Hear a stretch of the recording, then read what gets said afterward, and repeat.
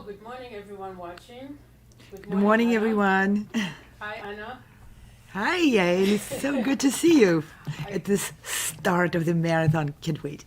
Yes, I can't believe this is the start of a 12-hour presentation, which is made possible actually thanks to you, and also this is finally Beethoven's 250th birthday is today. We've been waiting for this day for so long, and there's so many celebrations that were about to take place today and in the months before, and I know that so many of them were not possible because of the virus, and so many things have been cancelled. But I want to tell But we everyone, are celebrating. we are definitely celebrating. You and I, and all your guests, and the whole community of people who love Beethoven's music and appreciate what he has done for the society and for the culture, we are celebrating. Happy birthday, Beethoven! Yes, happy birthday. And I want to, actually, by the way, one of our guests today, one of the composers who will be joining us later today, is the composer from Turkey. She's celebrating her birthday today as well. Oh, wow. And, I'm a little envious of her because my birthday is in 3 days, and as I grew up and being a pianist and musician, I always thought, what if I just had those 3 days earlier, so I could have been born on Beethoven's birthday. But I guess it's close. Yael, you're a beautiful pianist, great person. I think you own your own birthday. Thank you, I appreciate it. I'd like to tell everybody that this today's marathon is something that I really dreamed of doing. I dreamed of doing this in person, and part of it has to do with my commitment to Beethoven's works and the 32 Beethoven sonatas especially that have been part of my repertoire always. But primarily this project that I've been working on called 32 Bright Clouds, which I will say a few words about in a moment. But first I want to really thank Anna here and her broadcast company, Virtual Concert Halls. Anna and I, we met a few months ago over the summer, and in fact we met at the kind of sad, I guess, occasion, which was the passing of my teacher and mentor, and that is Leon Fleischer. And Leon Fleischer passed away at the beginning of August this year. And in order to put together this wonderful tribute by many of his students, Anna invited us to join online virtual concert halls, and I believe it was almost a full week of presentations, daily presentations. It was longer than a week because we Longer had than a one week. more additional presentation the following week. We had 36 pianists Wow. joining at the time when people were just trying to figure out what streaming is. And that Right. was incredibly courageous of those phenomenal pianists to just go on the virtual stage and perform in front of the camera and in front of this open audience. I was really mind blown by the outpouring, the emotions, and the musical offering. It was Right. incredible.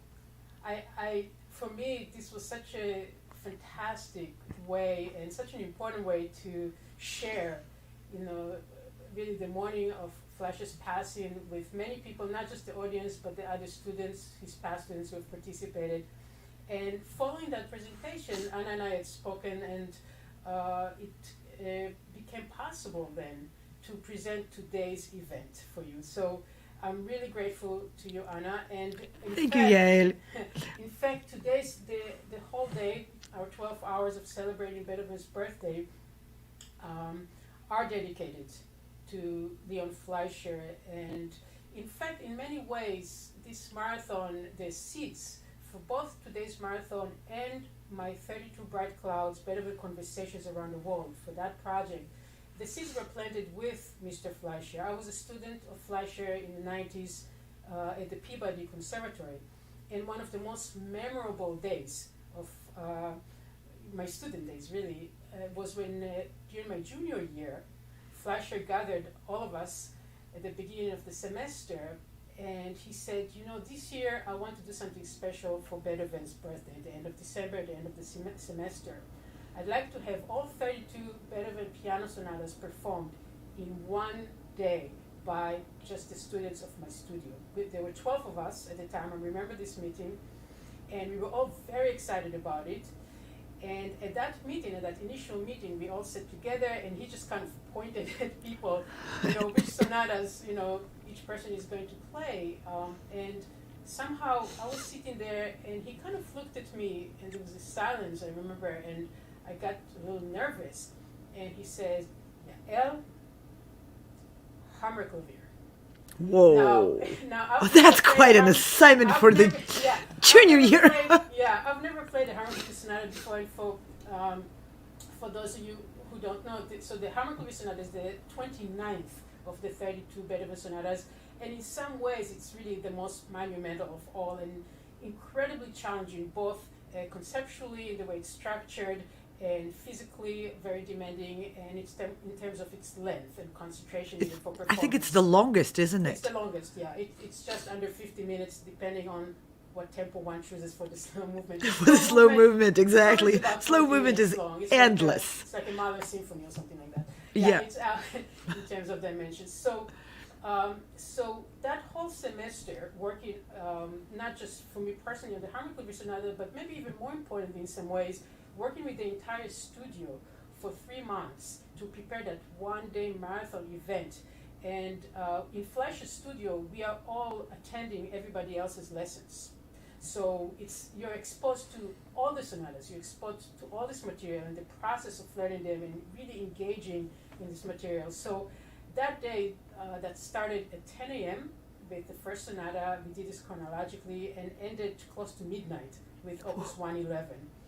And today, by the way, we will finish today's 12-hour presentation with my performance of Opus 111 as well. But that day left such a powerful impression on me that after that, I always knew that I wanted to do something with Beethoven sonatas. And a few years ago, I was kind of sitting in this room. This is my home here in New York City. And I was looking at the newspapers, headlines on my computer.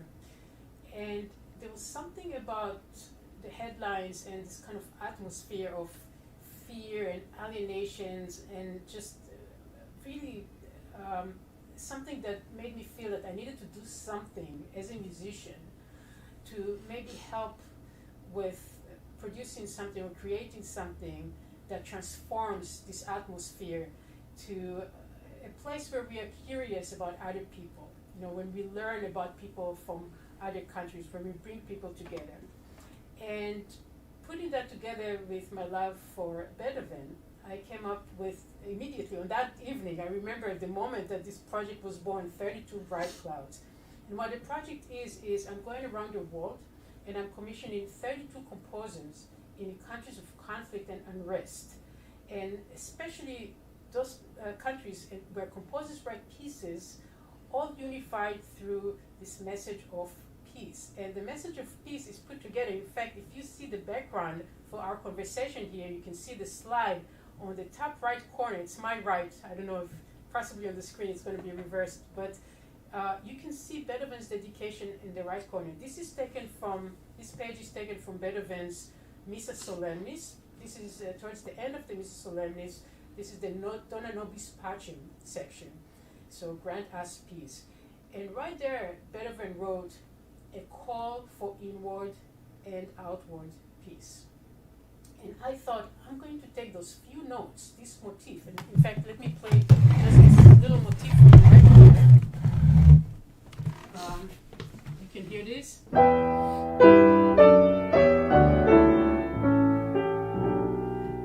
So these notes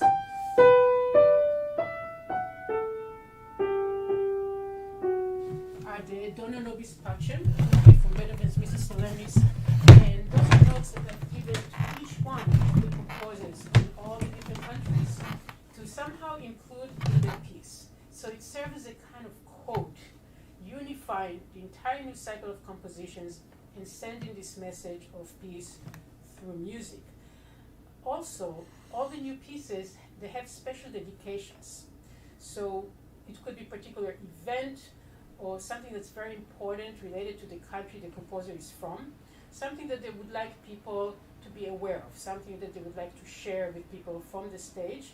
And sometimes the dedications become an organic part of the music itself, as you'll see throughout the day. I don't want to give too much away right now.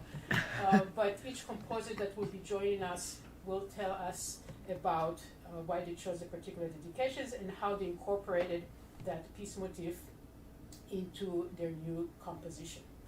So that's a general introduction to the project. And of course, I should mention 32 bright clouds, there are 32 Beethoven piano sonatas. So in addition to that inclusion of the piece motif in each one of the new work, each one of the new pieces is also connected to one of Beethoven's 32 piano sonatas. So as you can see, it's a real wonderful tribute to Beethoven. And Beethoven himself, during his lifetime, was perhaps the first composer to really speak about independence, his own independence as an artist, equality of people, and I thought that he would be a wonderful person to unify those new works from around the world. So what we have in front of us today, we will start with the different composers joining us from different parts of the world. And I hope. And if I may point out, joining us, meaning these composers will come on board, enter our broadcast studio, and they will join in the program in a conversation with Yael live. And Yael, I'm sure you're going to go over who the composers are and where they're coming from, but I don't want to give this out too early, but people will be joining from every part of the world in real time, and sometimes they will be logging in the middle of the night because of the difference in the time zones. And this is a unity message in the real time, in a real conversation happening right now. I just want to bring to everybody's attention, it's such a habitual thing for everyone now to be connected on video calls, so that we may sometimes perceive those pictures in front of us as pictures or television program or something. No, these are real people in their real homes, in their real time, and they will be speaking with Yael about their inspirations, about how they composed the pieces, why they chose themes, why they dedicated it to particular events or people. They will be doing it in real time. These are real people with us, yes, in present. And I'm very real as well, and Anna is very real. We're all very real here. And I'm also going to perform the new work compositions. So with each composer that will be joining us, we will discuss something about the countries, Beethoven, of course, their new piece. We will show you exactly how it was put together, and then I will perform the new composition. And yes, I think we will start. The question of time zones is interesting, because in fact we are starting with the Far East precisely for that reason, and we are going this way in this direction. So following the sun. Following the sun, precisely, exactly. So we are starting at 10 a.m. We will have Alfred Wong from Hong Kong, and Hong Kong is. I'm here in New York City. Anna is in Washington. We are in the same time zone, but. Thank goodness. Yes, exactly. But Alfred is joining us from Hong Kong. That is 13 hours ahead of us. So at 10 a.m. for us, it will be 11 p.m. for him. And so pretty late at night. And then we'll move just exactly by time zones. I believe right after that we will have Ananda Sukarlan from Indonesia, which is 12 hours ahead of us. And following with Aung from Myanmar. And Myanmar is, interestingly, 11 and a half hours ahead of us. So we will continue in this fashion throughout the day, which I'm very excited about. I just want to tell you, Anna, and everyone listening, one little story having to do with Fleischer, and then I'll demonstrate some of the new works and how the piece motif is incorporated. The stories, I just thought about this, actually, thinking about Fleischer and how this day is really in his honor. 1 year, a few years after I already graduated from studying with him, I visited him. Actually, there was a birthday party for him, for Leon Fleischer, at Aspen, the music festival. And I came to the party, and the place where he was staying there had this beautiful piano, and people started giving different kind of gifts and placing them on the piano. There was a moment when Fleischer stood there, everybody was gathered around, and he started opening those gifts.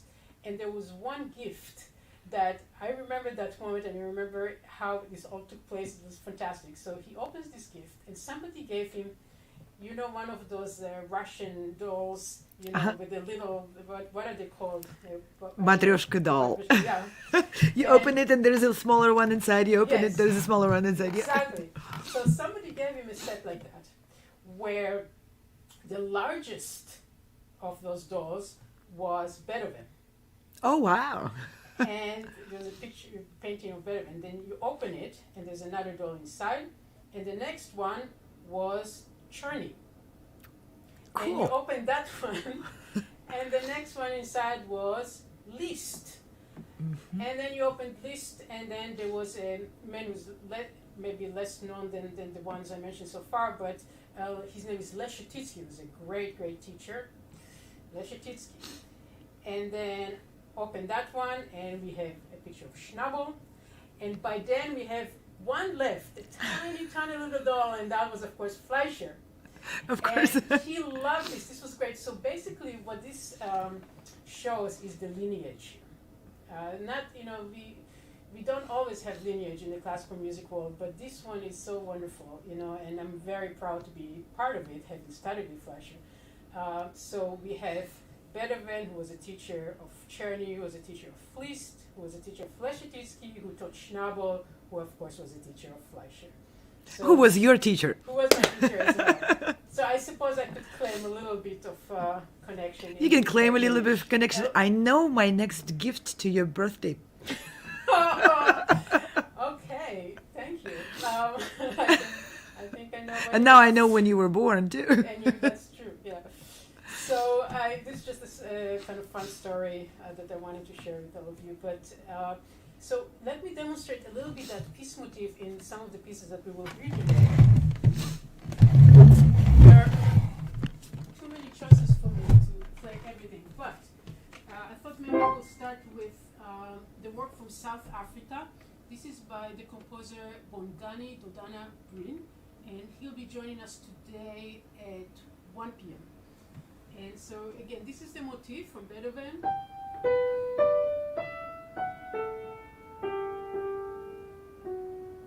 Okay. And we have all kinds of interesting ways in which Bongani uses it. First, it appears as a kind of hopeful, ghost-like murmur at the top of the piano. So, if you hear those notes, right, that's the piece motif transposed, but this is what it actually sounds like.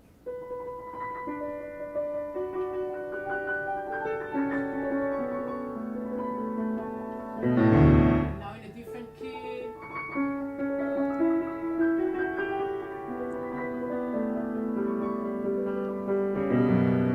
So it's kind of hidden in the texture, right? But it's there. Now, immediately following that, we have the exact opposite treatment of it, which is so fascinating and interesting. We have the piece motif in octaves, both in the right and the left hand, the outer parts of the score. And in the middle, we actually have the theme of the piece. Again, I don't want to give too much away. If you join at 1 o'clock, you'll hear it. But the middle is the actual theme of the work, which is based on a ritual, a South African ritual by a diviner. So we'll tell you the story later. But here it is. So now, completely different version of it. Piece motif at the end, at the outer sections, and the theme of this new work from South Africa in the middle.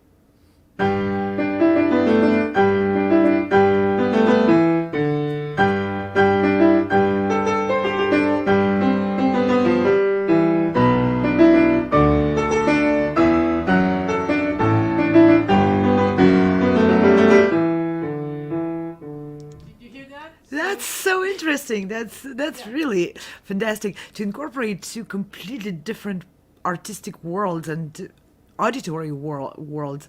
It's completely different sound of music and rhythm and everything, but it does come together into life and from different centuries, from completely different cultures. It's an amazing work. I'm so looking forward to hear it.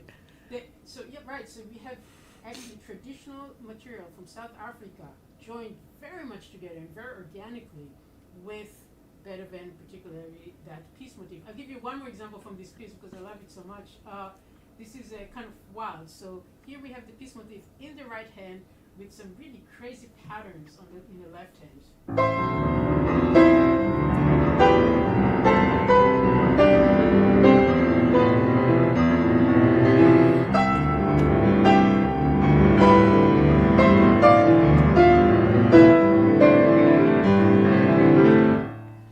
Brilliant.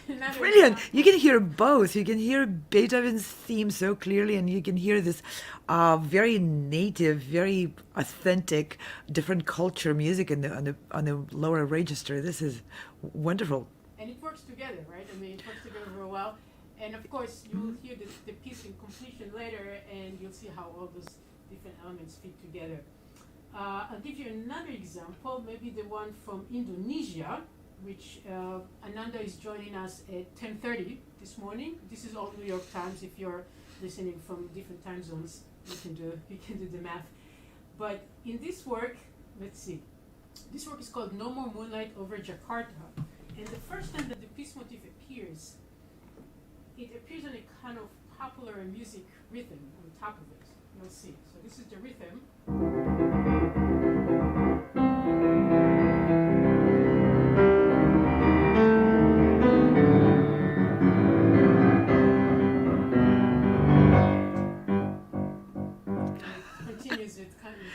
A little bit of jazzy sort of feel to it. So this is the first example. That almost sounds like a jazz cover of Beethoven. Yeah, I expect Ananda will tell us about this, but this work includes, in fact, many different styles. It has some Chinese modes, it has jazz and pop, and of course it has some reference to gamelan music from Indonesia. And the idea is to show that Jakarta in Indonesia is a melting pot of people, very diversity and people from different parts of the world, and they're all kind of joined together in this one composition. I'll give you one example. Again, there's several here. This one I think is fantastic. So what Ananda does here is it turns the piece motif into a kind of little fugato. So we use the theme as the subject of a fugue, and then immediately you hear it in inverted. So subject in the left hand, and then followed by inversion in the right hand. And to me, this part that I'm going to play now, it sounds a little bit like a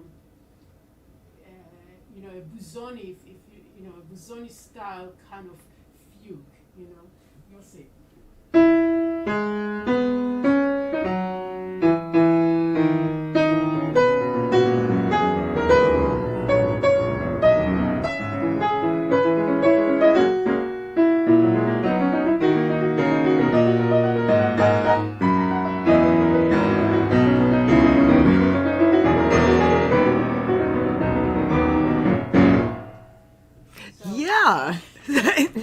Well, it sounds like both. It sounds like some of the late Beethoven's fugues too, with the spread of the registers, yeah, and the clear classical style passage patterns in there too. So it has the reminiscences of the whole lineage of composers. That's an incredible signature of this project. Bringing together different peoples, different musical cultures, and across the history of the music. I want to tell you that there's hidden inside the segment that I just played is not only the piece motif, but also the actual Beethoven sonata that this piece is based on. It's kind of hidden, and the sonata this is based on is the Moonlight sonata. So at the segment that I just finished playing, just the end of it. So if you listen to this. That's right. It's just a little bit of a hidden reference to even though the primary connection here is that piece motif from the Missa Solemnis, he's already incorporating something from the sonata as well. So it's kind of fun, and when he joins, I think we'll go more in depth and we'll show you exactly how it's all. And once again, what time can people watch this particular segment? Ananda from Indonesia, he's joining us at 10:30, so it's only in about an hour from now. Yeah. And let's see, another example. Oh, how about the work from Turkey? I just have so many wonderful pieces to choose from here. The work from Turkey, it's called Ninni, which means lullaby in Turkish, and it's a lullaby to Beethoven. here, completely different treatment from the two examples that I just played before. So what the composer does here, her name is Aslihan Keçebaşoğlu, and she will be joining us at 12 p.m. today. And this is all Eastern Standard Time. This is all Eastern Standard Time, exactly. So, and I believe she'll be joining us from Helsinki today, which is a 7-hour difference. So we're all in different parts of the world. And a very different weather, I heard.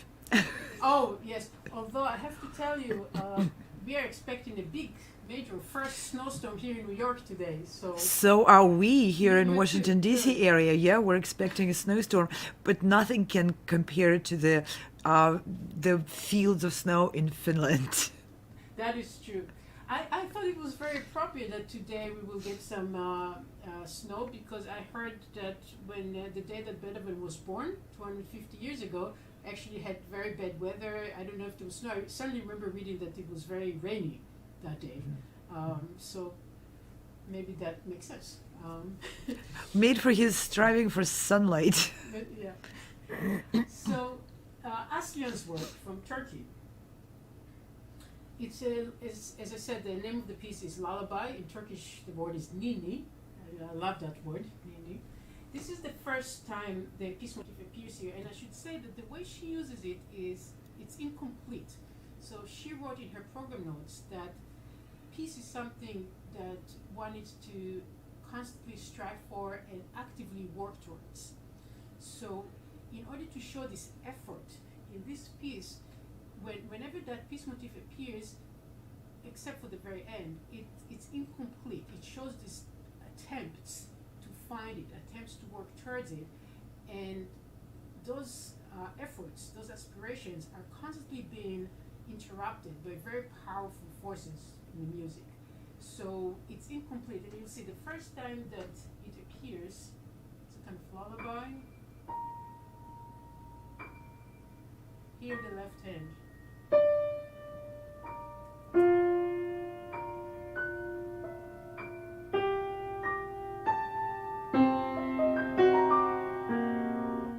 That's it. So these few notes in the left hand, they're kind of memory of that piece that we are striving for. But it's not there yet. And towards the end of the work, this is of course completely different style of music than the two pieces we heard before. So this Beethoven, here are the notes. I'll just play the notes out of the texture towards the end of this piece here. And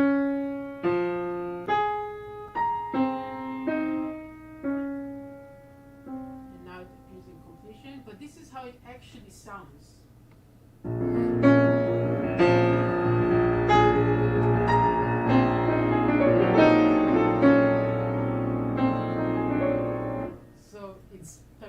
Into the texture, and the connection with the Beethoven Sonata is worked out in a similar way here as well.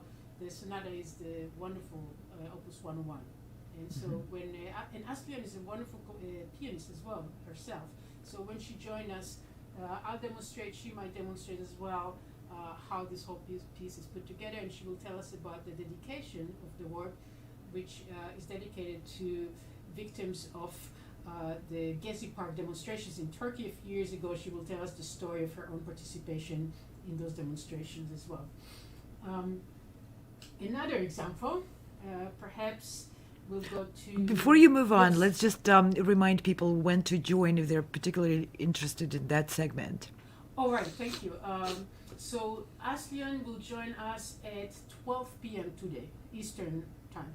And I think if you are looking for the full schedule, we also sometimes you will see a ticker on this screen that has the times of the different countries. But if you'd like to see the full schedule for the day, I believe it's both in the YouTube. If you're watching on YouTube, I believe it's in the description. You have the exact breakdown for the day. There's also a page online, which is the project's name, 32 Bright Clouds /marathon. And if you go there, you will see exactly when each composer will be joining us today and what pieces will be performed. So, and I think it's also on my website. I think it's also on yaelweiss.com/marathon as well. So let's see. So let's go to the work from Iran. We're going late in the day. I think Aida Shirazi is the Iranian composer. She will be joining us at 6 p.m. Eastern time today. So that's later in the day, much later in the day. And I believe that's going to be really early morning in Iran at that time. Yeah, except that she's not joining us from Iran. She's she happens to be on the West Coast, United States, right now. Okay. So it will be nice early afternoon for her, and probably very nice and sunny in California. So here we have something really, really interesting. I think Aida is trying to show how Beethoven really tried to stretch the limits of the keyboard, right? We know that in Beethoven's time, we didn't have 88 keys. We had a much shorter keyboard. In fact, the highest note on his piano, in his 20s and 30s, was this note. And I always think it's very interesting that with his second piano concerto, which is actually his first piano concerto that he wrote, the very first note of the piano part, when the piano enters, is the highest note that he had on his keyboard. Again. So he really wants that. So that note at the top of Beethoven's piano, it's as if a composer today, would start a piece right here. Right? That's right. All right. So he really made the point right early, and this piece was written in his early 20s. So he made a point very early in his life that he wanted to try to expand the range of the instrument even before he started losing his hearing. Because once he realized that he was losing his hearing, then of course he also wanted to have bigger instrument to produce more sound to help him hear. So there's some practical reason there as well. But he always tried to push the limits. So what Aida is doing here, she's using the piece motif in a kind of broken way, same pitches, but all around the piano. So that's Beethoven, and here's what happens here.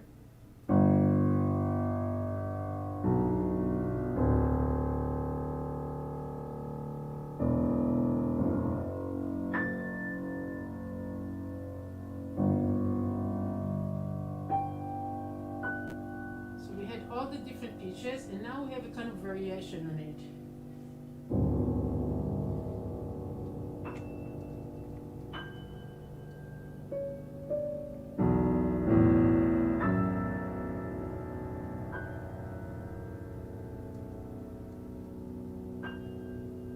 That's the end of her work.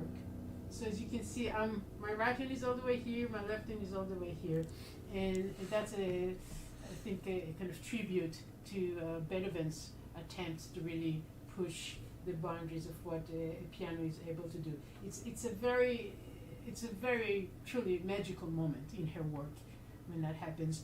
And so that's Aida Shirazi from Iran, and her piece is actually connected to Beethoven's Les Adieux Sonata, which we will talk about later, and that segment is at 6 p.m. Today.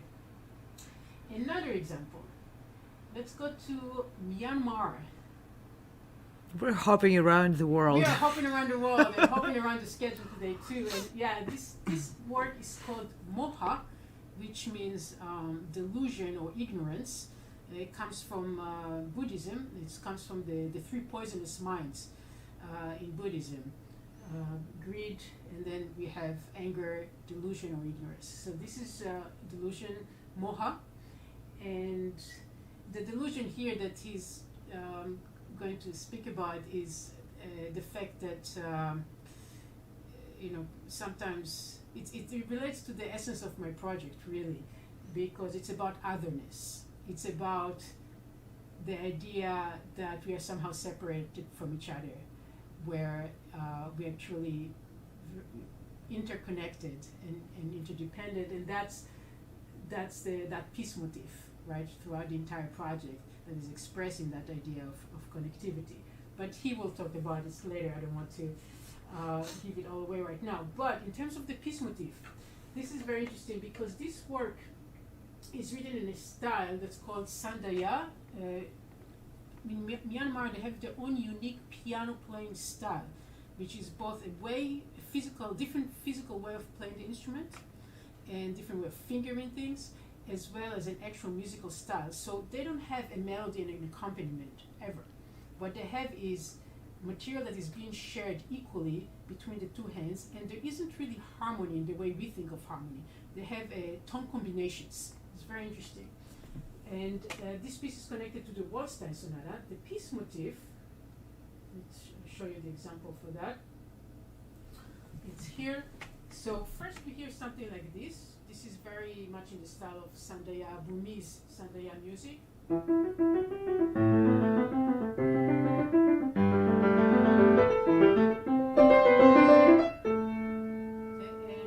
now joining this exact music in the left hand in octaves, piece motif from Beethoven.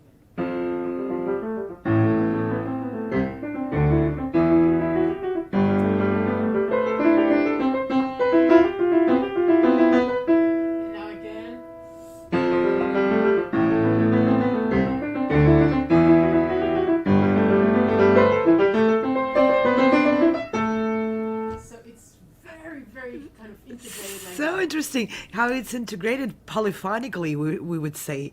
And this reminded me immediately of some late Beethoven works where his polyphony was not conventionally applied, but more in this integration kind of way. Of course, he followed some of the polyphonic rules, but not a lot.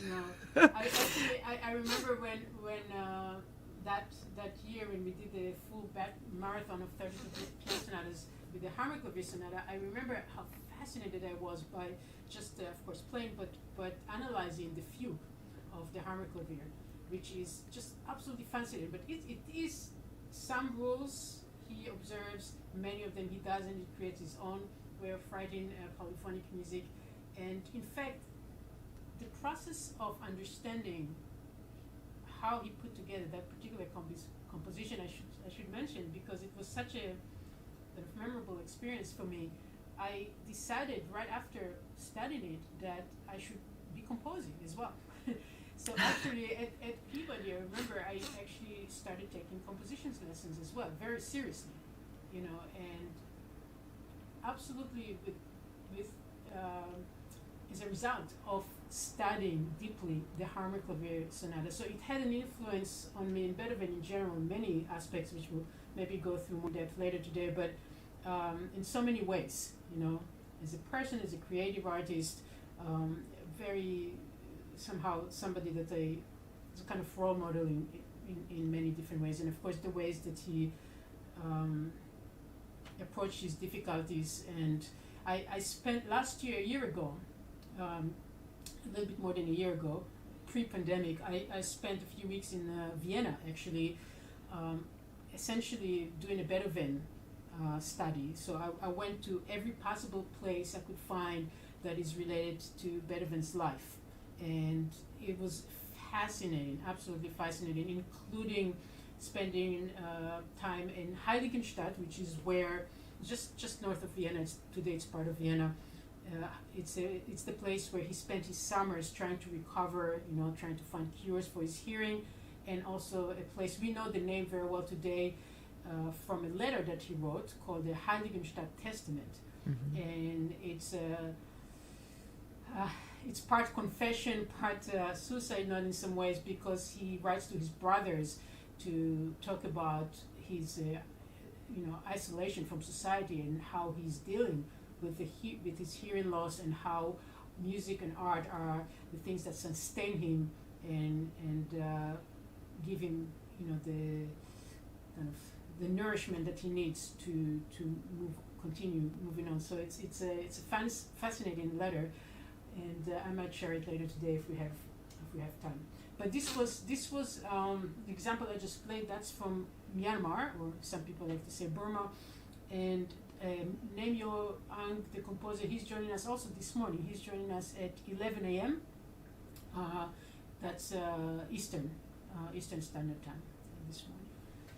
And let me give And just you... to give a little bit of an outline of the program, every time the composer joins us, there will be an in-depth conversation about the origins of the work and how it was conceived, what are the ideas which the composer brought into the work from their own country, from their own culture, from the events which may have influenced the composition of the work.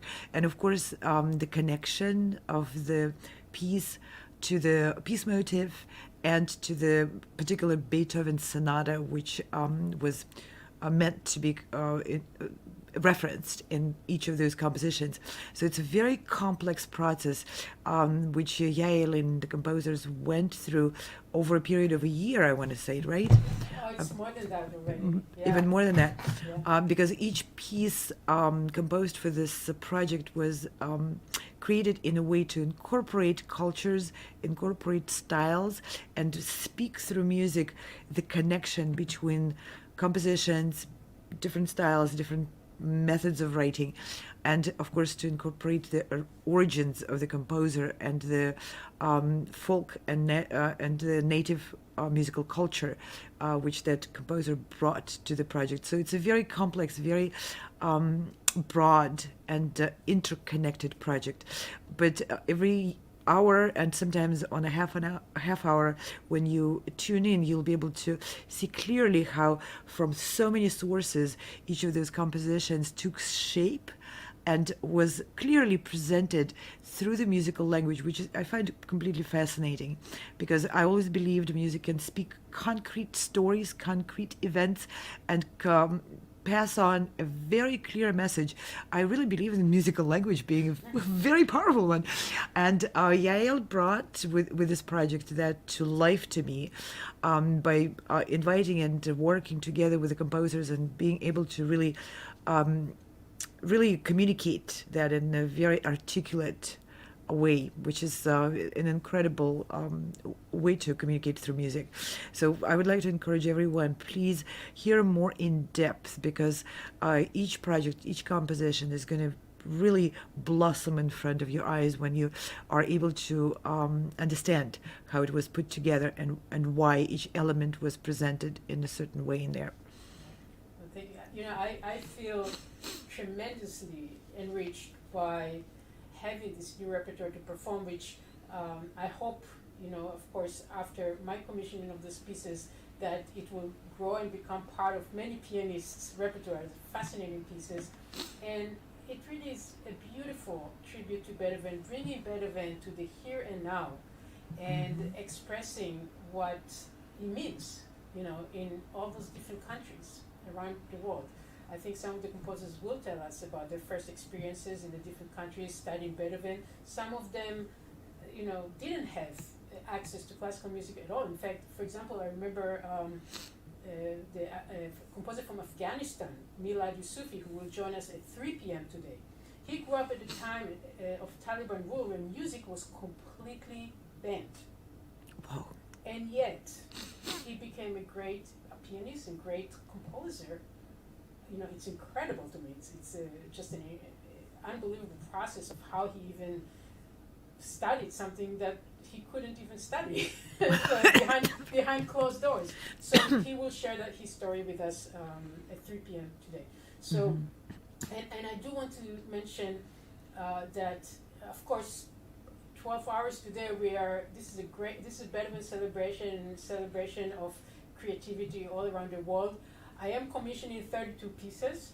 I'm about 20 works into this project, so it's not yet finished. And if people are able to or interested in supporting the project, then that would be, of course, greatly appreciated.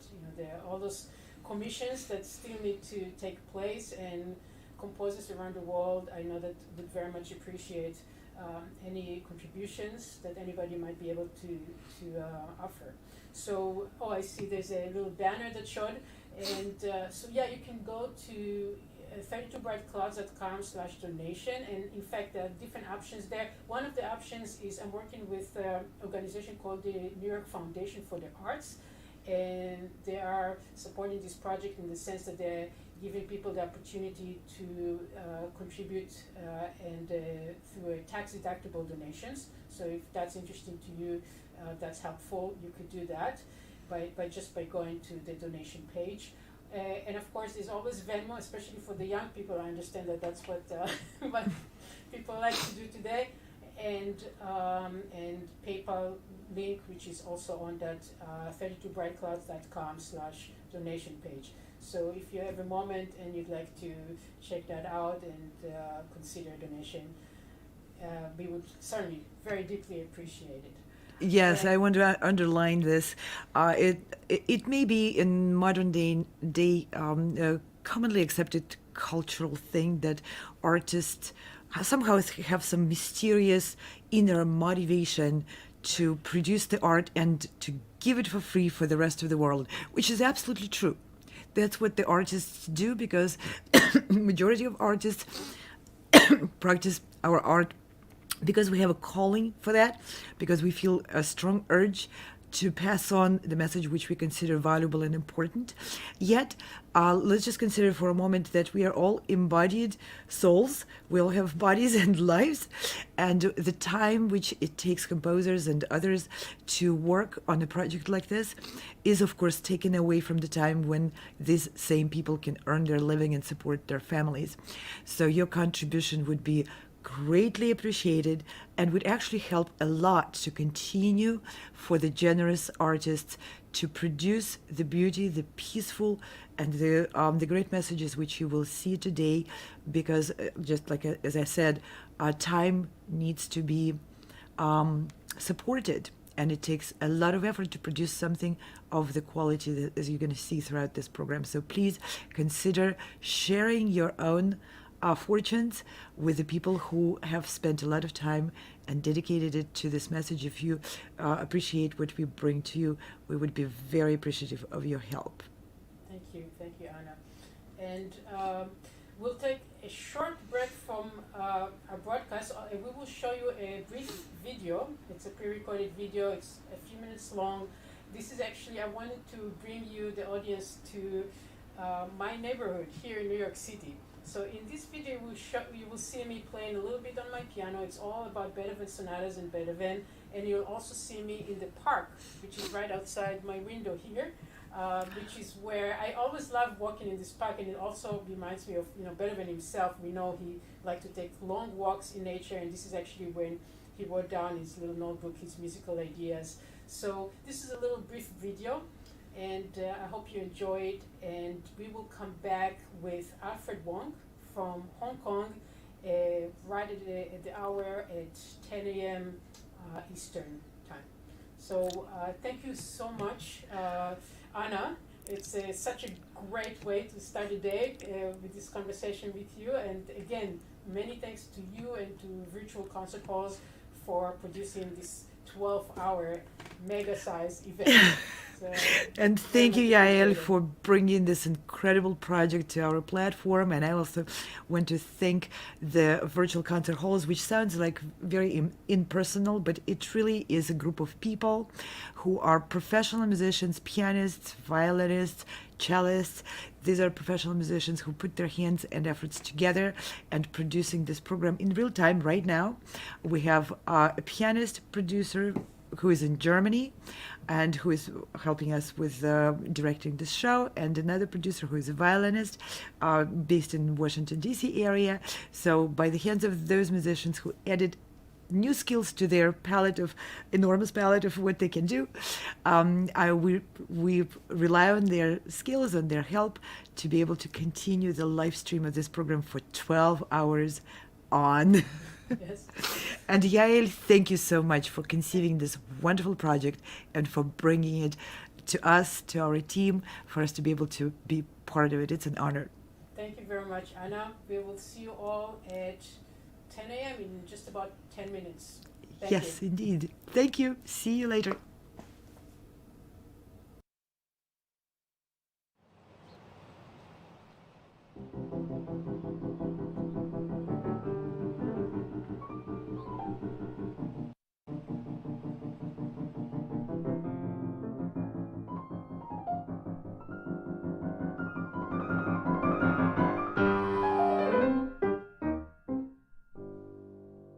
Beethoven conceived a lot of his music while taking long walks in nature.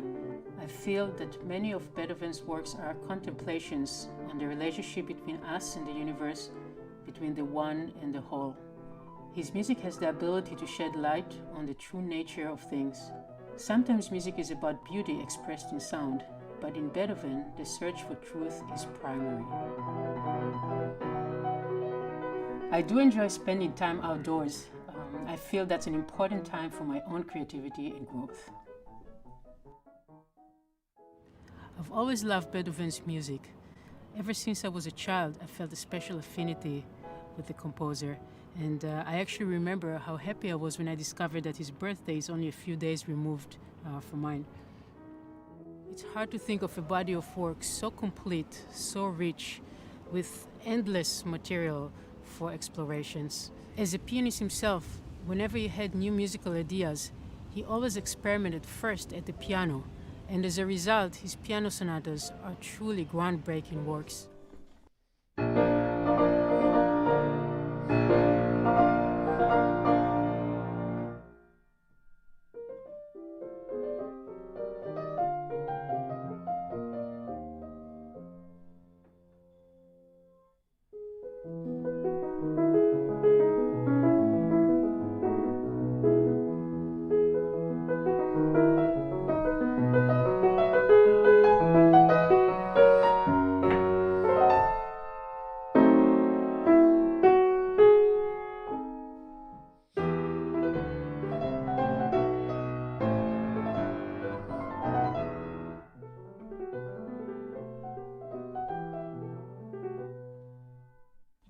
When I study music, I often look at many different sources.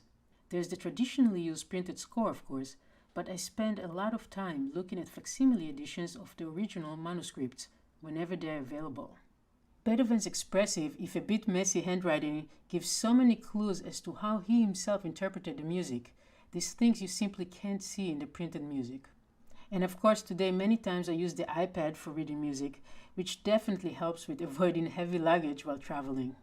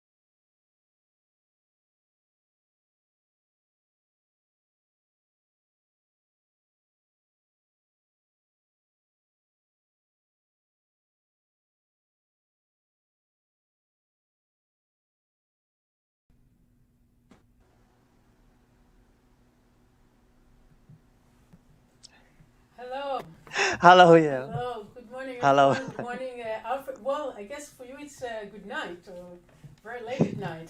What time is it in Hong Kong right now? Yeah, now it's 11 p.m. 11 Yeah, at p.m. night, right? Yeah. Wow. Well, thank you so much for joining us in the middle of the Yeah. night, almost there. So, Thank you so much, yeah, for inviting. yeah, hello everyone. This is the second hour of our 12-hour presentation today, and we have Alfred Wong from Hong Kong joining us, and it's so wonderful to have you here. You wrote a beautiful piece for the 32 Bright Clouds project. Your piece is connected with Beethoven's wonderful Appassionata Sonata, and it's called Passion, very appropriately.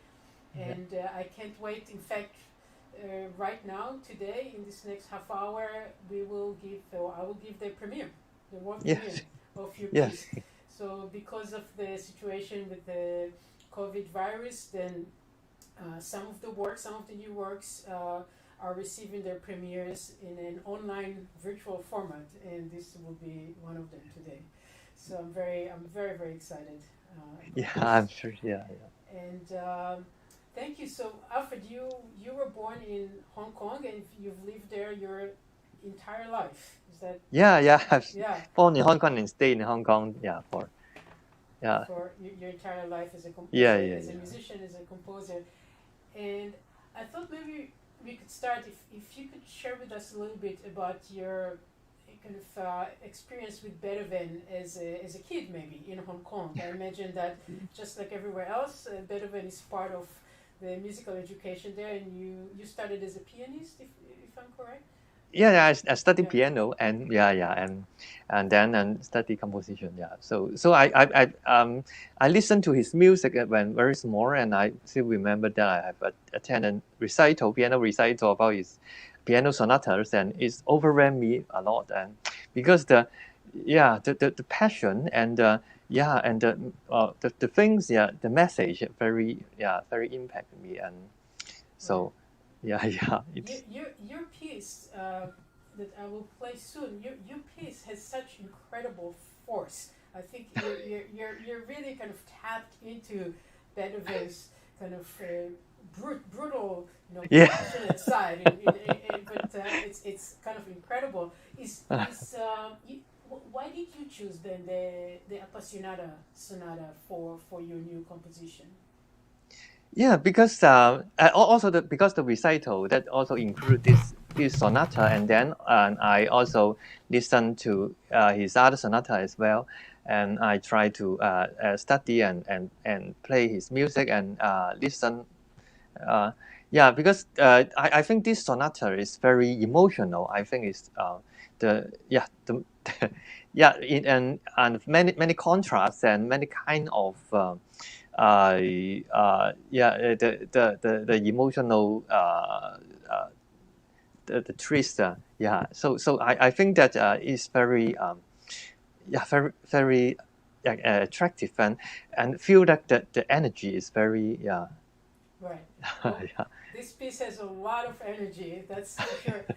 I thought maybe I'll show people how you use the connection with the sonata in this piece. But at first I wanted to ask you, when I first approached you about the 32 Bright Clouds project, I gave you a lot of information, right? I mean, there's the connection with this motif from Beethoven's Vices Solemnis, the Dona Nobis Pace motif.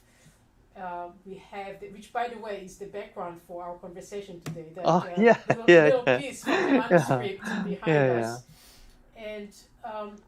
And that is the motif where Beethoven wrote a call for inward and outward peace, and that's the message, right, of this entire project. So we have that, and then we have the connection with the sonata itself. So I'm wondering what initially, before you even started composing the work, what was your process? Was it a challenge to try to bring the past into your own style of composing today? Yeah, and first of all, also I'm very thankful for commissioning me and involving in this project. It's my And when pleasure. It's yeah, such a yeah, wonderful and work. thank you. And I studied the sonata and in a different way because I try to enter his composing the mindset and also his condition, and it's very stormy and vigorous and chaotic. And so I try to bring this kind of emotion and to a more extreme way. For example, in different register, and for example, the opening, he also make a very gloomy way of starting in a low register, and I also try to use this kind of mood to open the piece. So Beethoven being on the Yeah, low yeah, yeah, register here, yeah, yeah, and your piece starts right here, yeah, yeah, yeah, yeah. all the way in the low register. Yeah, I love that, you know, the Beethoven we have F minor. That's the Appassionata.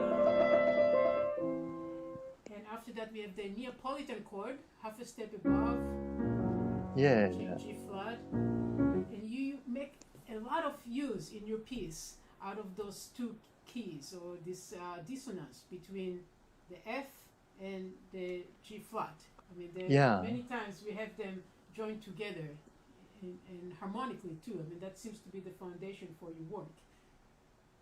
Yes, yeah. I try to use this kind of contrast and conflict, and so black key and right keys, or some kind of Neapolitan relationship. Right. Yeah, yeah. And then there's things that are clearly taken from the Beethoven. So this is your piece right here. This work here.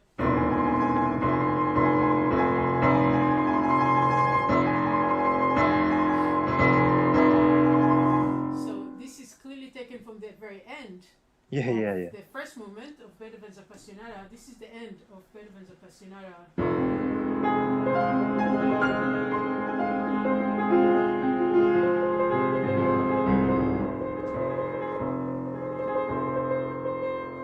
So especially this part.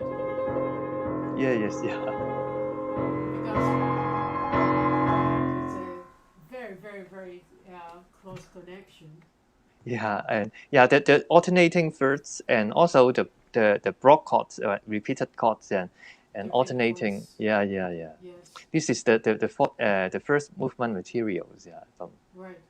yeah. And then we have also, I guess you chose to show a little bit of a connection with the second movement from Beethoven's Appassionata, but Yeah. when you actually have the peace motif Yeah, at the end of your work, because both in terms of the texture and in terms of the key, right? Because the second movement of Appassionata is this, right? yeah, So we have D flat major, and then when you use the peace motif in the end of your work, we have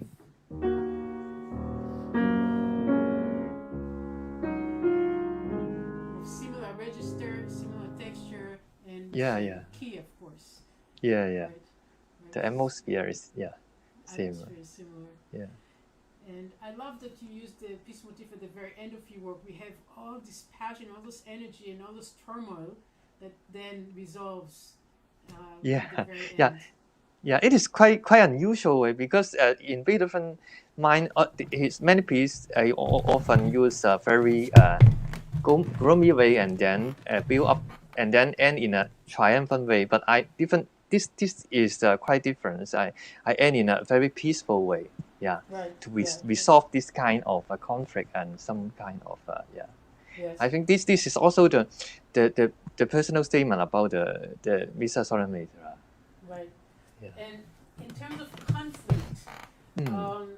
you know, of course, you live in Hong Kong, and the last few years were very difficult in Hong Kong. You know, we sometimes refer to Hong Kong as a blessed land, Yeah. Maybe you can tell us what that means, exactly. Yeah, it is a very interesting story because there are some fortune tellers said that Hong Kong is a very blessed land because they have a very good harbor, and then also the resources is good. So I do think that in the long run, Hong Kong is a very blessed city. Right. That's good. Yeah.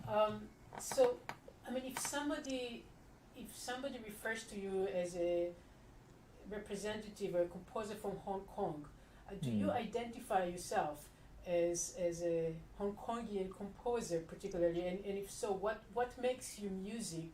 Is there anything that makes you music? Or I guess the way of asking it is, how do you express, if you express your connection with the place and the time that you live in your music? Yeah. Yeah, because Hong Kong is a very special city because they just blending East and West, and the culture, and also the the style, right? Because there is a very unique a place in Hong Kong because the climate and the is very mild, and I think that it also makes Hong Kong people very the peaceful way, and also it's also connected to the Chinese tradition. So we also have some kind of elements say put in the music, and but we are growing in the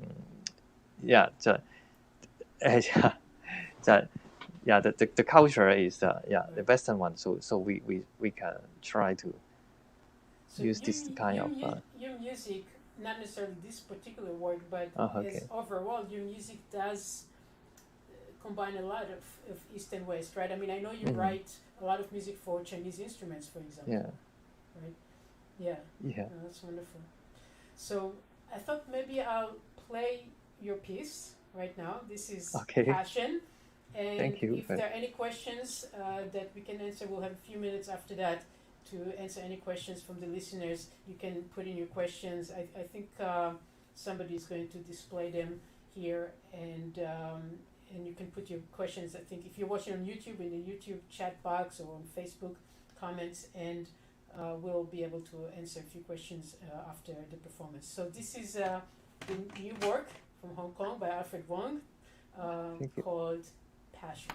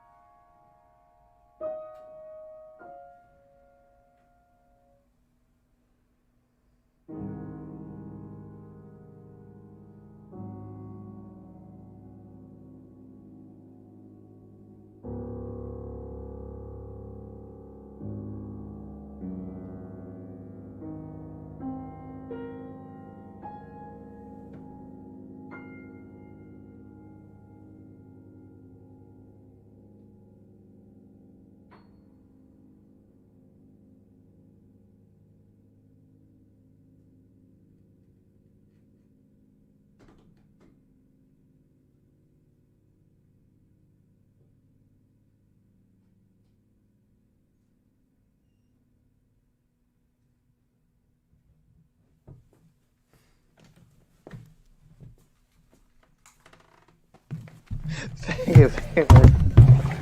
Wonderful, wonderful. Wow, Yeah, good. brilliant. Yeah. It feels so wonderful to play this piece for the first time. You know, it's almost as you know, many musicians, you know, have this experience, you know, playing something for the very first time for others. Yeah. It's you're discovering the piece. You know, there's one thing to practice it and by yourself, you know, in your own room, but even, you know, just sharing it, you know, sharing it with people, it adds, you know, this great new element to it, right? And it grows. You know, so Yeah. now I'm already. I just finished playing it a few seconds ago. Yeah. I'm already looking forward for the next performance of it because Yeah. as I was playing, I was already thinking, oh, you know, I can also try it this way or the other way. So interpretation is wonderful. You know, it allows you to bring something new. You know, to each occasion.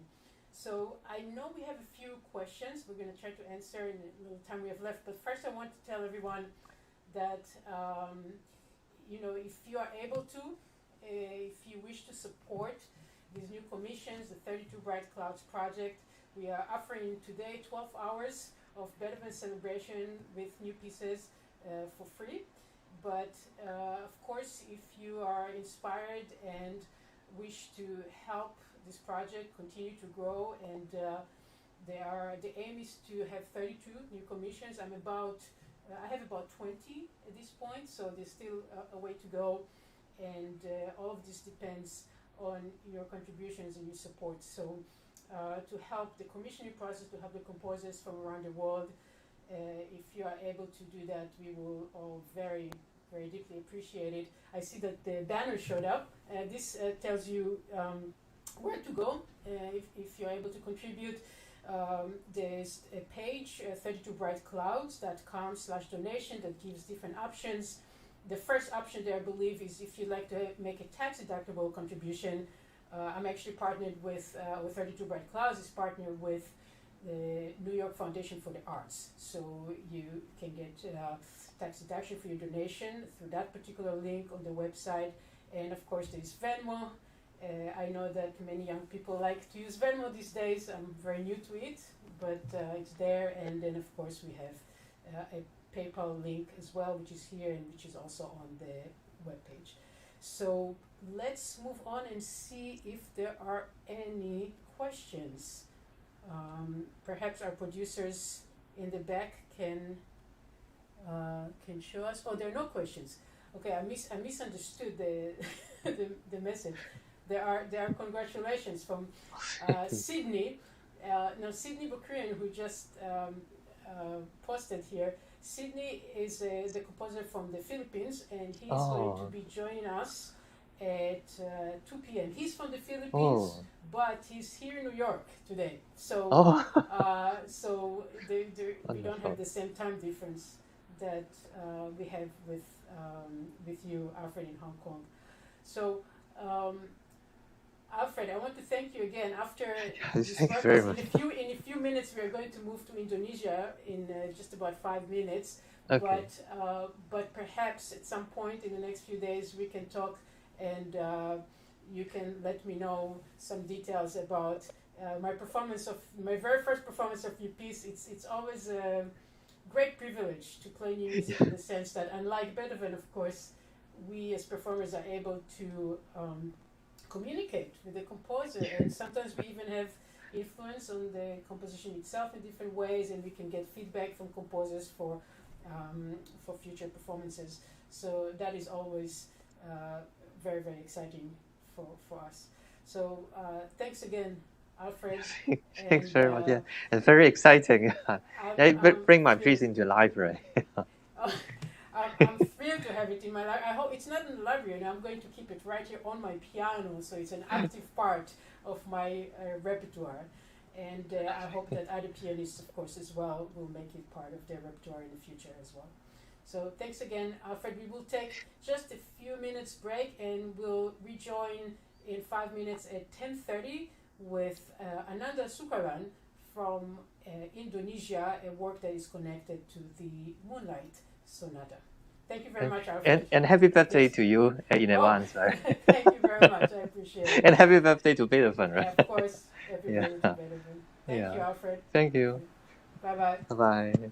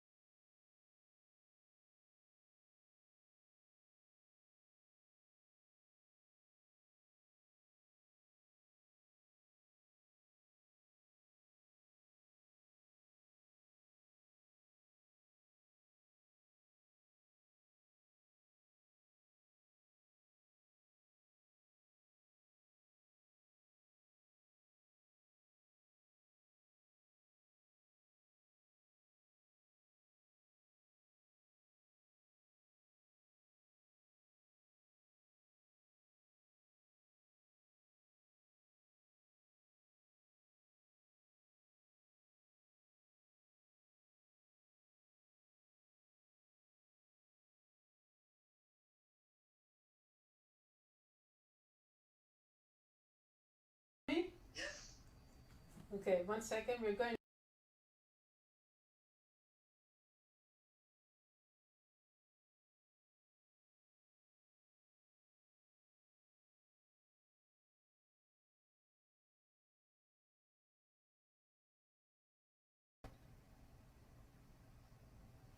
Hello, everyone.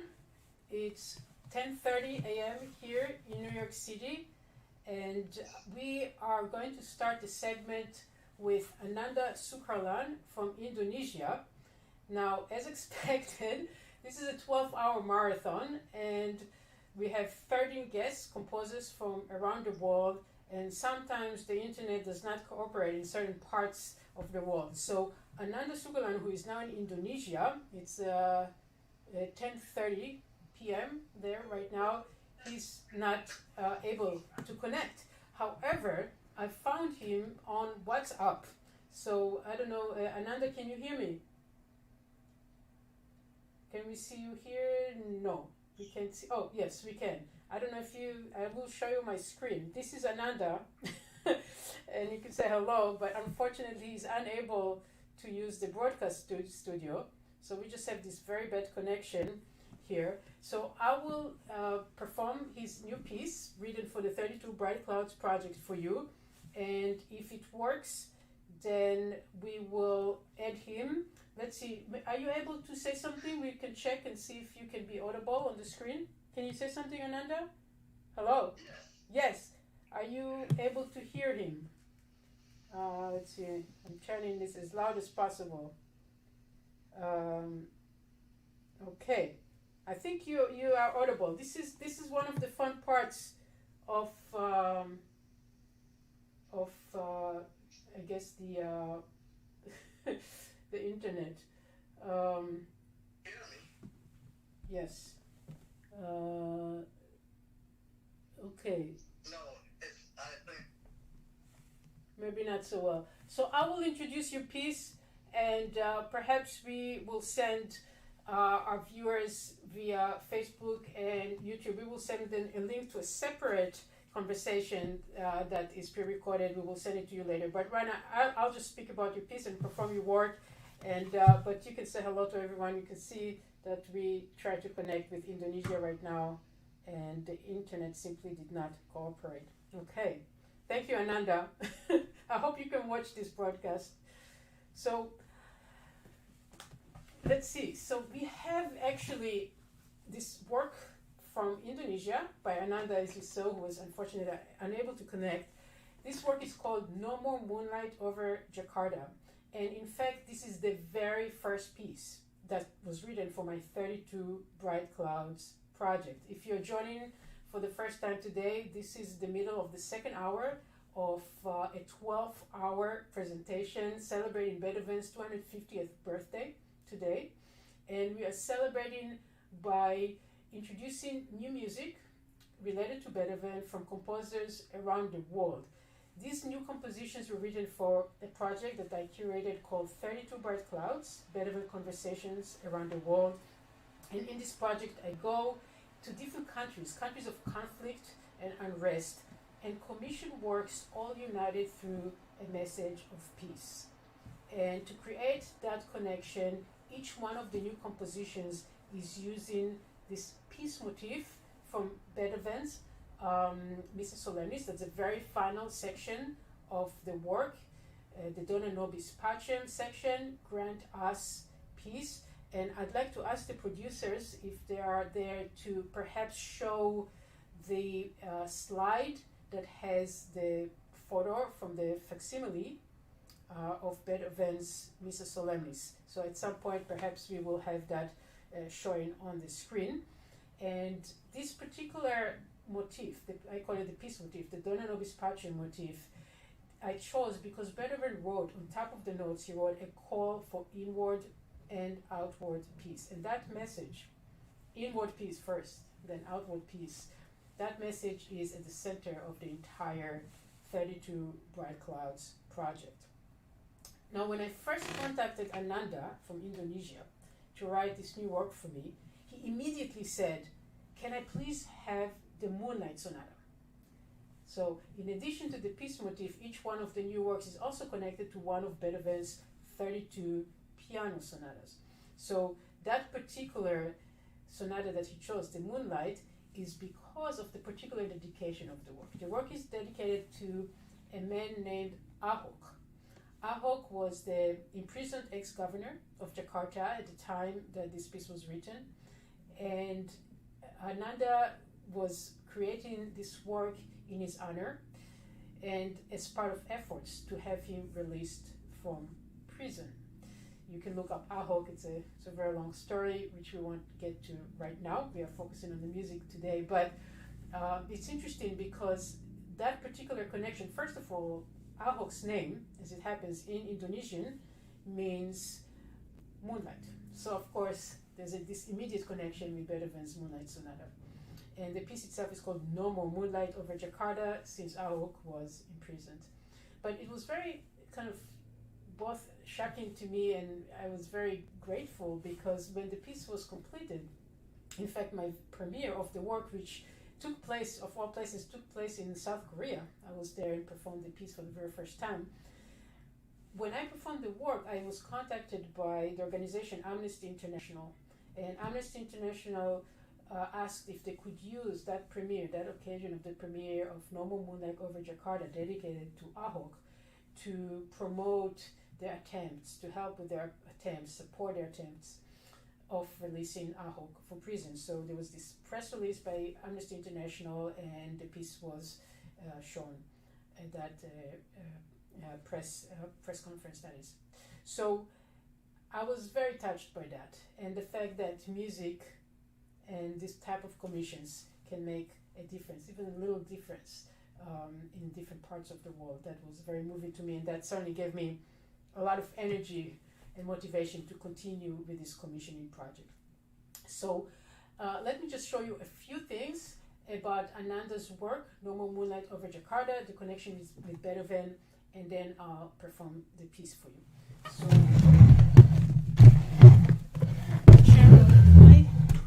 okay.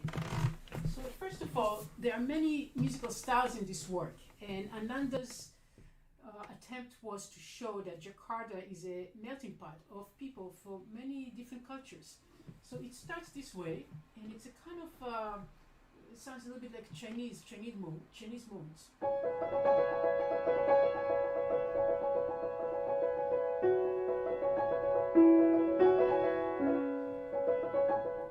And this pattern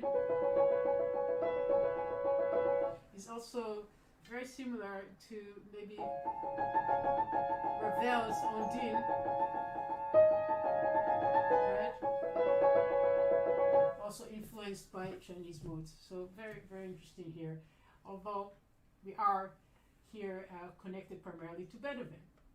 So it starts this way. Now the first time that the peace motif appears, we have it on top of a kind of popular music rhythm. So we have China, we have Pop's music. A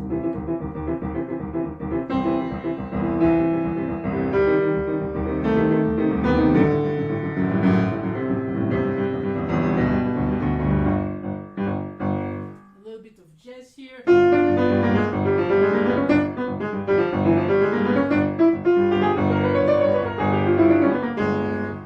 Many different styles.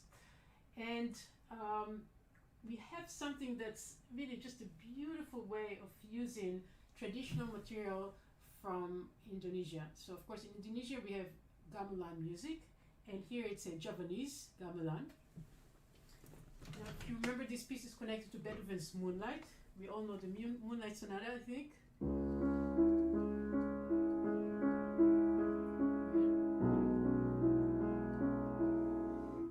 That's Beethoven's Moonlight. And what Ananda does with it here, which is really masterful, he takes this opening of the Moonlight Sonata, and on top of it, you will hear gamelan music. I'll demonstrate.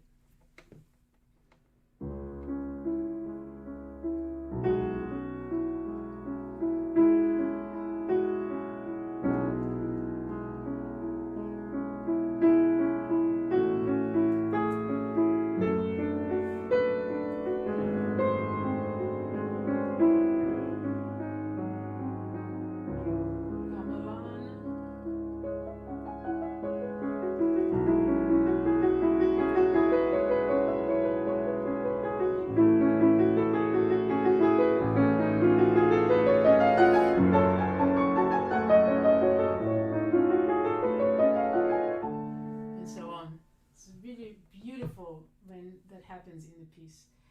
And there's also a connection to the third movement from Beethoven's Moonlight. So this is the third movement of Beethoven.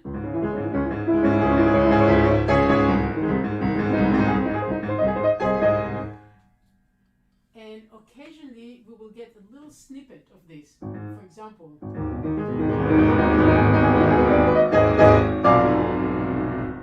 This is from Ananda's piece. But even a more direct actual quote. This is the third movement of Beethoven.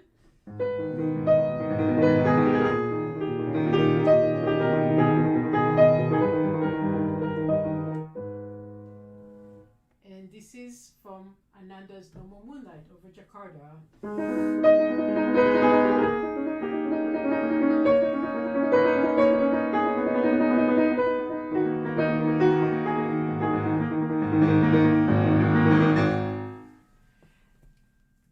It's a lot of fun to play this work. And one perhaps final example that I want to show you is the way Ananda uses the peace motif from the Missa Solemnis towards the end of his work. And here he does it in the form of a little fugue. So the peace motif becomes the subject of the fugue, and in the left hand and then the right hand you will hear an inversion of it. And I always think of this section as a kind of Busoni-like type of texture and material.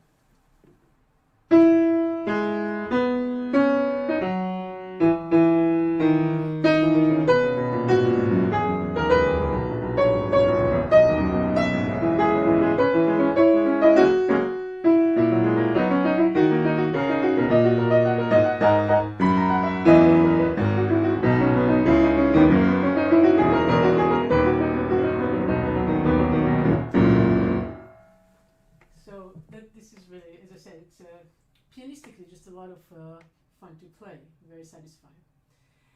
And because Ananda has a great sense of humor, when I first saw this piece, I couldn't believe it. I thought this was going to be connected to Beethoven's Moonlight Sonata. However, other sonatas seem to have appeared in this work as well. So, for example, this is Beethoven's Tempest in D minor. This is from Beethoven Tempest Sonata.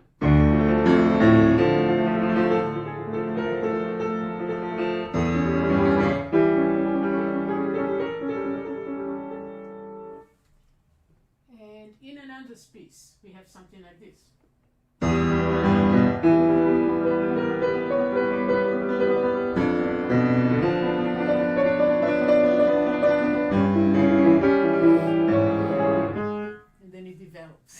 So Ananda created a lot of interesting surprises for me as the performer here. So let me play now the complete work. This is Ananda Sukarlan's No More Moonlight over in Jakarta, and afterwards we will have a few minutes if any questions come either through the Facebook stream or YouTube. I believe that they will be posted here and I'll be able to answer them hopefully. So this is No More Moonlight over Jakarta by Ananda Sukarlan from Indonesia.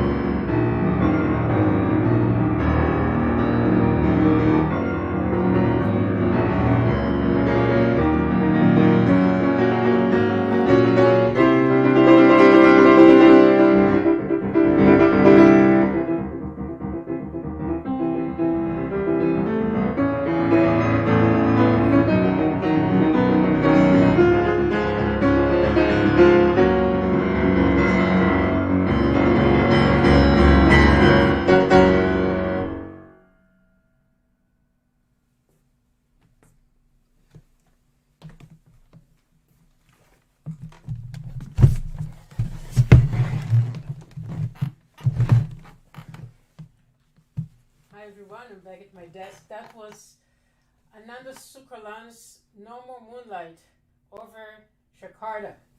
And this is a piece, in fact the very first work that was written for my 32 Bright Clouds project. This is a project where I go around the world and commission new works from composers in countries of conflict with all the pieces unified through a message of peace. And that message is expressed through a motif from Beethoven, a peace motif as I call it. It's from the final section of Beethoven's Missa Solemnis, the Dona Nobis Pacem section. And perhaps the producers here in the back room would be able to show the motif frame on the screen. And if they do, you'll see Beethoven wrote by hand, there it is. Thank you very much. So the one that's the larger screen, you can see the corner there, that's Beethoven's dedication that says, a call for inward and outward peace. And that he wrote right above that peace motif. The peace motif shows right in the smaller frame, right at the top, that's the soprano line at the top. And those group of notes appear in each one of these new compositions from around the world. Ananda was going to be with us. If you were here at the beginning of the segment, I showed you that he joined us here on my phone by WhatsApp. However, he was unable to connect to the broadcast studio. He's in Indonesia. It's a 12-hour difference, and I guess the internet was not cooperating late at night there. But this was his wonderful work for the 32 Bright Clouds project, and I wanted to just say before we end this segment, in a few minutes we will have the composer from Myanmar, all the way from Burma at 11 a.m. Eastern Time, joining us in a few minutes. Before we do that, I wanted to ask you if you're interested, if you wish. This day, it's 12-hour presentation. We are presenting this for free, and it's a celebration and an honoring Beethoven and his 250th birthday today. However, if you're inspired and if you feel like you want to contribute something to the project, to the commissioning efforts, and to the composers, I'm about more than halfway, but not all the way. For 32 compositions. So there's still commissioning to do, there's still new composers to bring into the project from around the world, and this all depends on your contributions. So if this is something that you would like to help with, if you are able to, even a small donation would be very greatly appreciated. And I see there's a banner here that appeared. You can see if you go to 32brightclouds.com/donation, there are different options of how to contribute. One of them is for a tax-deductible contribution. I'm partnered with the New York Foundation for the Arts to do that. That goes through them. And for the young generation, Venmo, of course, is something that I understand people like to use. I'm fairly new to it, but there is the Venmo link, and there is PayPal as well, which also the direct link is on the donation page on the website. So thank you so much for joining us. This is the end of the second hour, and here's a message from Ananda. Thank you so much, Ananda. And if you can see his note that Aung, that's the person the work is dedicated to. Aung is released now, but the danger of the Islamic terrorism is still so present and strong. Wish us luck. Yes, we certainly do. Thank you very much, Ananda, and for joining us by chat here. So we'll take a brief break, and I will see you in just a few minutes at 11 a.m. Eastern Coast Time with Namyo Aung from Myanmar. Thank you.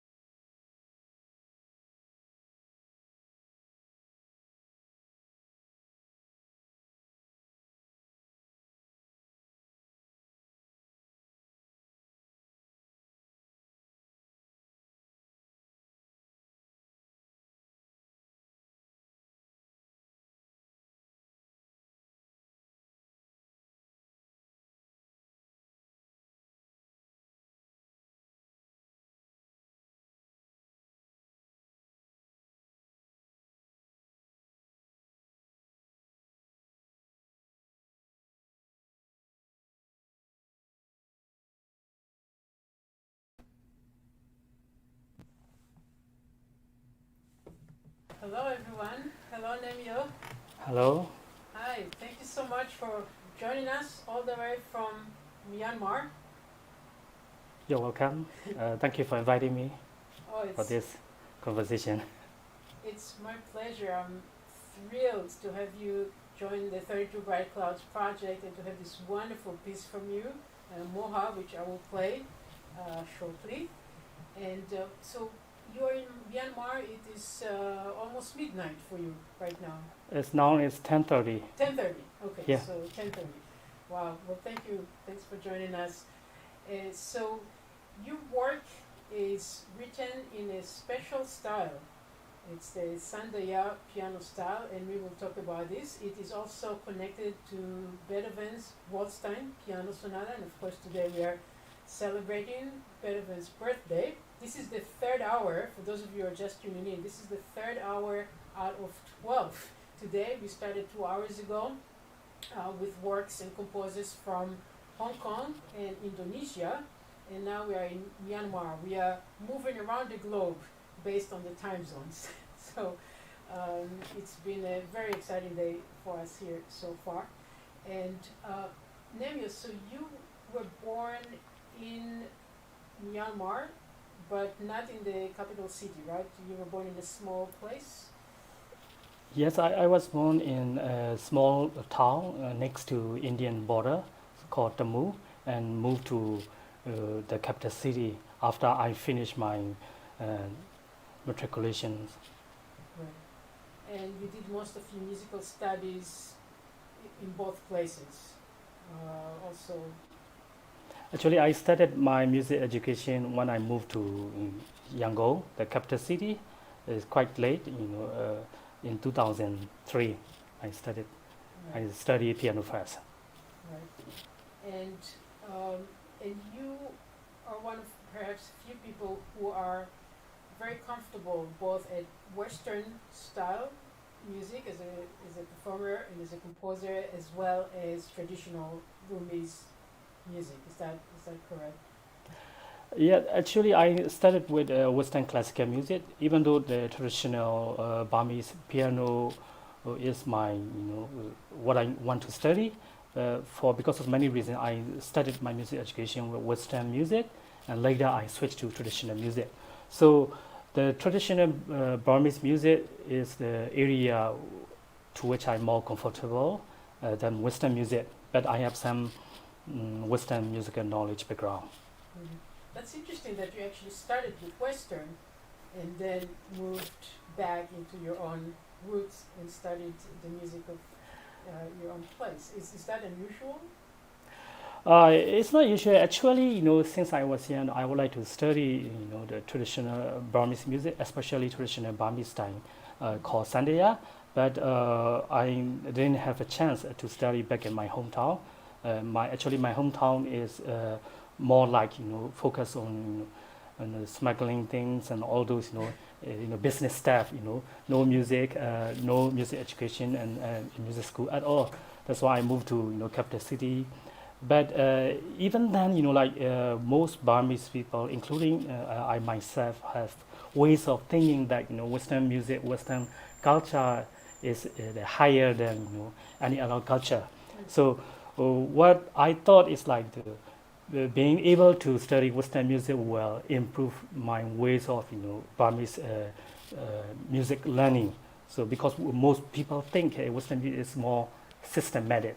So going through studying from Western music and changing to traditional music might be better for me. I thought like that in the past. That's why I first chose to study Western music. Do you have musicians in your family? I mean, was that an inspiration for you to even begin with the study of music? My father, he did do some music, not professionally. He composed some music. It's more like sounds and text. And my brother, he studied music education in Thailand. I see. Oh, So, okay. yeah. Right. So you have a musical family as well. Yeah. Are both Western music and traditional Burmese music, are they equally available as in terms of people who want to study? are they both equally available, or is one more present than the other in the education system? Because I'm asking because of course I know that currently you are the dean of a music school, and I'm actually curious to know to what degree you teach Western music versus traditional Burmese music. Actually, when I first studied music, we didn't have much chance, much opportunity to study Western music, to be able to meet, Western scholar and musicians. So when we first opened, when my teacher, Umonai, and my mentor, Kenyan American pianist, when they founded the music school called Kidame Music Institute, in which I learned all this music. At the time, it's kind of rare, to find a place where you can study both traditional music and also for classical, Western classical music. So, but nowadays, we have many music school, music center where you can study various kinds of music. But still, compared to other countries, it's quite difficult for younger generation to study both traditional music and also for Western music. And this is something that you are attempting to offer students in your Yes. school. Yes, so our music institute now trying to embrace various kinds of music. If we talk about the music, people just think about Western popular music, or maybe some might think Western classical, or some people might think traditional Burmese music. But actually, there's everyone knows many different kinds of musical culture around the world. So for our intention is to bring as much as possible all those kind of musical culture, and to get exposed to younger generation, and so that later they can decide what kind of music they would like to pursue, they would like to study. So not just studying in only one music and only just thinking this musical culture is higher than certain musical culture. So all cultures are in terms of value, and there is no hierarchy. That's we would like to educate to most people in here. I agree. That's wonderful. So considering all that, do you have any memories today? Of course, we are celebrating Beethoven's 250th birthday, and I'm wondering if you have any memories as a kid studying music in Myanmar. Any memories of Beethoven, in particular, maybe early Beethoven works that you studied as a pianist, or any performances of Beethoven in your country that you remember? I have listened a lot of music like Beethoven Moonlight Sonata. Of course, it's very famous, and also files also very famous here, so everyone knows. So apart from that, I am not really much into playing Beethoven Sonata, but in terms of ear culture, I listen a lot. And also, I have seen many performers who play Beethoven music. Right. So when I first approached you about this project, so writing a piece in your own style, Burmese style, yet a piece that incorporates the influence of this Western music icon, of course, Beethoven. I'm wondering about what the process was for you. I mean, was that the challenge to bring, past and present, West and East together? I'm wondering how you went about coming up with this new work that you wrote. When you first asked me to write the piece, so it took some time, for me, to make a decision whether I should accept it or not, because I'm very happy. yeah, in fact I did. But it's Beethoven, such a huge icon, huge composer. At the same time, here we have ways of thinking, like classical music or all those traditional music have to be in the same form without changing it. You cannot do anything. You cannot rearrange, or you cannot put something else or out of it. So I myself have some, experience about that. Using some, I used to do some arrangement based on traditional music. Got many bad experience. So it made me think a lot. What should I do? Should I do it or not? I worry that I might upset to a certain group by doing this piece. So, but later, I decided, it's a good chance for me also kind of challenging for me because this is for the first time ever for me composing a complete piano piece in Western notations. So that means this is the first time that you actually wrote out every note. Complete score, of the compositions. Yes. Because usually in traditional Burmese music, you don't do that, right? We have, first of all, I believe that many musicians, traditional musicians, they don't actually read music at all, right? I mean, you have a different system, perhaps of notating. Yeah, we do have. In the old days, we did not have any kinds of musical notation apart from the monomic syllable. Like if you play, there's some kinds of Burmese word which were infer to different tone combination. But actually, even that monomic syllable, it's not really complete to like real notation. It can only instruct you to some extent. So. Not like after some time, after World War II, we got Chinese notation, cipher notation. We also got numbering notation. It's like do is 1, re is 2, something like that. So we got that notation system through a saxophonist, Beng Ho, who went to study in Singapore. He brought back that notation system to Myanmar. Even then, many musicians didn't really, use that notation. So I have met one musician. Actually, I also have to talk about that. I'm still doing some oral history project and meeting a great musician, performers, comedian, and asking about their musical experience. So I met one great musician who used to work at a government institute as a music instructor. So he mentioned that at the time he was performing a lot, and then as soon as that cipher notation, number notation got popular, he just quit performing and he chose, teaching, music teaching as a career because he doesn't want to study that new system anymore. So, but now that numbering system is very popular and many musicians use. May I ask our producers to show? We have actually. An example of this number notation that Nemio sent us. Yeah, there it is on the screen. Wonderful. Are you able to see that, Nemio? Yes. Could you tell us and explain to us how? So this is, instead of our regular notation that we're used to here in the Western world, this is another way of communicating music. Can you explain to us how what we're looking at?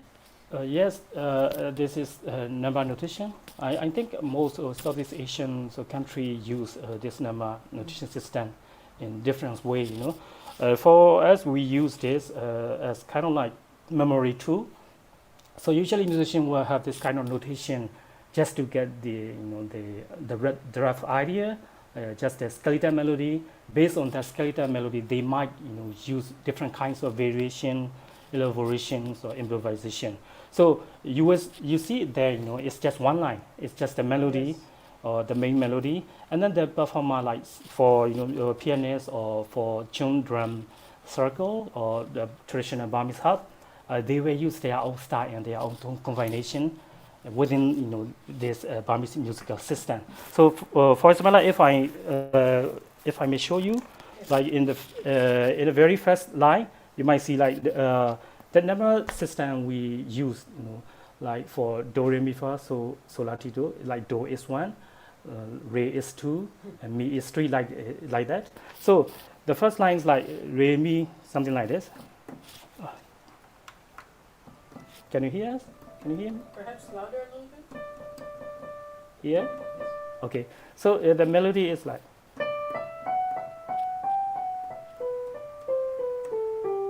So like if we sing like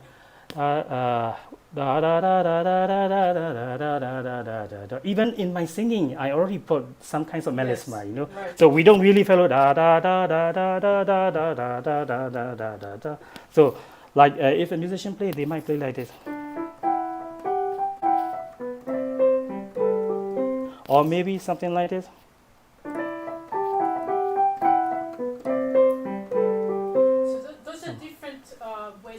instrumentation that the traditional musician would automatically add to a chart Yes. like this that they're looking at? Yes, since they first study music, it's based on oral tradition, so they memorize everything and all those different kinds of variations ingrained in their heart. And when they see this kind of notation, they just play, right away because they already accumulated in their heart.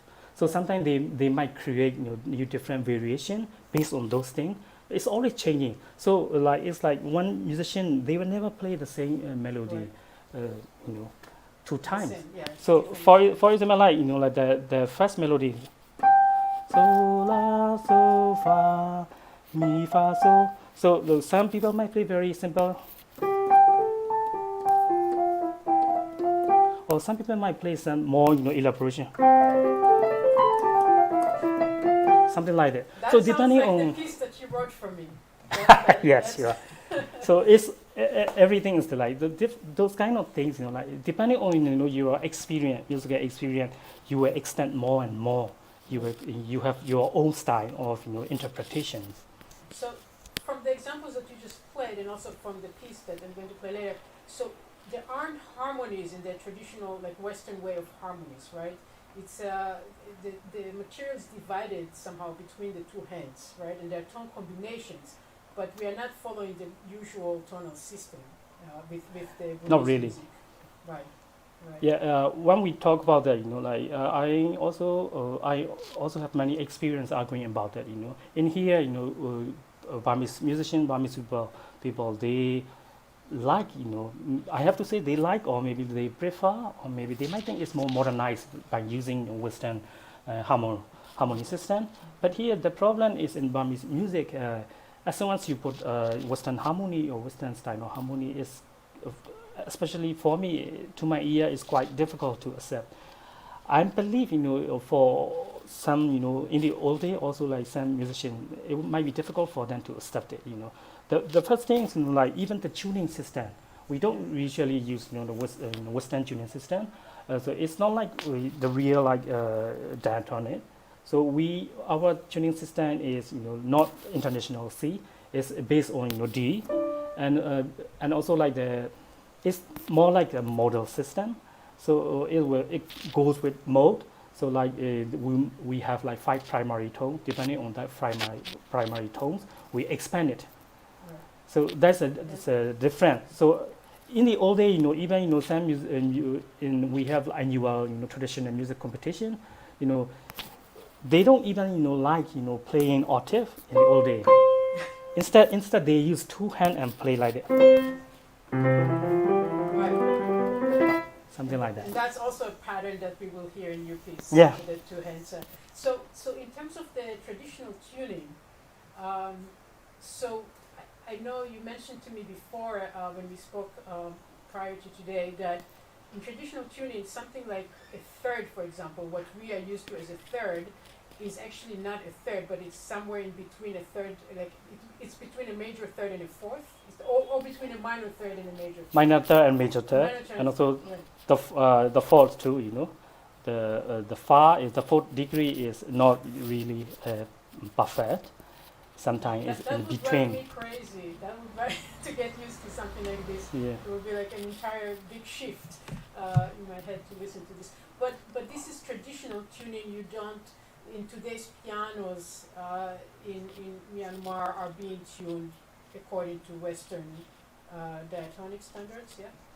Yes, Yeah. because now like in many other countries, we collaborate a lot with Western instruments. Right. So it's changed. In the old days, its tuning system is like D or C sharp. Now we use C. Even now, some traditional music ensemble, if they are not supposed to collaborate with Western instrument, they still use C sharp tuning system. Right. So can you explain when people refer to Burmese piano music and Sandaya piano? What does the word Sandaya mean exactly? It had many ways of interpretation, idea, definition.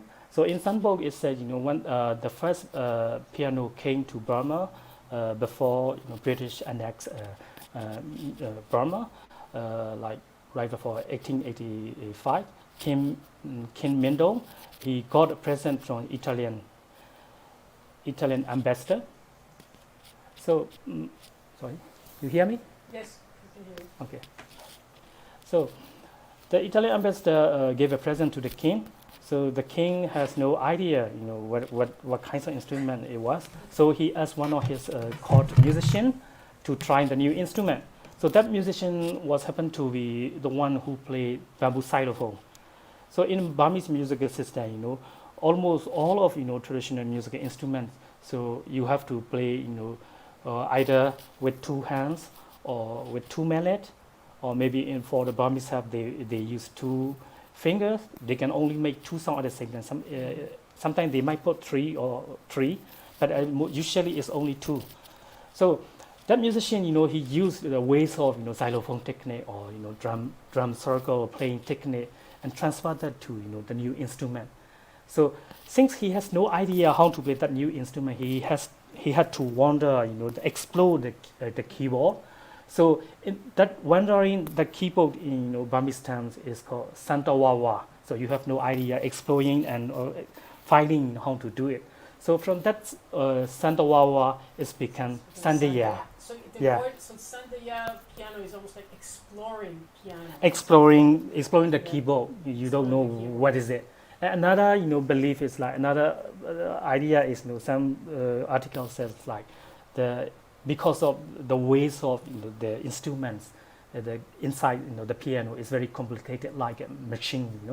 So it's like so in Burmese terms, machine is we call yandaya, like a set yandaya. So it's like machine like instrument. Say yandaya and later it changed to sandaya. Right. So people think like that. Yeah. No, thank you. I'm going to try actually to share my screen now and just play a little segment from the traditional Burmese music, just a few seconds, because that is very much the style of this new piece that I'm going to play very soon. So let me see if I can share my screen here.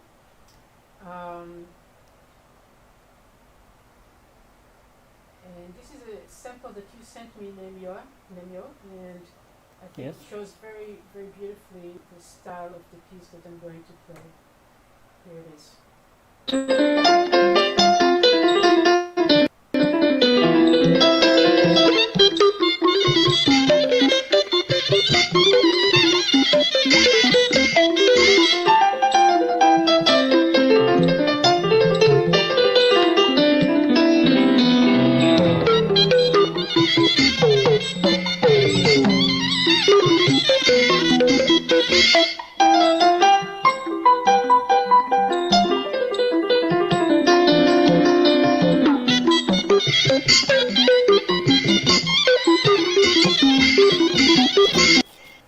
So that was one example from the piece, and it's fascinating. So how do we get from that to this instrument, and especially to this instrument with Beethoven influence? And that's kind of an incredible thing that you did with this keyboard. I just want to play a little bit for people after the sample that we just heard. So perhaps a similar pattern to something that we just heard that's very much Sandaya Burmese piano is something like this. This is from the first page of Moha.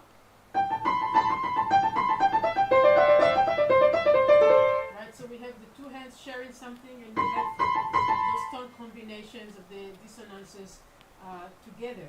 Just one brief example.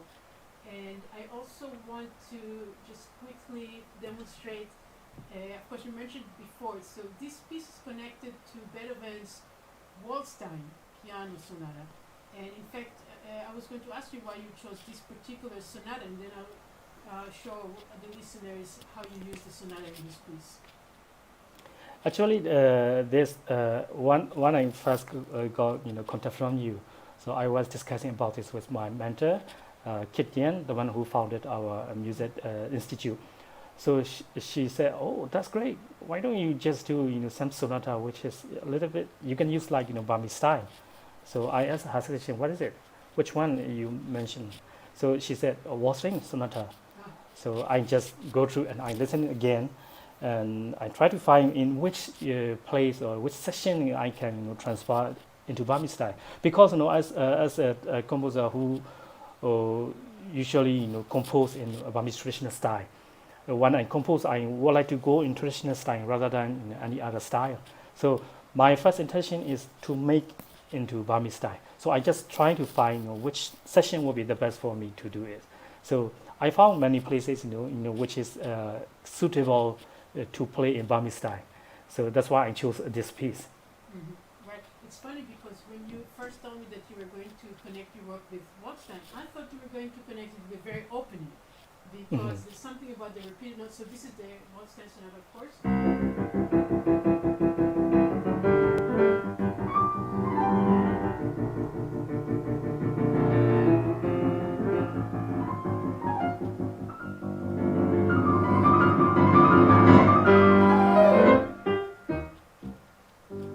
So I thought that there's something about the repeated notes in the opening that you're going to use because of the kind of music that I heard from Burmese Sandhya before.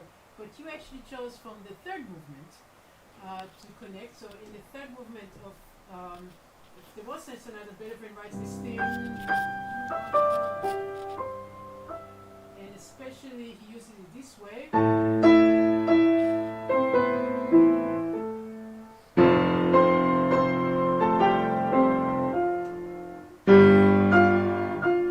And what you're doing here in your piece, this is how you use it.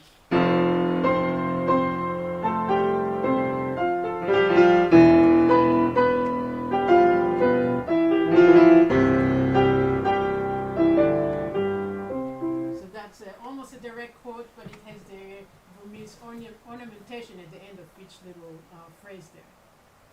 Actually, I did use the first the first session of the piece, Beethoven Sonata, Waldstein Sonata. But I only use the idea and also bass pattern. Right. Dun dun dun dun. dun. Yes, So right. only that Right. part. And this is a direct the direct Mhm. quote. And then the piece motif. Then we have right here in the left hand. So this is Beethoven's piece motif from the Ndodana-Breen, Mrs. Solemnis.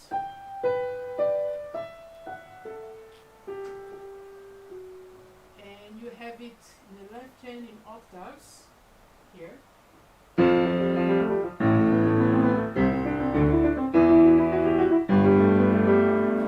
So and it appears a few times like that. So it's when you'll hear it in the context of the entire work, it's very beautifully integrated, very very natural. So I mean the piece overall gives the sense very much of the traditional, I think, Buddhist work, and yet we have this acknowledgement of Beethoven here, which is wonderful. And before I play the piece, one final question I really wanted to ask you about the dedication of the work, or the title of the work, which is called Moha. And I know you wrote in your program notes that you wrote that you hope that all people learn to overcome Moha, which I guess is delusion or ignorance. And you hope that people learn to overcome delusion and ignorance and work together to pursue our collective wisdom and well-being. So I was wondering if you could say something about that particular word, Moha, that you chose as a title for your work. Yeah, when I learned about the project is about those conflict about peace. Actually my hometown is quite peaceful, and I've never experienced any kinds of disrupt or conflict. And I moved to capital city. Still, it's a nice place, and most of the time it's peaceful. So all those conflicts is happening in some area which I have never been. So I don't really have personal experience about those things. But I heard all those new, and also like around my neighborhood, I face not very big conflict. It's not like armed conflicts or ethnic problem. But at the same time, some social, economic, and political problem I have heard. So I thought, I might use, more like, not very specific, situation or event to which I'm not really personally, in touch. So I might use the overall general idea, about why this kind of things happen, about the conflict, war, ethnic problem, religious problem. It's all come from, how you perceive things and how we cannot think clearly about the problem or about us or about any other people. That's why I chose this Moha, and also it's also reflect, about the culture in which I grew up, in Buddhist society. So it's very close to me. Right. And also at the same time, it's also the root of, the cause of many problems, I believe. Right. So the word Moha in Pali is delusion or ignorance, and that's one of what we know are one of the three poisonous minds in Buddhism, which are greed, anger, and delusion. So this is one of the traditional words for that. Yes. So, well, with that, with all that said, I will now perform Moha, and this is the work that's connected to Beethoven's Waldstein Piano Sonata. Today we are celebrating Beethoven's 250th anniversary around the world, and this is the contribution to my project 32 Bright Clouds from Myanmar by Ninni.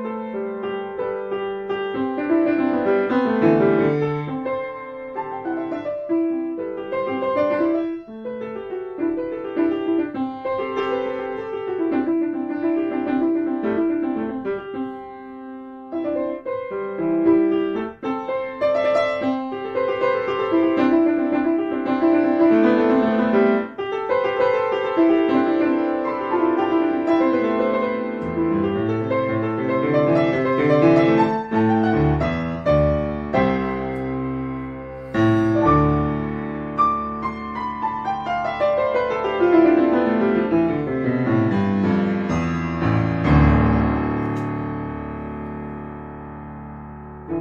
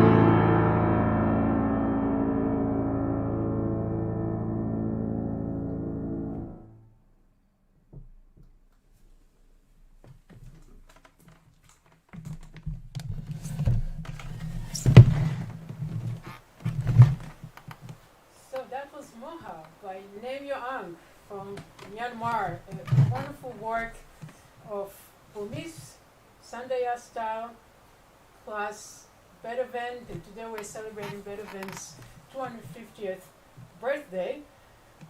Thank you so much, Nemio, for writing this fantastic piece. I'm so excited to have it in my repertoire, and I hope that, of course, many pianists will add that to the repertoire, and that it will also inspire people to learn more about Sandaya piano and music, traditional music in Myanmar these days. Thank you for a wonderful performance. Thank It you. was such an honor for me. Oh, it's absolutely my pleasure. And it's funny, you chose the Beethoven Sonata, the Waldstein. The Waldstein Sonata for me was the sonata that brought me into the United States, because I was born in Israel, and when I first auditioned in this country for Leon Fleischer, who is my teacher and mentor, who passed away this summer, that we are dedicating the entire day in his memory. When I first came here to audition for him, that was the sonata that I played. It's the Waldstein Sonata. So it has a very, very special place in my heart. And I just want to also remind people that this is part of this 12-hour presentation, and we are offering this day's events as a celebration to Beethoven. We are offering it, of course, for free. However, if you are inspired, if you are able to contribute to the 32 Bright Clouds project, this is a project where I go around the world and commission new works from countries of conflict, and all pieces connected to this message of peace, and connected to Beethoven's peace motif from his Missa Solemnis. If you are able to contribute even a small amount, we are now about 20 works out of 32, so there's still more commissioning to do and more composers to support. You can go to the page I see in the banner that showed up here. You can go to 32brightclouds.com/donation, and there are multiple ways in which you could help.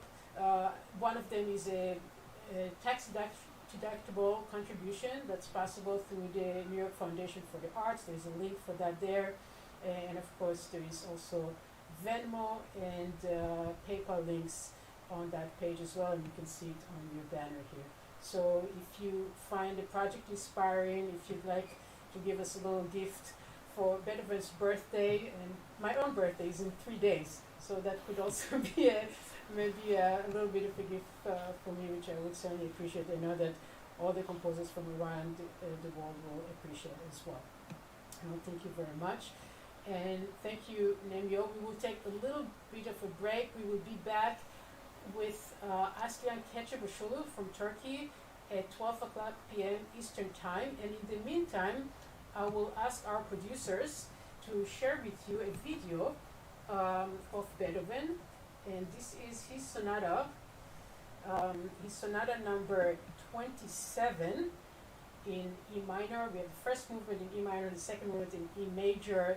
This is my performance of the sonata, and I'll be playing it. It's a pre-recorded performance. I'll be playing it today in honor of Beethoven's birthday. and we will be back live with Aslihan from Turkey in about 15 minutes. Thank you very much, Nemio. Thank you. Thank you.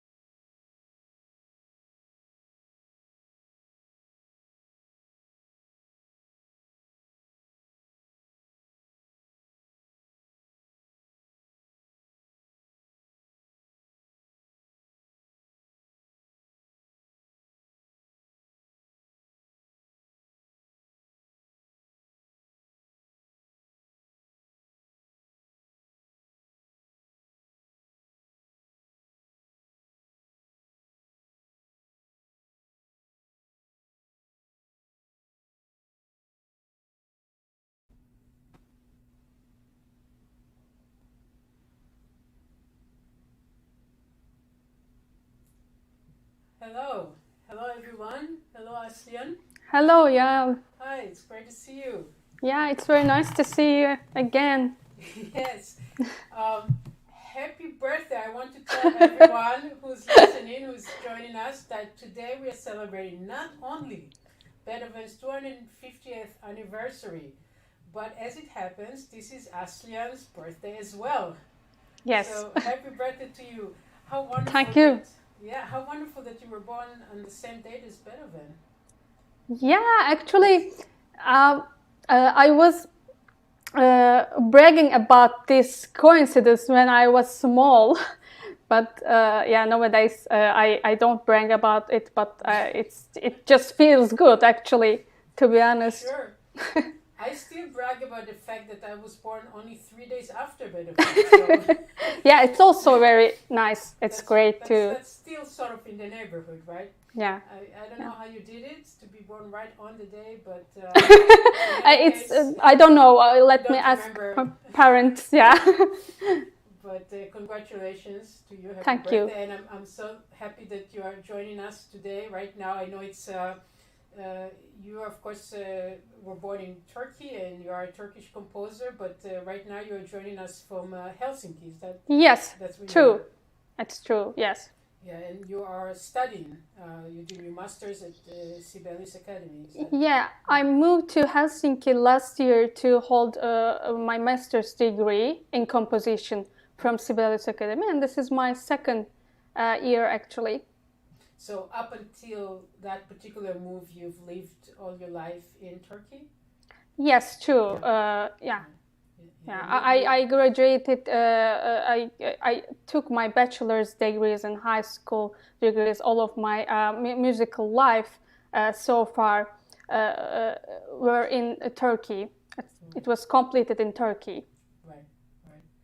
So, of course, I have to ask you. It's your birthday. It's Beethoven's birthday. Do you have any memories of? I know that aside from being a composer, you're obviously a wonderful pianist as well. I'm wondering if you have any special memories growing up in Turkey as a kid, studying Beethoven, or perhaps either you own this first sonatas that you have learned as a pianist as a kid, or perhaps any special Beethoven performances that you heard when you were growing up. Of course, when I was 10, I started playing the piano as a pastime activity, and As a pastime. yeah, as a pastime activity. It was just a hobby actually. Then it turned to be my life, my whole life. But one of my first pieces that I played those times was Beethoven's Bagatelles, and although I didn't have a formal, music knowledge about the music theory, but it was still so, influential on my, psychology, on my inner world. It just spoke to me directly. But my real admiration towards Beethoven and his music was actually when I started studying on his symphonic music and late piano sonatas. And I remember that when I first listened to Third Symphony, I was just amazed by his talent and his genius, how he changed the form, how he expanded the form of sonata form and a symphony, how he approached, and also the story behind that piece was just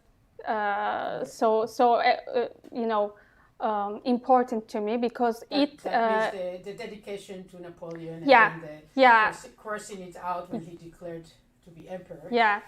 It totally gave a very clear insight about his characteristic, and this is actually just a very brave gesture in those times, if you consider the political environment around those times. So I remember that it was so effective on my character that moment. Right. And it's interesting because you mentioned playing at an early age, playing the bagatelles, And then you also mentioned some late Beethoven sonatas that you were interested in. I think that's quite unusual. I mean, especially well, both, but to play as a young person the bagatelles, they're very late works by Beethoven, and they have a kind of complexity that is quite a lot, I think, for a young kid. Yeah, I should admit that I had very ambitious teachers, actually. Yeah, Right. of course, some of his pieces was just a simple version of that when I was so little. Right. But then, because I really loved to make music, to play the piano, and to read scores, I was quite a hardworking kid, so I think the improvement was fast. That's why. It's fast, yeah. You know, and then of course for this particular commission, as part of my 32 Bright Clouds project, you have connected your piece with a late Beethoven sonata. Yeah.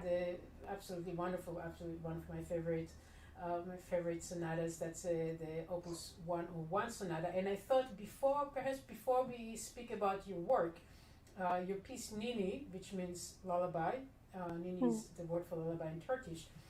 But before we discuss your work, I thought perhaps I would play the first movement of Opus 101 by Beethoven. And this is, of course, the movement that has the material on which your piece is based. Oh, sorry. So now you're in the darkness. Yeah. But I will perform the first movement of Opus 101, and then we can discuss. Sorry for the inconvenience. Oh, it's Yeah. perfectly fine.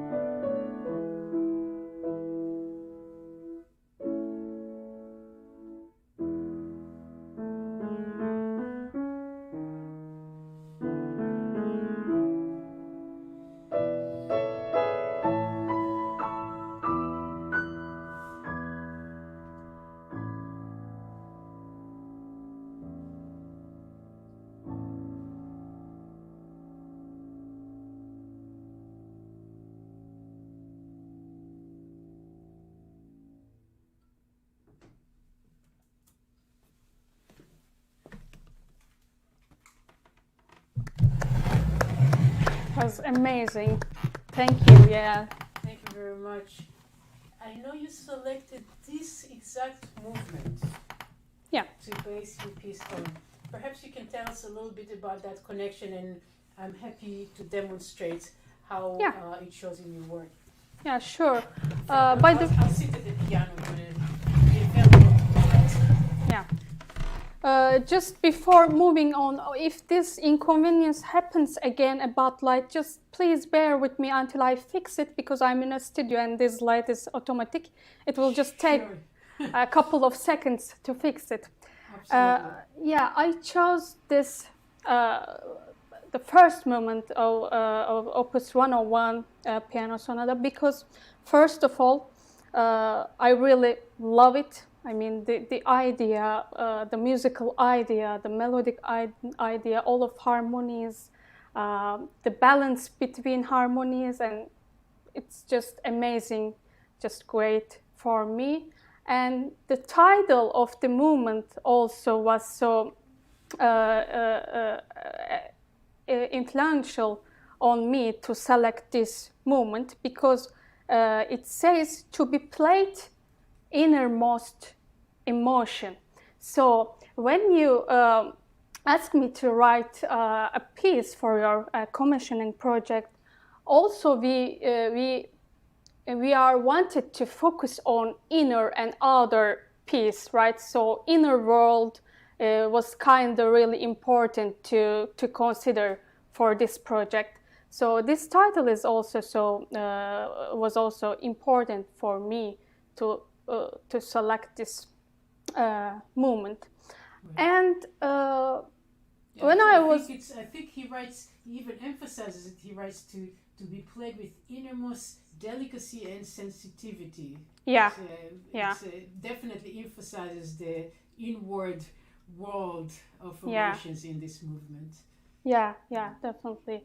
And it's really so expressive, just a stroke of genius, you know. And when I was working on my piece, of course, I felt a little bit burden on my shoulder, because I needed to work with Beethoven in a sense, so with a genius, and I was gonna dare to take some ideas from his music and change it into my own musical language. So it was kind of intimidating at first, but then it got easier for me.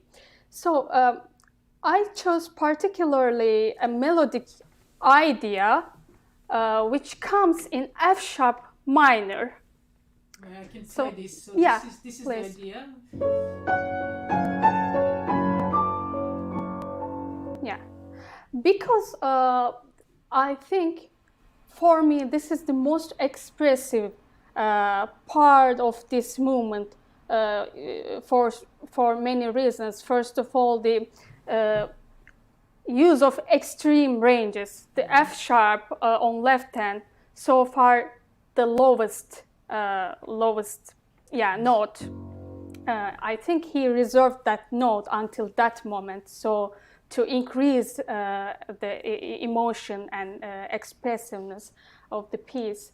So that's why it was really important for me. I chose that melodic idea, and I chose also one rhythmic idea to work on, which is so dominating throughout this movement, which is like ta ta ta ti. Yeah, this meter ta ta ta ta ta, and I feel this rhythmic idea as a heartbeat, actually, like ta ta ta ta. It refers to a heartbeat, because this idea was important in terms of my own piece and the narrative of my own piece. This heartbeat refers to that we are human, we have heart, we have soul, and we need peace, actually. So this is kind of like reminder of that we are human and we have heart please live in peace. So that's why I also chose that rhythmic motif. Yeah, and you call your piece lullaby, which Yes. I guess this particular rhythm is very much like a lullaby, right? One could Yeah. hold the baby Yeah. and rock with this Yeah. rhythm. Yeah. So it's very, it's very relaxing actually. It's not that complicated. It's moving on. Yeah. Right. And so that motif that you chose, that's Beethoven. What you do with it, right at the beginning of your work, you transpose it, I guess one step. Lower. Yeah. Yeah. One full step. And then if I'll just demonstrate to the listeners, those notes then become the foundation of your piece. And Yeah. I will exaggerate the accents on those particular notes in the structure. So you can hear now.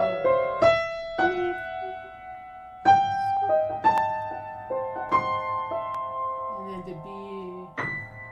So those are the notes Yes. that came from Beethoven. Yeah. And Yeah. that is at the center, kind of at the heart of your pitch material for this new work. Yeah.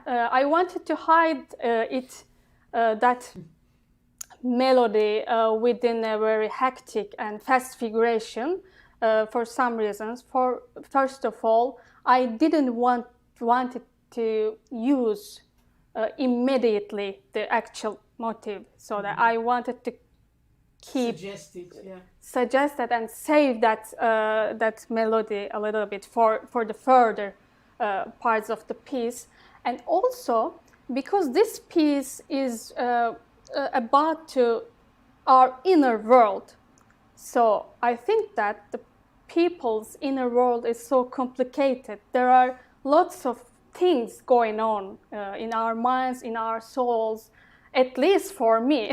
So there are many for things me too, definitely. Yeah. So we born in December, so yes, maybe I guess that's we why. are December people, Yeah. complicated December people.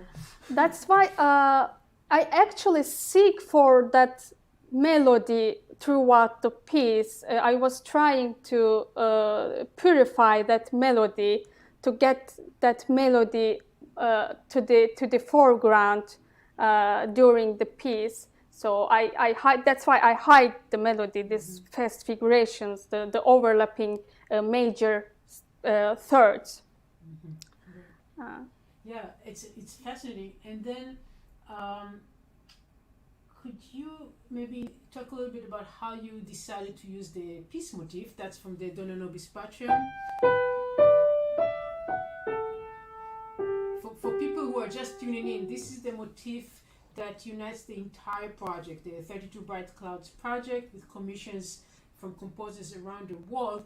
Each one of the new commissions uses or responds to in some way to this motif from Beethoven's Missa Solemnis. It's the Ndodana-Breen motif, and actually the little frame that you see in the background here behind our tiles, that is from the manuscript of the Missa Solemnis, and right on the corner on the right you can see the Beethoven's dedication, a call for inward and outward peace. Yeah. So would you tell us how you chose to incorporate the peace motif here? Yeah, sure. When you asked me first to write a piece for your project, first of all, I decided how to approach these motifs. And in order to find answer for that, I asked myself actually what the peace means to me. What does that mean? And why are we still struggling with not having inner and outer peace? So eventually I got some answers for that questions, that I believe that peace, to have peace, actually requires a lot of effort. We unfortunately cannot obtain it easily. So we people need to put some effort and work on that constantly work on towards the peace. So this is an incomplete, sorry. Yeah. We were warned. That's okay. This is the Beethoven ghost turning off the light and Yeah. there it is. I'm back again. Sorry. So yeah, this is an incomplete, journey towards the peace. That's why I use that peace motif incompletely. Right. So this suggests that we are still need to put our efforts, our heart to have that environment, peaceful environment. So I didn't want to approach that the idea of peace in a utopian way. I see it and I interpret it in a real life situation, like how we experience not having the peace in our lives right now. How does this connect with the dedication of your work? You dedicated to the Gezi Park protests in Turkey a few years ago. Could you tell us a little bit about that and what the meaning of those particular protests to you personally? Sure. First of all, I would like to mention a little bit about the protests. This for those who don't know what is this. Gezi Park protests are a right-seeking movement that started in May 2013 in Istanbul, Taksim Squares. So, of course, there were many reasons behind that, but the first and foremost factor was that people just didn't want trees in the park to be cut down and allow the government to construct buildings instead of trees. So it started as an environmental movement. Yes, initially. it just started in a very peaceful environment. It just started with sitting in the park. So that, but of course, the aggressive use of police forces soon led all people across the country to defend their right to freedom of thought and to protest some things peacefully. And that protest spread across the country. Meanwhile, of course, the police forces got aggressive more and more. So, unfortunately, there were many people injured during the demonstrations, and there were many people also who lost their lives. And there were many young people and children among those who passed away during demonstrations. So, did you participate personally? Yeah, at some point, but then the things went so crazy, and I just tried to save myself. Although I always wanted to go out, but that was really amazing. Yeah, So I find this the reason behind this movement also so poetic. Of course, this is so tragic. So many people died, but they just wanted to save the nature and trees at the expense of their lives. So this seems so poetic to me, and it also reminds me of these famous lines by a very well-known Turkish poet, Nazım Hikmet, and he says, "To live like a tree, alone and free, and in brotherhood like the forest." So he also suggests living in a peaceful environment. So that's why I dedicated my piece to Gezi Park protests, and especially people who lost their lives during these demonstrations. And I also, at this point, want to talk a little bit about the title of my piece. Yes, sure. I called this Ninni. because I wish those eternal souls, who passed away, to sleep peacefully. But my lullaby also aims to wake up our inner child, which I believe we should find to reach inner and outer peace. And also, last but not least, this is also a lullaby for Beethoven's wounded, childish soul, to ease his pains caused by his father's aggressive demeanor towards him when he was very small. Right. It's shocking actually to read about Beethoven's life as a child and the kind of abuse that he suffered in the hands of his father, who was alcoholic, and tried to raise him as the new Mozart prodigy by really creating situations that are horrible, really, for a young child. So yeah, that's whenever I read about details of Beethoven's childhood,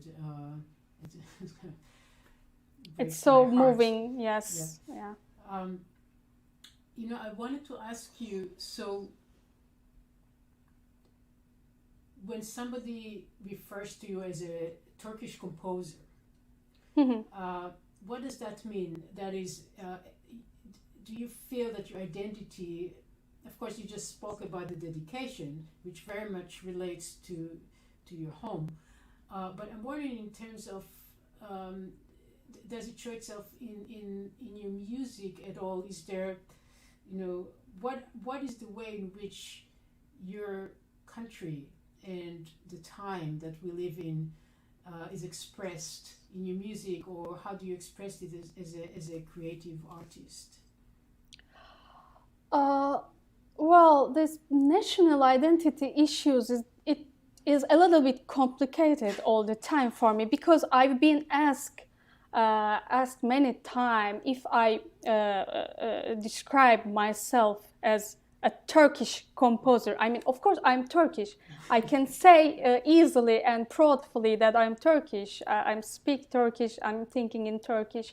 But when it comes to my artistic approach and my musical life, I don't know. Let me put it that way. If a piece of music has the features of historical composing and performing practices of a particular country or continent, maybe then it can be characterized by a national identity. But on the other hand, I personally think that music is beyond all of these limited descriptions of a nation's cultural codes. And especially in the contemporary music scene, thanks to our virtual lives, we composers from all around the world can easily interact with each other regardless the distance between us. So in this case, labeling artworks with a national identity seems to be taken off the agenda, at least for me. So I don't feel in that way. Of course, everyone is free for doing whatever they want or labeling their works however they want. But as to my own approach and my own works, I wouldn't say that my music is a Turkish music, because I use many different kinds of musical tools to build my pieces, my music. Yes. But on the other hand, of course, I really like Turkish traditional music. I got to very frequently listen to traditional music when I was small. So, of course, I'm so influenced by that. And sometimes I use some musical connotations, but just as a musical material, musical influence, inspirations. But I don't think that this doesn't make my music Turkish music whatsoever. This is this is just about my artistic life and how I approach my own music. It's fascinating because I think it's a question that different people deal with in different ways. Yeah. And in some ways your way of approaching it is the exact opposite of the composers we had just previously on today's broadcast. For the previous segment, we had a composer from Myanmar, and his music, Burmese music, you lost your light again. It's okay. His music and the piece that he wrote for this project in connection with Beethoven is very much about showcasing traditional Burmese music in this constant. So I think for clearly for different artists, for different creative artists and composers, that question is approached differently. I know that I would just say it's funny listening to you speak about it, because for a long time, for me in my biography as a pianist, sometimes people like to write Israeli American pianist, and for many years I didn't want to be an Israeli American pianist. I just wanted to be a pianist. Yeah. And yet it seems almost unavoidable, and for a long time I didn't have that in my bio at all, but occasionally presenters in different concert series, they would put it in because they needed to kind of place me somewhere. Yeah. And it's kind of an interesting thing, and sometimes I'm more comfortable with that type of label and sometimes less so. So it's a question that I really enjoy discussing with musicians and artists in general. And there is also the labeling issues that people always tend to label if you are female, like female composer, female Turkish composer. And this is quite annoying, actually. So, because I believe that those things can be, of course, influential on one's the artistic life.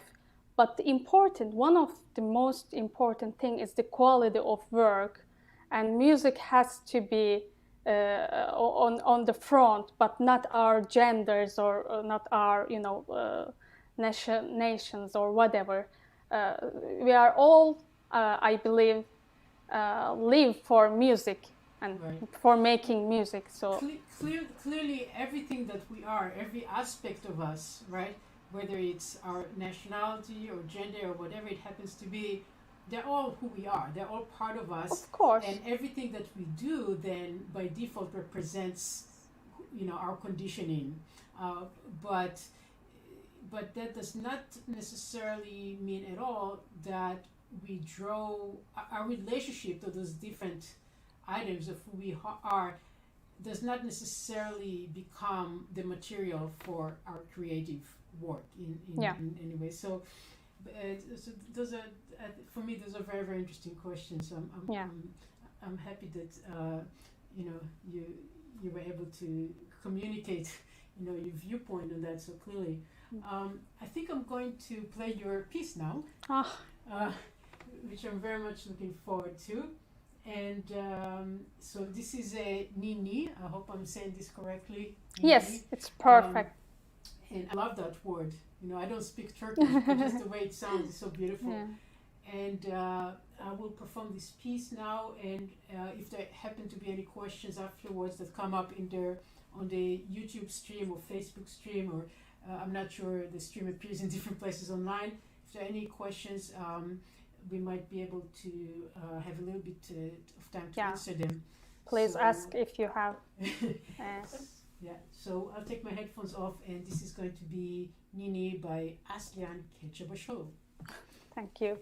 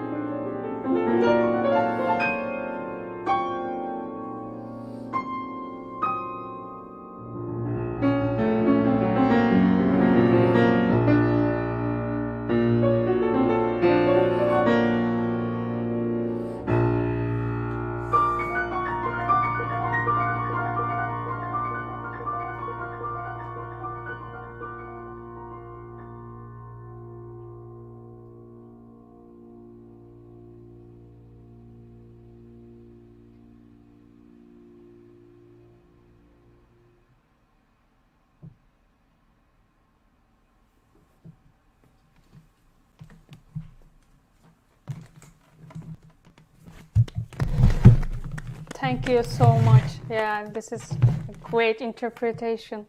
Thank It's a you very great much. performance. I'm so happy. Thank you so much. I'm so lucky, actually.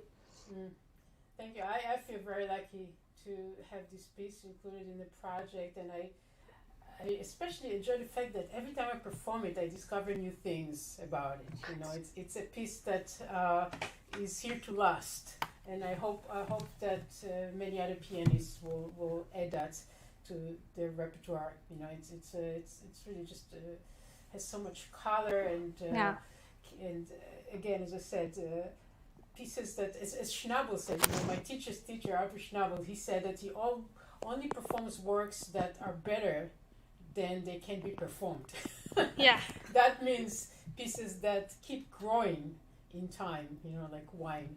So I think Yeah. this is one of those pieces, and I'm really absolutely thrilled to have it as part of Thank the you so project. much. Thank And you. I It's very want- great to hear Oh. these things. Thank you. And I want to just remind our listeners that this is part of a 12-hour. Oh, we lost Aslihan, but in any case, you're back.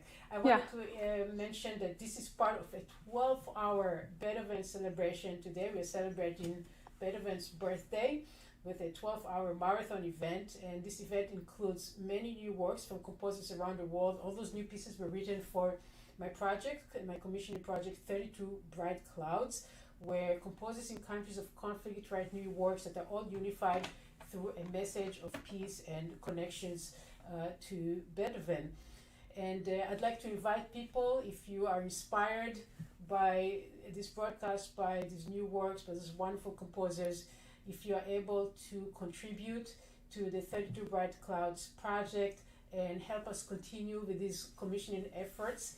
Right now, I'm about 20 works out of 32 into the project, so there's still several new works to be commissioned, and it will be wonderful to have your support if you are able to do so. This project completely depends on people's contributions. I see there's a banner here. You can see that there's a page, 32brightclouds.com.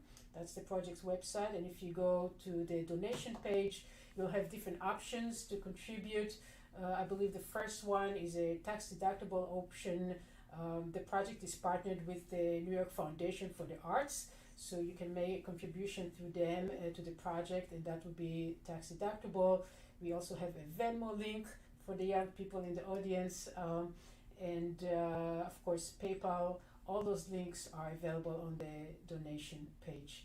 And I want to thank you all for listening. I want to thank Aslihan for joining us from Thank you. Helsinki today, and to wish you also happy birthday. Thank you. As you share your birthday with Beethoven. And I hope to continue working together, and of course I hope play so. this piece many times in the future. So we will take a little break. Oh, I see somebody is wishing you a happy birthday in the chat. Thank here. you, everyone. Thank you so much for joining us today too. We will take a little break at 1 o'clock, so in about 15 minutes, we will continue live with the composer Bongani Ndodana-Breen from South Africa. He will be joining us from South Africa. And in the meantime, let's play for you the second movement. I think that would be a good choice for an early afternoon. The second movement for Beethoven's Ghost Trio.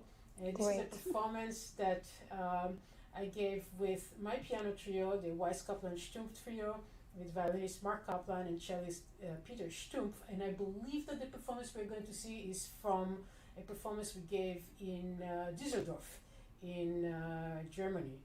So please enjoy, and we will join you live again at 1 o'clock Eastern Standard Time. Thank you, Aslihan.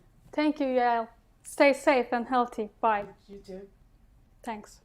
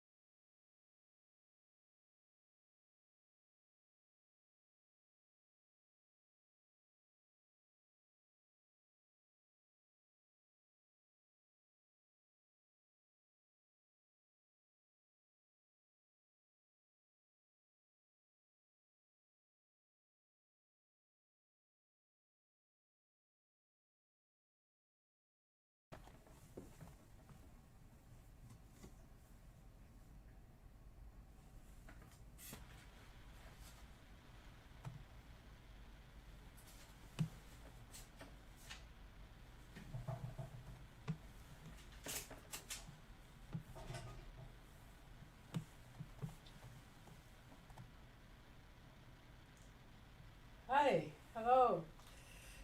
Hi, Yael. Good afternoon to the listeners here on the East Coast in the United States, and I guess good evening to you, Bongani, in South Africa. Yes, good evening. It's 8 o'clock over here. 8 Nice, o'clock. lovely to see you. It's wonderful to see you. Where are you exactly in South Africa? I'm actually on the east coast of South Africa in a town called Port Elizabeth. It's on the Indian Ocean side of the continent. Ah, that sounds wonderful. How's the weather there right now? Well, it's been beautiful, and I'm glad I'm not enduring any of these coming North American snowstorms Yes. that are coming up. That's the reason I'm asking is, in fact, it is 1 p.m. right here, and the snow is just starting to come down, and we are expecting a major storm that's going to continue throughout this 12-hour broadcast today. So hopefully no internet cables torn or anything like that. So for our listeners, I want to welcome you, and this is part of a 12-hour marathon. Today we are celebrating Beethoven's 250th birthday. It's finally here, and the celebration today is with composers around the world, and those are composers who have joined my commissioning project, 32 Bright Clouds. 32 Bright Clouds is a project where I go around the world and commissioning composers from countries of conflict, and they write pieces that are all united through a message of peace. And we're doing this by including a particular motif from the final section of Beethoven's great Missa Solemnis. That's the Dona Nobis Pace motif, and in fact you can see, I think, right behind our tiles here on the screen, the slide that you're looking at, that's from the manuscript, and this is the beginning of the Dona Nobis Pace section. And you can see at the top right corner Beethoven's handwritten inscription there that says a call for inward and outward peace. And that is the reason, that particular quote is the reason why I chose the group of notes, the peace motif from the Missa Solemnis. So Bongani is joining us right now from South Africa, and you wrote a fantastic work, a truly virtuoso powerhouse piece connected to Beethoven's, also aside from the peace motif, connected to Beethoven's Hammerklavier Sonata. And for those of you who may have heard the very opening segment this morning, I told the story of how the Hammerklavier was part of the reason why this project started.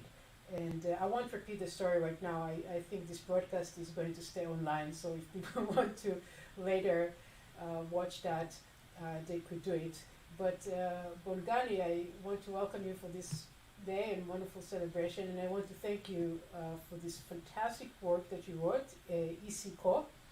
And perhaps you can tell us a little bit about when I first approached you, about the project, about the concept. What was your reaction to it? I mean, first of all, I must say it's been quite a privilege for me as a composer to work with a pianist of your incredible talent and artistic caliber. And I think how new music and all these works happen, it's not only the composer, but it's what the performer does with the work, which I think is way much more important. So I'm very grateful to Yael. I was very excited when I got this, your first correspondence asking if I would write a piece. And I really had never thought about doing anything specifically for the Beethoven 250th commemoration. So your piece just came at the right time. What intrigued me was just the creative vision of how you strung the project together, getting voices, creative voices from around the world that ordinarily would not be associated with Beethoven or be, seen in the current classical music sort of like mainstream. And I come from a culture, African culture, Xhosa culture here in the Eastern Cape, where music is not really divorced from society and what we do. And what this project is not about only music, but it is about promoting a vision of humanity, peace, and how we can all get along together. and how you chose to, I think, highlight all these challenges from various parts of the world that people sitting in New York or somebody sitting in Paris is not quite aware of them, but at least through Beethoven's music and our music, they can be aware of human rights issues and just the difficulties and challenges that some societies and communities and specific groups of people are facing, the difficulties that they're facing. With this piece, South Africa has had this history of violence, stretching from the colonial project and the dispossession of the native black people to, apartheid and, the white supremacist policies that came with apartheid until the release of Nelson Mandela in 1990. Even in that context of, dispossession of native people, white supremacy and the denial of, of black people equal rights, we have another dimension, I think, of violence here, which is gender-based violence. It's pervasive in our society. And it comes from, I think one can only speculate that it comes from rather entrenched patriarchal social structures that we need to confront as a society here in South Africa. Every day in the newspaper, over the last couple of years, there's always a horrific incident of a woman being murdered or facing violence from not a stranger, but somebody that they know in their family. In this case, I think the country was truly horrified. I think in late 2019, when a very young, promising University of Cape Town student, Ndodana-Breen, was murdered while she was trying to collect a parcel at the post office that her parents had sent her. This really brought into sharp relief the kind of violence and that young women face in this country. There was an article about this particular story that appeared in the New Yorker, so some folks in New York might be familiar with this. But it is a crisis to us in South Africa. And as an artist, I needed to do something about it because what else can I do apart from using my art and my ability to be able to write music to bring awareness to this horrible social scourge that we have, and also in a way to make sure that this beautiful, talented young woman, did not die in vain, that we will at least remember her and remember that we are facing this terrible crisis. So I wrote this piece. Yeah. Well, I just, you mentioned the article in the New Yorker, so if anybody is not familiar with her story and would like to read a little bit more about her and the general issue of gender-based violence, femicide in South Africa, I think actually on the project website, on 32brightclouds.com, if you go to South Africa page, I believe that the link to that New Yorker article is included. So if people are interested, they can read a little bit more about it. Bongani, so much of music is connected to the here and now in that way. I feel that you write a lot of music that talks about social justice issues, and I know that you're also active when it comes to LGBTQ issues, and I'm wondering if maybe you can tell us a little bit about that connection between being a musician and reflecting through your art a whole range of issues that you like to bring to the surface. Well, I'm not unique in any way in that respect. Considering, for instance, the context that we're talking about here, Beethoven's 250th birthday. You look at Beethoven's Eroica, you look at the Ninth Symphony. There he is, kind of like putting into the spotlights there the values of enlightenment, of the Enlightenment era. So as an artist, I've always thought that I should really try and live within my time. I should, talk to the issues that are facing us right now, rather than theorizing about music and making it very abstract. There's nothing wrong with that, but it's just not how culturally I was tuned to this.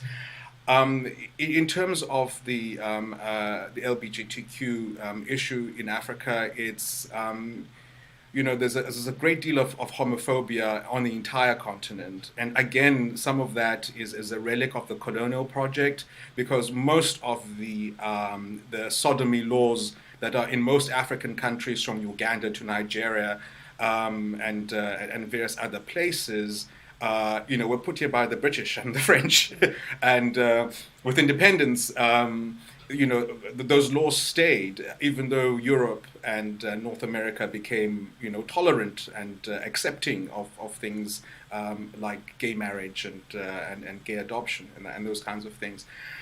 I mean, it's very hard for young people living in places like Nigeria, places like Uganda. And I had a colleague of mine at Harvard, who was one of our fellows at Radcliffe, who, his name is Neil Hovermeyer. I mean, he literally was chased out of Zimbabwe, and there was a big story about it on CNN, because he came out as a gay man, and he became a target. I mean, people shouldn't live like that, people should not live in fear. We should all be enjoying the wonders of this planet and life together, in peace and harmony, Yes. So you've lived in many places. Of course, you are from South Africa and you are back there right now, but you've traveled a lot, and you've also lived for many years in different parts of the world. And in fact, you mentioned Harvard, so last year you were here in Boston. Yeah. And so do you feel, and now that you're back in South Africa for a bit, I mean, do you feel that there is a big difference still in terms of attitudes? Well, I mean, I think attitudes are slowly softening up, and people are slowly becoming more accepting, and I think a lot of that is it's largely the activism, because there's a lot of active lesbian, gays, and trans and other queer people who are refusing to accept the status quo. I'm reminded of the South African artist Zanele Moholo, who actually has a big exhibition at the Tate Museum right now. And I mean, her photographs about the black body and about the plight of lesbians and trans people throughout Africa. And I think the more of that message is being articulated, and I think the less people are being intolerant. But I mean, there are still, people facing real danger on this continent because of whom they love, or the way that they choose to express their love and their gender. Right. Have you written, I don't know if you've written any works that specifically address or are dedicated to these issues? When I lived in Toronto, I lived in Toronto for 10 years, I think from 1999 till about 2009. I had the privilege of working with a Canadian filmmaker, John Grayson, on an ensemble and multimedia piece, with projections. And one of the themes was, talking about gay rights in Africa, and this one particular activist, Simon Corley, who's passed away now. But I don't know, I can't separate my art from things I feel strongly about. Of course, and one shouldn't. No, thank you. And this project and this piece falls so much, in that spirit of activism. And I wanted to ask you about the title of the work. This is very much a piece that incorporates Beethoven into the world of South Africa and in general African musical materials and their African ritual too. I mean, the piece is called Isiko, an African ritual for ancestral intercession. Maybe you can tell us a little bit about what Isiko means. Well, the word Isiko itself, Isiko, is my native language, Xhosa. It means a ritual, and it usually means a ritual that connects us with the ancestors somehow. So in the subtitle of the piece, I expanded on that, I think, explanation. I said, an African ritual for ancestral intercession.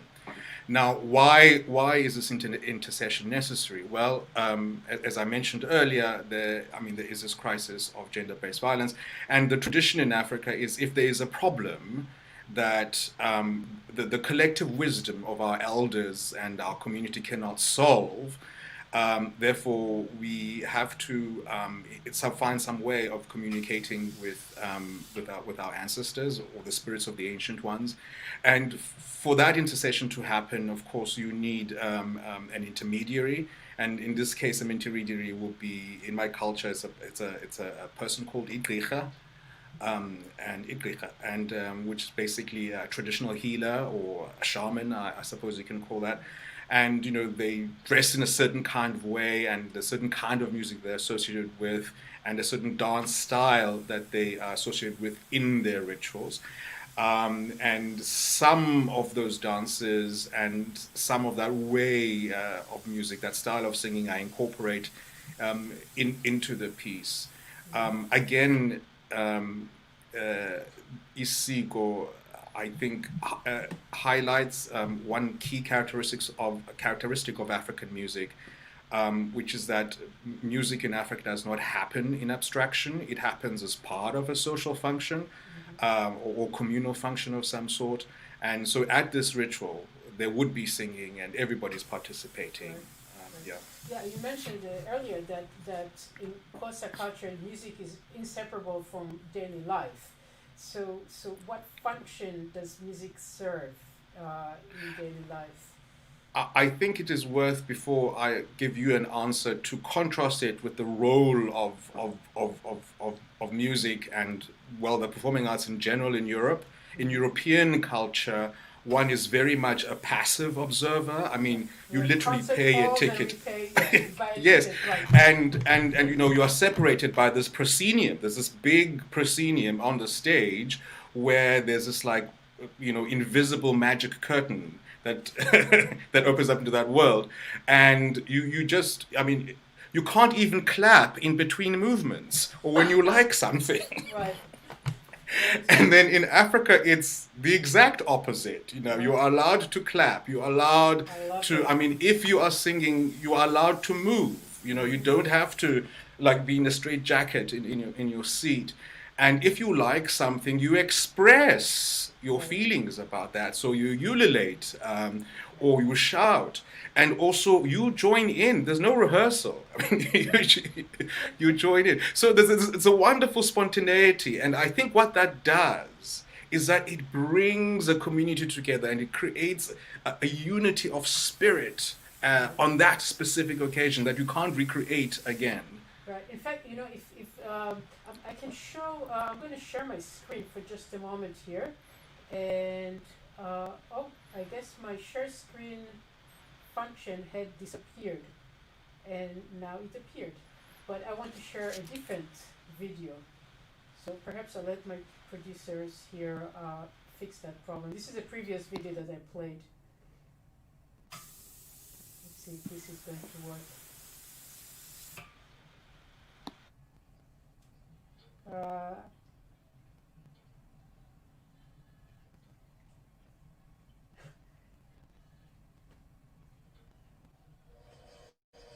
Are we able to see that screen, or we were just able to hear it? Let me try one more time, and if that doesn't work, we'll... No, I guess it doesn't work. Okay. Were you able to hear it at all? Bongani, no, okay. I think the share screen function is not quite working at the moment. But in any case, I just wanted to play a little bit of a sample of exactly what you were talking about, which is the community participating kind of very organically in this unrehearsed music making, and just very free to express themselves with the reaction as the music happens. Yeah, so this is a very, very different kind of culture. And in your piece, of course, you bring some of those influences from Africa into the work that is very much written in such a way for the Western modern concert stage. So we have this particular integration. I thought maybe I'll play a few samples of this. This is the very opening. So this would be the I suppose the diviner introducing the ritual. That's the main material for the work.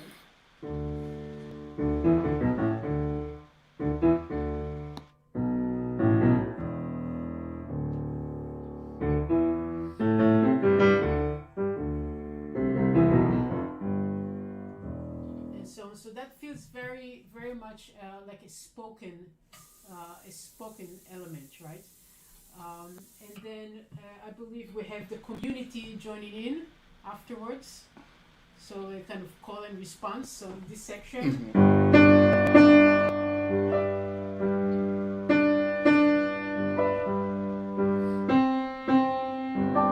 So that goes back and forth. May I ask the producers to just leave the picture of both Bongani and myself? Even, yeah, thank you. It was just for the demonstrations until I perform the complete work. And I'd also like to show just a little bit of the way you use the peace motif here. I think you told me on a different occasion that you kind of grew up with some of these choral compositions and choral musics, and so the Mass and the Dona Nobis Pace were material that were very familiar to you and very natural to integrate into your music here? Well, I mean, I grew up in. I think that they're about to play the link. Should we listen to the link first? Let's see. I gave them a link that I thought would actually be much more relevant. Oh, perfect. Can we play that? I cannot hear it, I can just see it.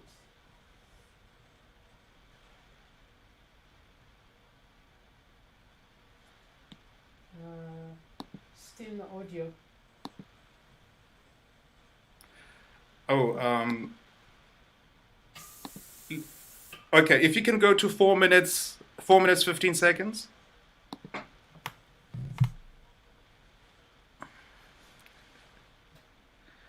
And start from there, yeah.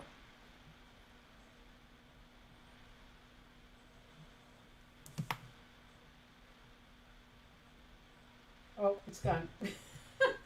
Oh, okay. because there's a lot of talking, and then they start performing around about 4 minutes and 15 seconds. But one thing that was so useful, I'm hoping we can actually have that clip back up again, was just to show you the costume, what a diviner actually looks like. So the lady who was standing up in the middle is actually a diviner, and that actually is that sort of ritual. I think something is coming up. Okay. So if you can maybe stop playing.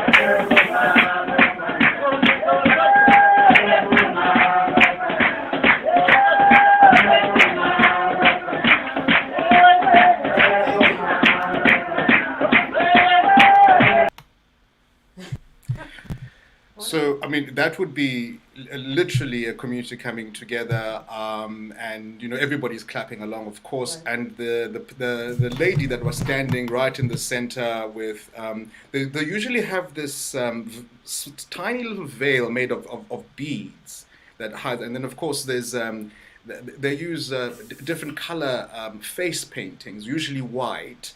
Mm-hmm. And you notice a stick that they carry, that little baton or some sort, and at the end of the baton is usually some like a tail of an animal, is a sort of like a whisk or something like that. But I mean, it doesn't do it justice. Just watching it on the internet, you actually really have to be there and yeah, and taking the costumes and taking the dancing and the clapping. Right. Perhaps we should invite, since we are on the internet though, and we are not in a traditional concert hall, perhaps we can invite our listeners when I perform your piece soon to just respond in any way they feel, you know, in their own private homes. They can move, they can dance, they can clap, and it's kind of funny, you know, that now that we are actually separated because of, well, thanks to, in some ways, the internet, that we can do this, but we are not in an actual traditional concert hall, so people can respond in any way they wish. So please feel free, listeners, to respond any way. You don't have to sit at your desk very seriously listening. So yes, I just want to show a little bit of what we did with that fist motif. So we have an earlier instance of it, but one of the times that I find so incredible, just the texture of it, is when you put it all the way up at the top of the piano, and it's in tremolos, and it's very kind of heavenly. And so we have, this is the motif. And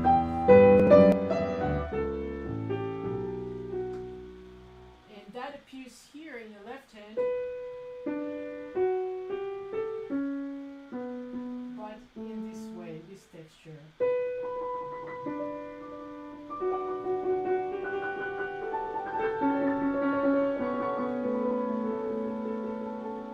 Such an interesting kind of color, such an interesting world, and that contrasting immediately following this section with this particular treatment, which brings together the peace motif in octaves in both ends, in the outer voices, whereas in the inner voice we have that opening material from the Divine that I just played before.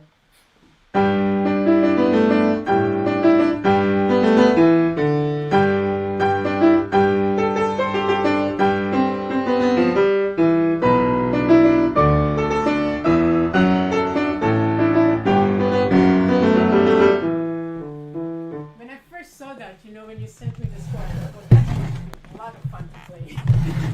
And it is. Well, I mean, it's a very difficult piece, and you do it so effortlessly. But in that particular series, in that particular example that you played, you know, I have the piece motifs you said in the extremes of the piano, and the middle voice, the alto voice. is that theme of the divine, you mentioned, I don't know if I can make a request from you. Sure, absolutely. There is there's only one request you cannot make, which is, can I play your composition right now transposed into a different key? I don't think that's one that comes to mind that maybe we shouldn't do right now. But anything else? Well, there's that motif, da da da ba ba ba ba ba ba dee da. You know, if you could just play maybe like 15 seconds of that, because it alludes to the dance that we were talking about. You know, that da da da da da da da. Yes. You can show us how to dance the correct.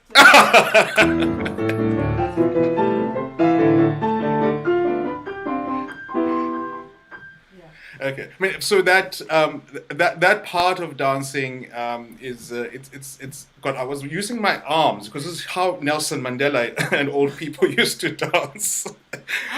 Anyway, you know, we're talking about the sort of like dances that are done in rituals, and this particular one is called umklenzo, which basically would be, you know, a lot of, you know, you're stomping your body like this, da da da da da da da da da da. And you know, there's all this expression that you do as well. I mean, this piece, as you know, is not. I mean, it's African music, but it's through, of course, a classical music lens.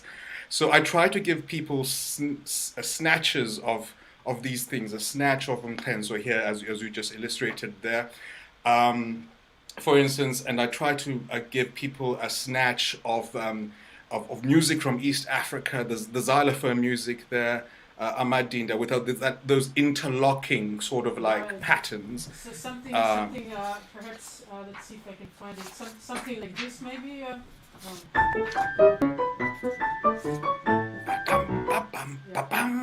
Yeah, that kind of stuff. And I mean, even that itself is very dancey, you know.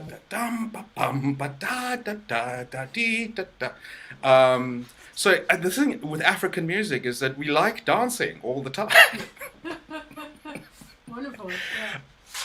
Yeah. And then there's one other motif, which is basically, I think the easiest example to bring up on this one is maybe the last two bars that dam ba da dam ba da dim da da bam bam bam ba da dam ba da.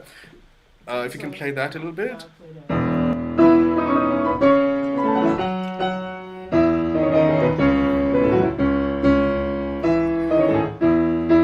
Okay, so that pattern of bam ba da dam ba da, that's actually a pattern that's commonly used by an instrument from West Africa called the kora, which is actually a lute harp. I think the more I talk about this music, the more people are going to find out how much I steal from Africa. So I think I better shut up. I think it's how much you are really giving a tribute to the great wealth of music, and all those wonderful sources of traditional music and instruments that are available there, and that generally don't make it to the concert stage here. So here, meaning in the U.S. and Europe, I think this is just a wonderful work, and I'm enjoying it so much. It is a challenging work. I think just physically, it's a virtuoso piece, which is very appropriate. I mean, it's connected to the Hammerklavier Sonata, which is perhaps the most kind of physical work of Beethoven's piano sonatas. So even on that level, I feel that the works are connected. And I will mention for the listeners, so the Hammerklavier Sonata is of course this piece. And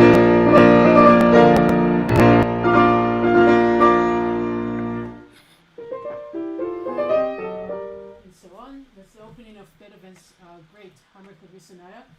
And Bongani, you chose to reverse it. So that means... Yeah, to invert it, yeah. Invert it. So all that energy and all these big gestures and are turned into this in your piece.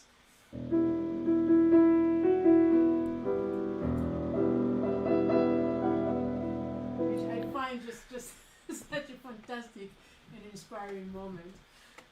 But I mean, it's also for me. It felt like we are hearing the Hammerklavier, but from this vast canyon of culture and distance. It's far. We know that it's there, but it's this thing. It's far away, but its presence is there. Right. Yeah, it's fantastic. So perhaps I'll play your piece now in completion, Isiko. And then if there are any questions or further comments to make afterwards, we will do that.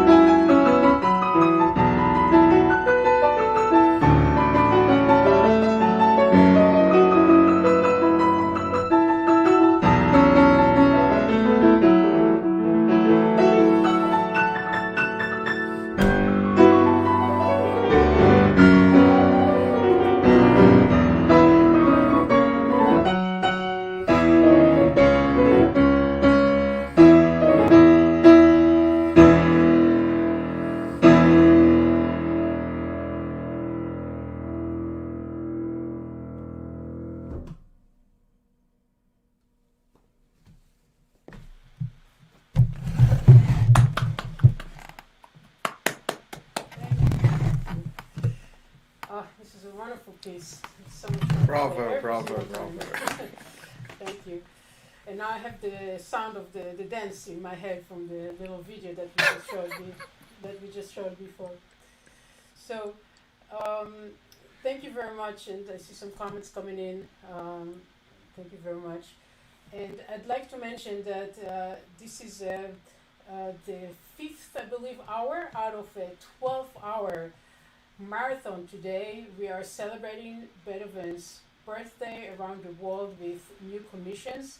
All these pieces were written for my project, 32 Bright Clouds. And if you are inspired by the new works, if you'd like to see more new works, I'm about 20 pieces out of 32, so there's more commissioning to be done. And if you'd like to support the project, if you are able to contribute, if you are inspired to take part, please visit the donation page of the website. It's 32brightclouds.com/donation, and you'll have different options there. Even a small contribution would be very, very helpful and much appreciated. I think there's an option for a tax-deductible contribution. The project is partnered with an organization called the New York Foundation for the Arts, so you're able to make tax-deductible contribution through that. And we have Venmo and we have PayPal, so all those different options are possible. And so I want to thank all of you, the listeners. I want to thank Bongani. I don't know if is there anything else that you would like to share with the audience before we end our segment? Well, I would just, first of all, thank you in front of everybody for having this vision and also, acting through on this wonderful vision, bringing everybody together. I think the more important general last statement I would like to say is that it is so much, it's so important that classical music be a living art form that is inclusive, that reflects the diversity of this wonderful, interconnected global community that we are part of.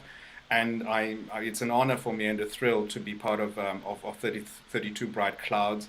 And I think the more diverse and more inclusive classical music is, the more it will thrive and live and reach more people. Thank you.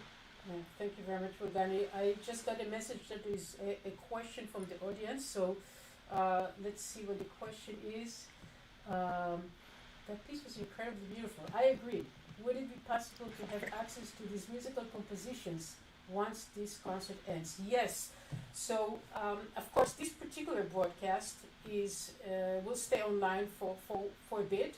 I think, especially if you're watching through the YouTube link on my channel, that will stay there for a little while. And the whole cycle of new compositions is in the process of being recorded for commercial release. So those recordings will be available, and I'm sure that at some point the composers will have all these works published. So for other pianists and other musicians, my hope has been right from the start that these new works will become part of many pianists' repertoire, and that they are here to last, and that they are here to inspire new ways of writing music and new ways of thinking about music. So answer is yes, and I expect that there will be a live performance. It's not posted yet, but on my YouTube channel of this particular work, Isiko, we will post a live performance of it sometime, I believe, next month in January. It will be available. So Well, thank you very much. Thanks again, Bongani. And we will continue on there in about 15 minutes at 2 p.m. Eastern Coast Time. We will be joined by Sidney Boquiren from the Philippines. And until then, well, we will have a different movement from Beethoven's Ghost Trio, performed by my trio, the Weiss Stumpf Trio. I think we have time for perhaps the third movement of the piece. So I will ask the producers to please add that right now to the broadcast, and we'll take a little break, and we will meet here again live at 2 p.m. Thanks again. Thank you, Bongani. Thank you, Yael.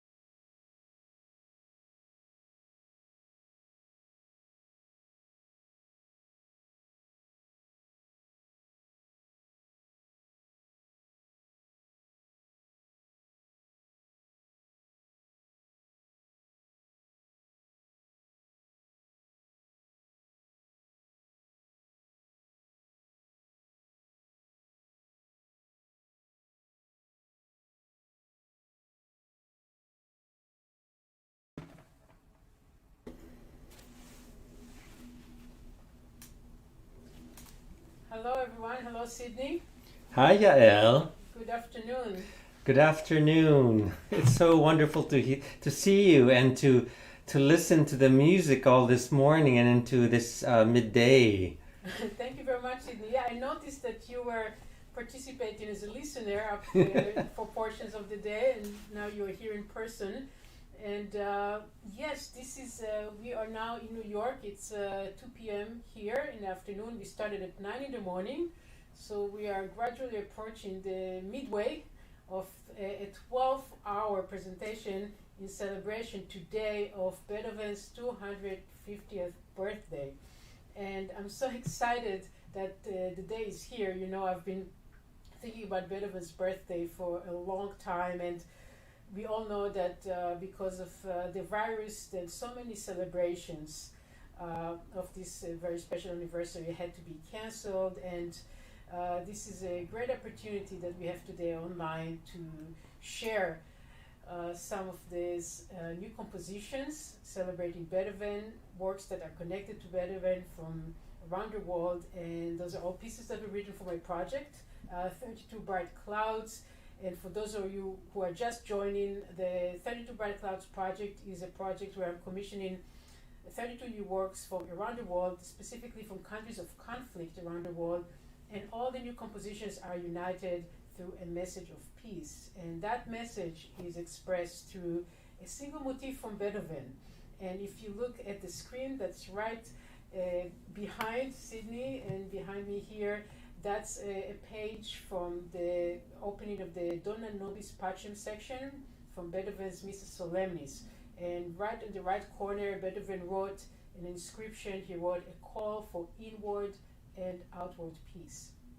And that message is at the heart of the 32 Bright Clouds project. So we are using this motif, the Dona Nobis Pacem motif, in all the new compositions from around the world. And it's also 32. We are celebrating Beethoven, and as a pianist, Beethoven's 32 piano sonatas are the bread and butter, right, of the repertoire, or the meat and potatoes, depending on your preferences. And this is something that I lived with and grew up with, and this is a way of bringing Beethoven to the here and now. And Sidney is here joining us today with a wonderful piece that you wrote for the project called Unheard Voices. And I thought maybe perhaps first you can tell us about yourself a little bit. You were born in the Philippines, but you've lived in many different places throughout your life so far. So yes, I was born in the Philippines. I grew up there. But when I was 11 years old, I think it was, I moved to Saudi Arabia with my sister and my mom. My dad was working there as an OFW. Filipinos will know what that means right away. And then after middle school, I then moved back to the Philippines to finish high school at the international school in Manila there. And then I received a scholarship to go to Butler University in Indiana. So shout out to the Bulldogs of Butler University. And then graduate school at Duke University. And then eventually, after 1 year postdoc at the University of Pennsylvania, I took a position at Adelphi University out in Garden City in New York, out in Long Island. And I've been there since. Yeah, that's wonderful. So as a kid, you grew up both in the Philippines and also in Saudi Arabia. Do you actually speak Arabic at all? Very little, just enough to be polite, enough to say yes, no,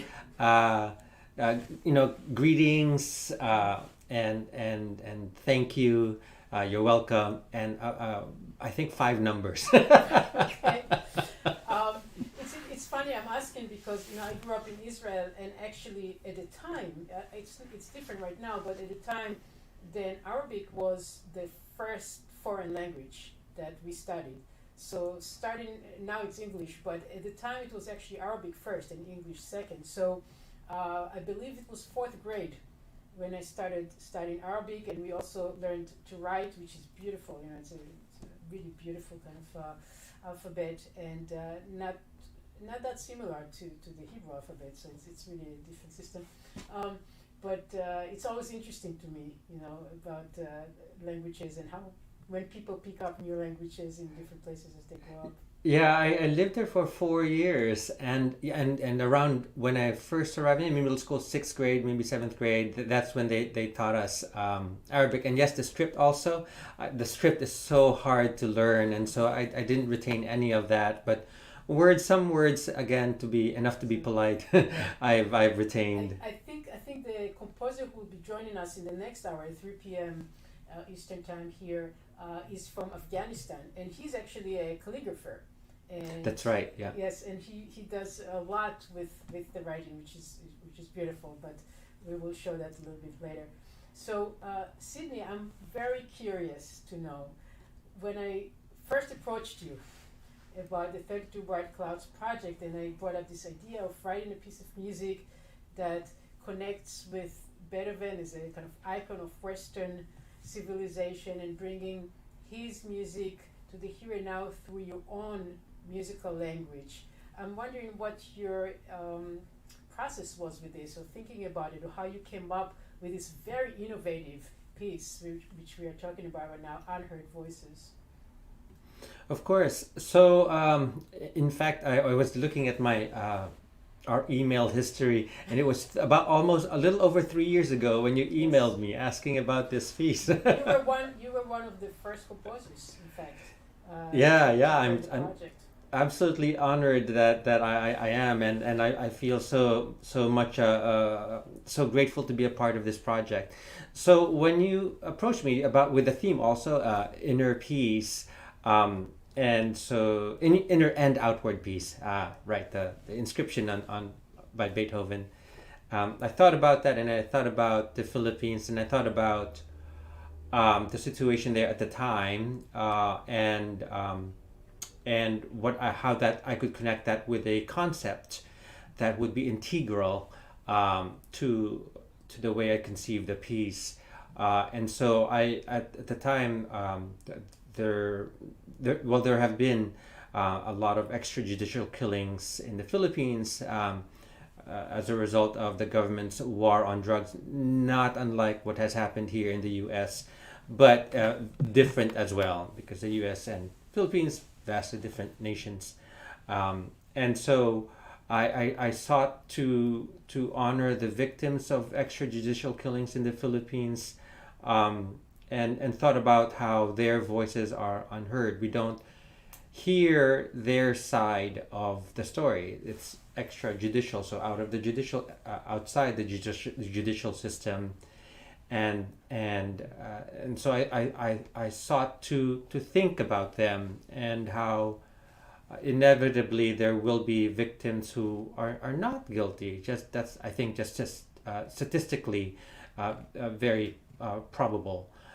So then I thought about, well, what can be unheard in a piece of music that can signify that can connect to that.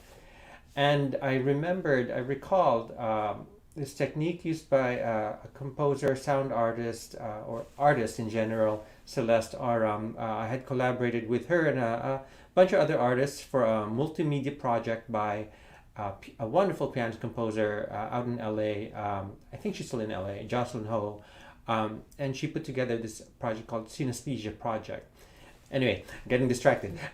Celeste's piece for the project was a work for Jocelyn, and Jocelyn put on earphones and played a piece written by Celeste while listening to Bach. So that stuck to me because I'd never seen this. I think this was 2014, 2015. Mm-hmm. And so I thought there's something there. And then also I worked with your guideline of being inspired by a specific Beethoven sonata, and I knew right away which one. And this was a sonata that I'd studied in undergrad and analyzed quite a lot, deeply, to gain a better understanding. That's the early D major. Correct. Yeah. Correct. Yeah. So this is just for our audience here. This is the scale number 3, sonata number 7. It's like this. That's the first movement, but that's the first movement that you are using.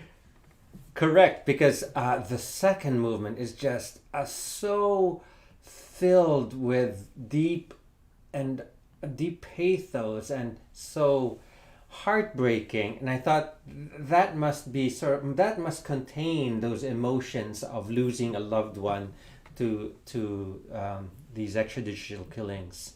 So this is the second movement.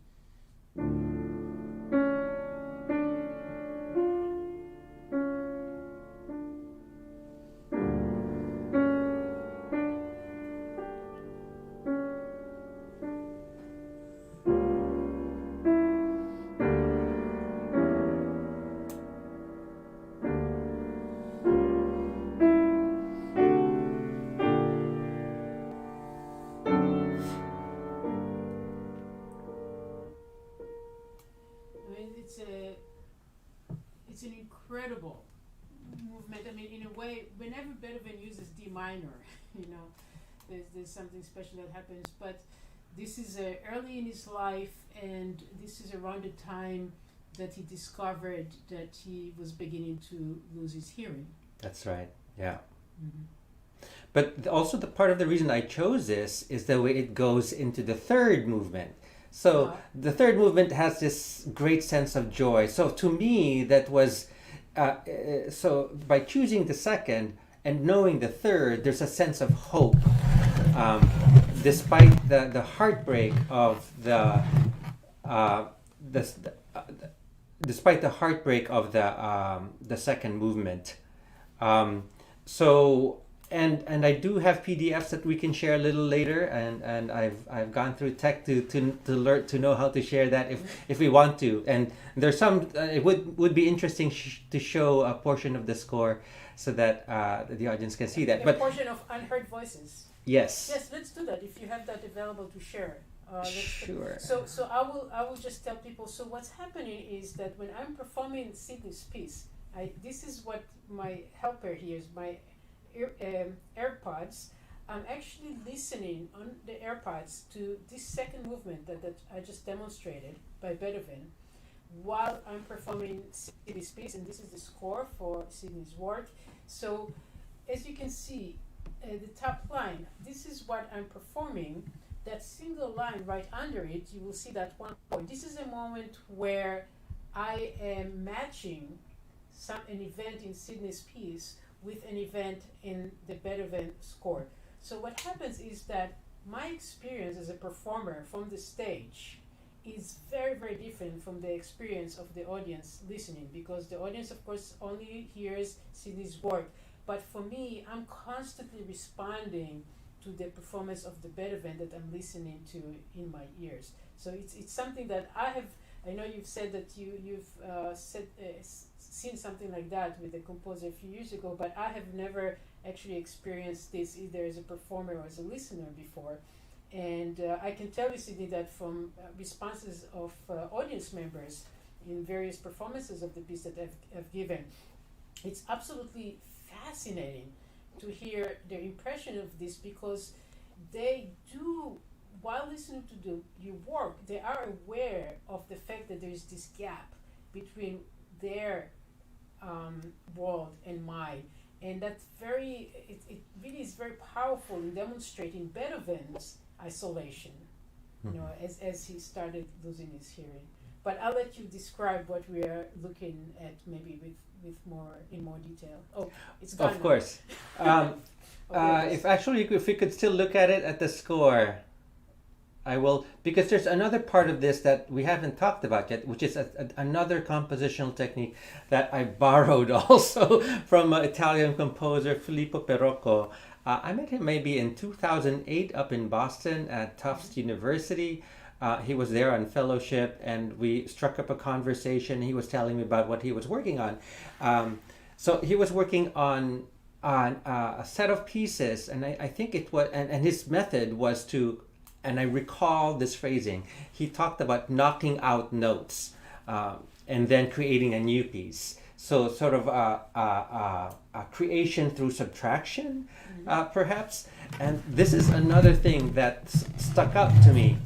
So what I did with the Opus 10 number 3, the second movement, and you can see these chords in the bottom, right? So I took out a lot of the Beethoven and then just used certain moments where the piano would align with the Beethoven sonata, like so.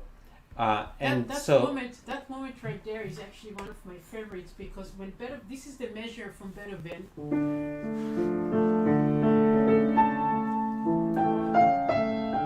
And it's so expressive, and Beethoven writes reeds forzando. And this is the same moment in your piece. This is what it sounds like. So we have that gesture, the same as the Beethoven. Expressive, reeds forzando as well.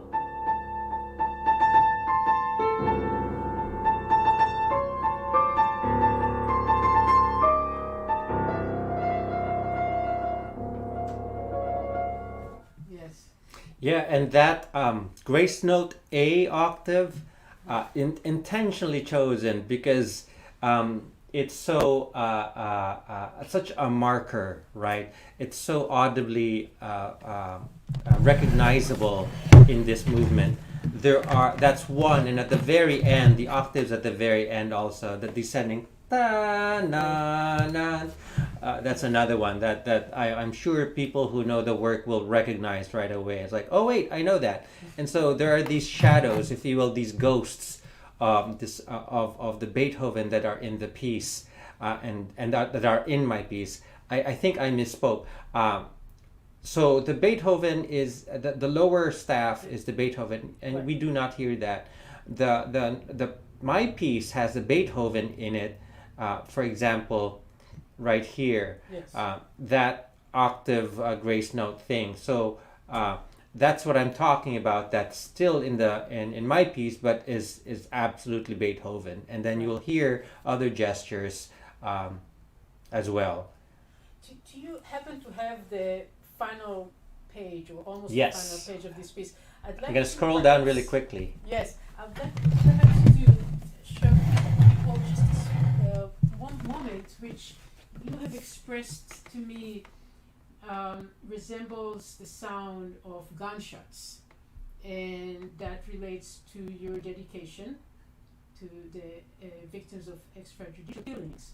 So there is something towards the end of the work where I'm actually playing clusters at the very bottom of the keyboard, like this.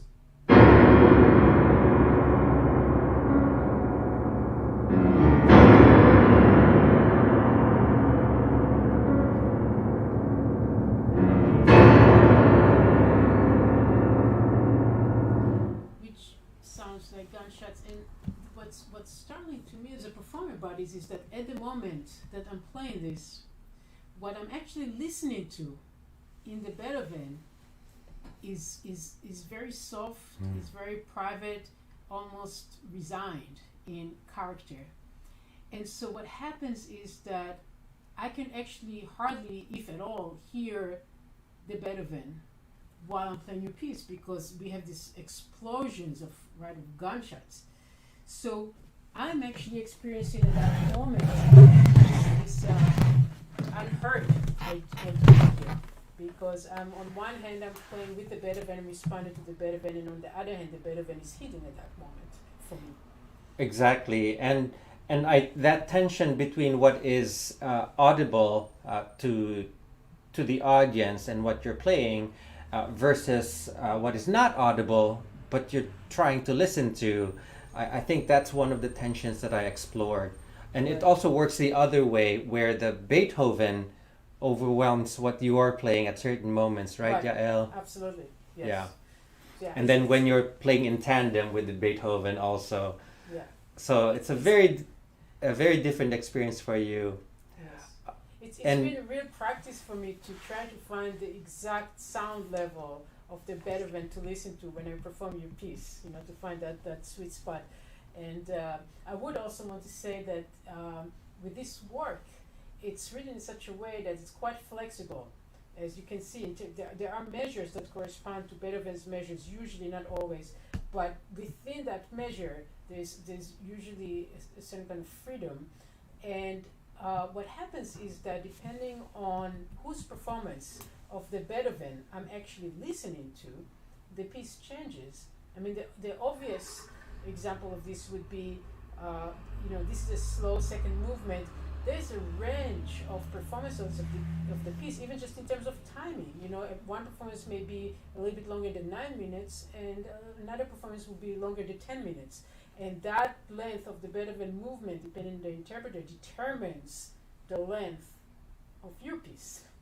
So and I would piece is kind of fluid in that way. I would also say, not just in terms of duration of my piece, but the way you play the piece is very different depending on which recording you're listening to. Right. Right? Yes, absolutely. Yeah. So, I mean, it's really, there's something truly innovative here that I love, and I'm looking forward to many performances of it, based, with different Beethoven that I'm listening to. I wanted to ask you. So, I've heard several of your works, and I know you're influenced by different things in your music, and I'm wondering what place issues such as the here and now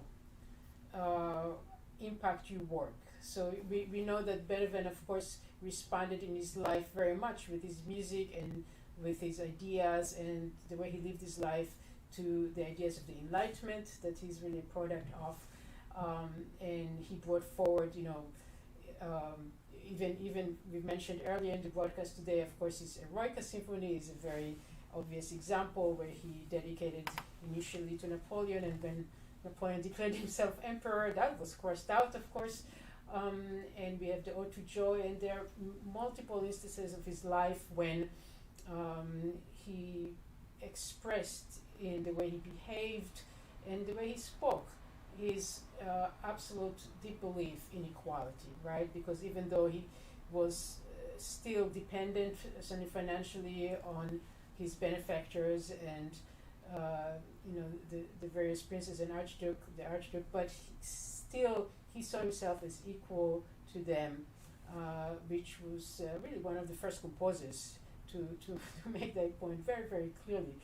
And I'm just wondering, for you as a composer, how you feel about the connection of being a creative artist and the environment that we live in here and now, and how issues such as various social justice issues show themselves in your music. Yeah, thank you for asking that question, Yael. So even before you approached me with this project, I had already been very much involved in creating works that addressed or responded to contemporary social issues. I think one of the earliest ones I recall beginning to write is a set of quartets, which I call Book of Mourning. So I haven't finished it yet, but there are projected quartet of quartets. So there's a saxophone quartet, a string quartet right now, and then a quartet of 2 pianos and 2 percussionists. And so these are intended to mourn the loss of lives through various tragedies, including the massacre at Sandy Hook, which at the same year also was the Superstorm Sandy, which struck New York, and the kind of devastation that left. So, and then works that responded to gun violence. I recall one work where I was very much inspired by the Marjorie Stone Douglas High School in Florida, and I used the names of the survivors. So again, this is me being hopeful, and the survivors were very outspoken against gun violence. So I was very inspired by them, and so this work is the third in that set. And more recently, I wrote a quintet for counter-induction that is called 5 Prayers. And this is just, again, me being hopeful and sort of, it really is me as an artist trying to engage in dialogue, trying to participate in the discourse around social justice issues. I'm not the kind of person who's comfortable going to protests for various reasons, beyond just physical injury. But I do feel a responsibility of using my voice however way I can in order to contribute to that dialogue, in order to be able to say my part, and also to raise issues around whatever's those concerns. I would also highlight a chamber opera that I co-wrote with librettist Daniel Neer, called Independence Eve, and this I really one enjoyed that. I remember watching it. I think you had a Facebook Live. That's cast right. that Yeah. included that, yeah. Yeah, and thank you for being there. And so I was very grateful to collaborate with him on this work that comments on racial matters through the lens of time, because it's set in 3 different time periods. So. Right.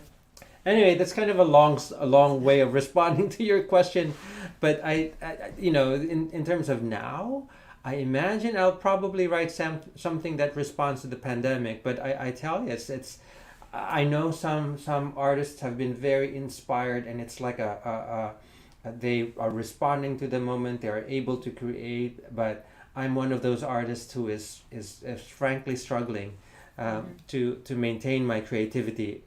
Thankfully, it's not completely dry, but it's a struggle right now. This is an interesting point because we haven't actually talked about it yet today, but in private conversations that I had with many of the composers who are joining us for this Beethoven celebration, people have told me very different ways in which they have responded as creative artists to the closures, to the pandemic. And on one hand, some composers have felt that this gives them the opportunity actually to shut the door, be on their own, fear distractions, and tackle large-scale projects that they were never able to really have the kind of private time to do.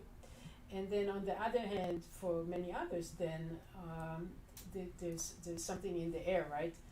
There's a kind of stress and tension and newness so many things that we all need to adjust to in our personal lives and creative lives, and of course their performances are taking new shape, if at all, with so many cancellations. So for others, I think they're waiting actually, kind of, and perhaps you're one of them, to have a little time to absorb those last few months and see what happened.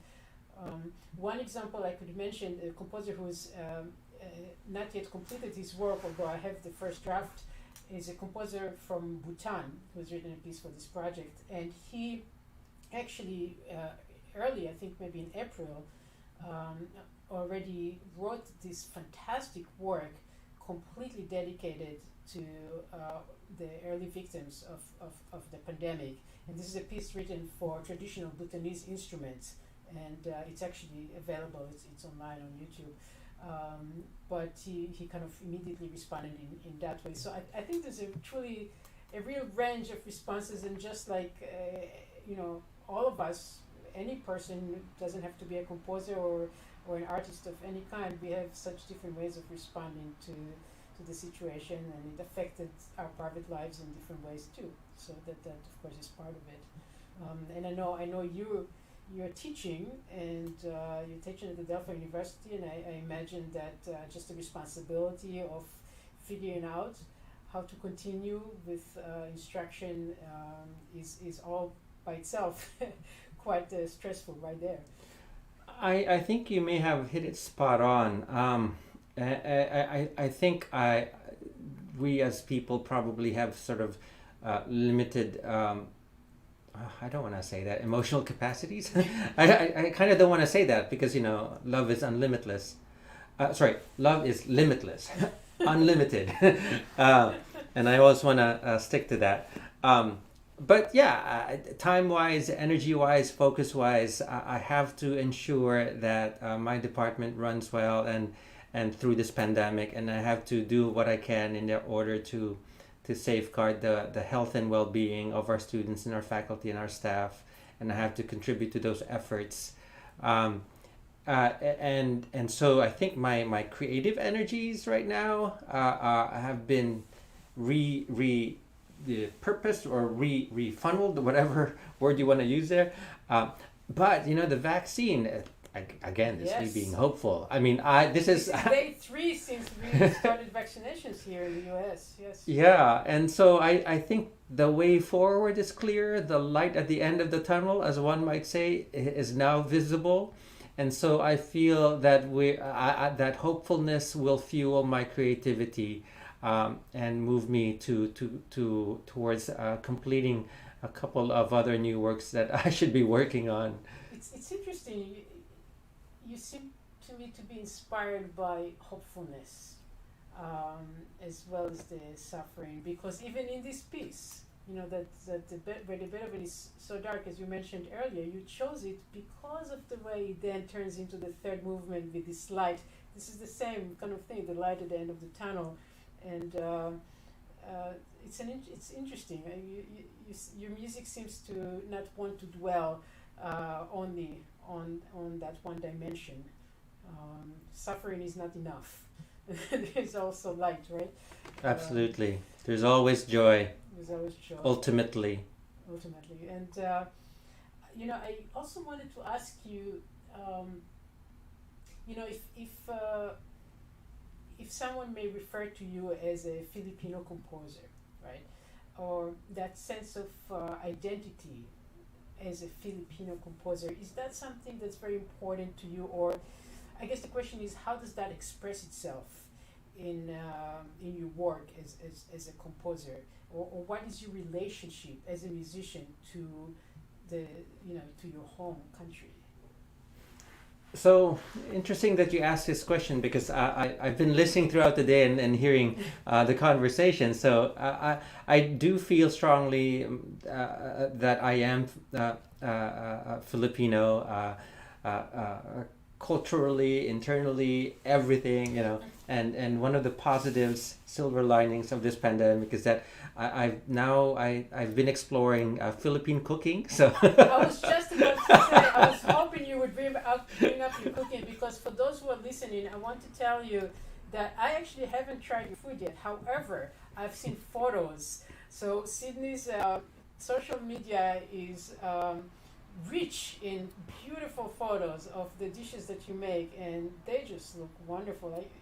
I hope you'll invite me for dinner one day when this pandemic is over. Post-pandemic, exactly. Yeah, absolutely. You are invited. It'll happen. And so I know it gave me the opportunity to reconnect with my roots, and I'm so thankful for that. A silver lining, as we've said, and so I take pride in being a Filipino.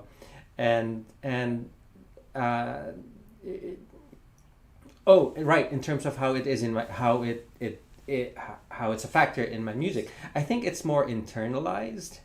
The sort of principles and values, the principles of unity and family, the primacy of the family, for example,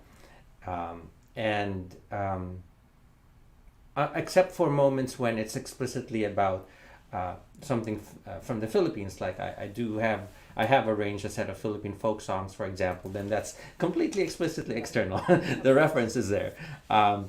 And once in a while I do sort of insert little references, but it's all for me and not for anyone else, really. Okay. Yeah, that's wonderful. So perhaps this would be a good time to perform your piece. I'm actually going to show a pre-recorded performance of your work. This is a pre-recording that was made for recital just a couple of months ago. This was presented for the Smithsonian Institution in Washington, D.C. So I'll ask our producers to play Sidney's Unheard voices, and you will see when the video begins, the process of me putting in the AirPods and how the work begins, and I'm in a different world from what is audible to the audience. So we will start that video now, and then we'll come back live. It's about 10 minutes long, and we'll take any questions that may come in the meantime.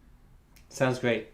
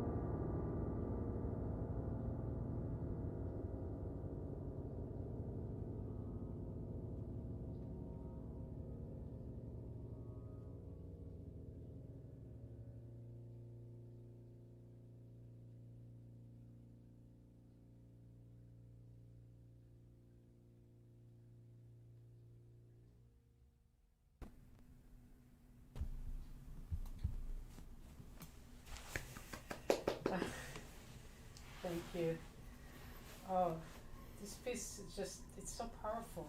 I just love performing it, and I was kind of imagining the Beethoven Sonata as I was listening to it, and I think I may have told you this before, Sidney, but there's something about your work that had transformed the Beethoven itself for me. So now, when I actually perform the Beethoven all by itself, unrelated to the project and to the new commission, just the Beethoven, sometimes I hear moments from your piece. They've become this siblings from your twins.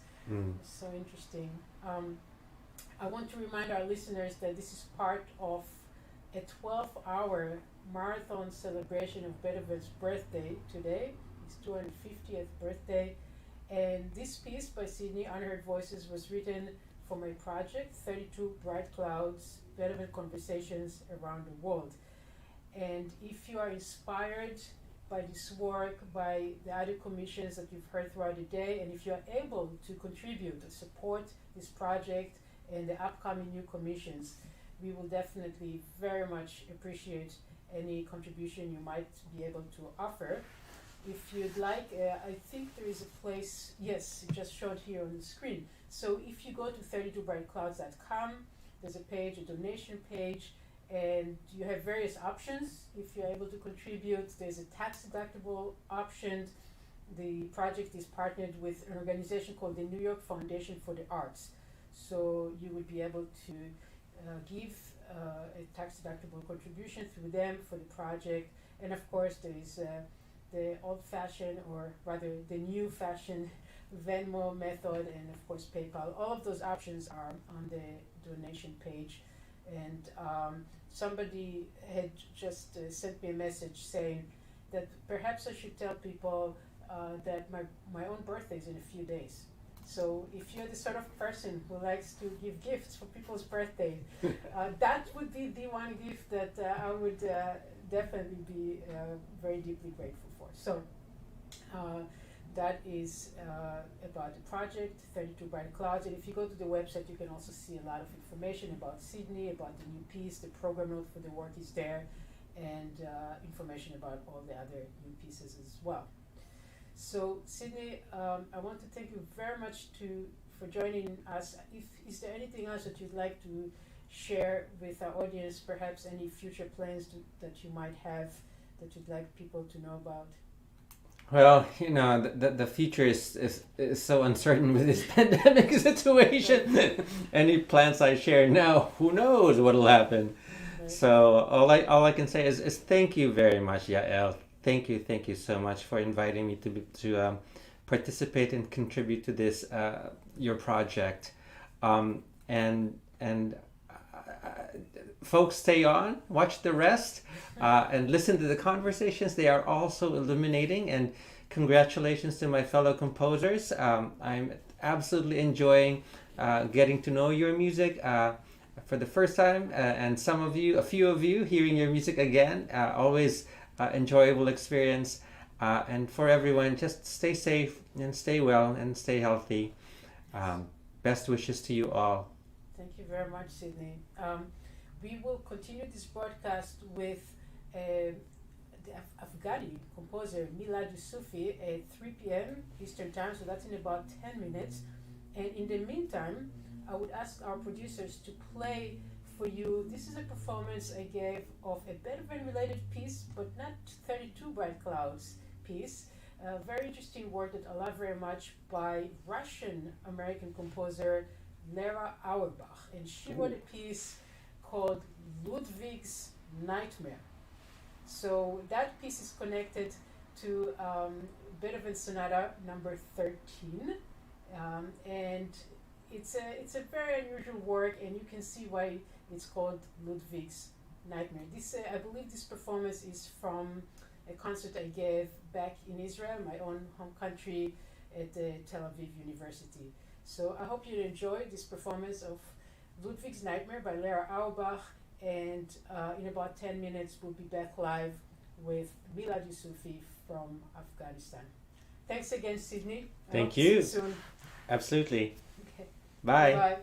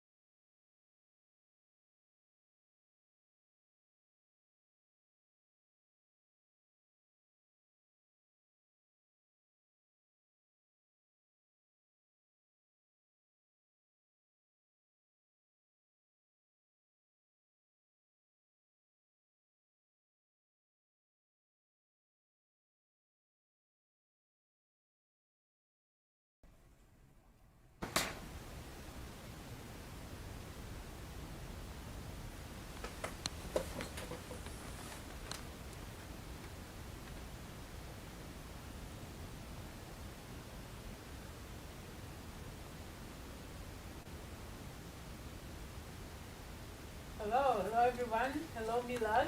Hi, Yael. How are Hi. you? It's wonderful to see you. Likewise, likewise. So nice to see you. This is the halfway point in our 12-hour celebration of Beethoven's 250th birthday today. It's 3 p.m. on the East Coast, and we started at 9 in the morning. We'll continue until 9 in the evening. And in this celebration, I'm joined with all wonderful composers from around the world. These are composers who have written new works for my project, 32 Bright Clouds. And right now with us is Milad Yusufi, who is from Afghanistan, but right now is joining us from New York, and I believe that I'm seeing paintings behind you, which must be your paintings. Yeah, that's right. Some of my new paintings I did. So Milad is not only a wonderful composer, but also a painter and a calligrapher, and we will be able to show some of your paintings today. And first I wanted to ask you, you were born in Afghanistan, and one of the fascinating things to me is that you were born at the time of Taliban rule when music was actually banned. And yet you became a wonderful musician and wonderful composer. So maybe you can tell us a little bit of how you managed to develop that interest in music under those conditions. Yeah, thanks so much. Very interesting question. Actually, I always believe that if one has a passion about something, I think that's a very positive start. So I always had a passion about music, and obviously art. So when I was 2 years old, I started painting like intensely, and when I was 4, my father realized that a normal person perhaps might not be able to paint or draw that much. There must be something, in me that my father kind of sensed it from the very young age, and he enrolled me actually in a calligraphy course because painting was also forbidden at that time. So I joined. So calligraphy was an acceptable form of creative activity. Yeah, that's true. Only calligraphy, but also they had their own restriction what kind of calligraphy it should be. But some of the courses also taught painting kind of secretly or drawing secretly, along with calligraphy. But I was pursuing calligraphy, and then I was painting by myself at home, and I always had a passion about music, so I was drawing piano on paper and pretend to play and imagine the sound that's coming from that paper. So that's how I started kind of see music from imaginary music from that, and that's how I started music. Imaginary music, which later on, when I enrolled, there is one music school in the entire Afghanistan, which is in the capital where I live, Kabul. So after I enrolled, my father enrolled me into that music school. I started training. I think it was also a self-taught because we didn't have a teacher, a professional teacher who taught us. So and then I had finally my first teacher when I was 15 years old from Italy. Wow. Yeah, I think it's quite late here in the Western world for Yes. someone to start. But at that time I realized that, I have a train to catch and I have to run and practicing a lot. Every day and night to kind of to catch that train or the bus that I was missing. And luckily after 3 years I could attend competitions. I had my first competition in Germany, Frankfurt, and I was a semi-finalist and I got the 3rd place, and I had my Europe tour afterwards, and my music journey started. Right. That's incredible. So, of course, you were in Germany. That's the home of Beethoven in some ways, and but you've encountered Beethoven much earlier in Kabul, right? Do you remember any of your early experiences or memories of hearing Beethoven as a kid? Yeah, sure, that's a very good question, because first when I was in Germany, I was staying at Beethoven's Hotel in Frankfurt. Really? Yes. That's a nice And coincidence. then the hotel name is Beethoven in Frankfurt.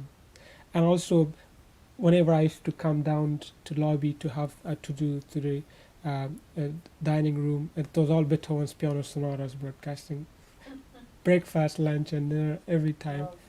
And I used to sit in the lobby and kind of read, and then I could hear Beethoven sonatas there too. And actually, my earlier interaction with Beethoven, it's a very, very interesting because I used to hear Beethoven's full release in an ice cream track that was coming in Afghanistan on the streets. I think that's international everywhere. Yes, Because yes, here- that's here, true. And I heard for a reason in ice cream trucks in Israel as well. So That's so interesting. I thought that's international. Also, when the big tracks used to reverse like in the back, they also have full release. So Really? it's kind of like a warning tune that okay, the car is coming.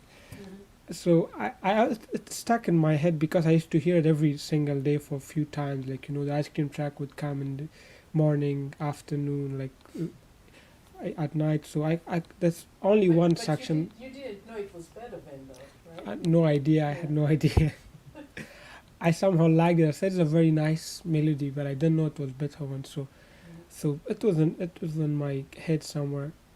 So when I had my first interaction with a real piano, which was an upright piano in the school. By the way, we had one piano in the entire school, and we were like 45 or 50 students at the piano studio.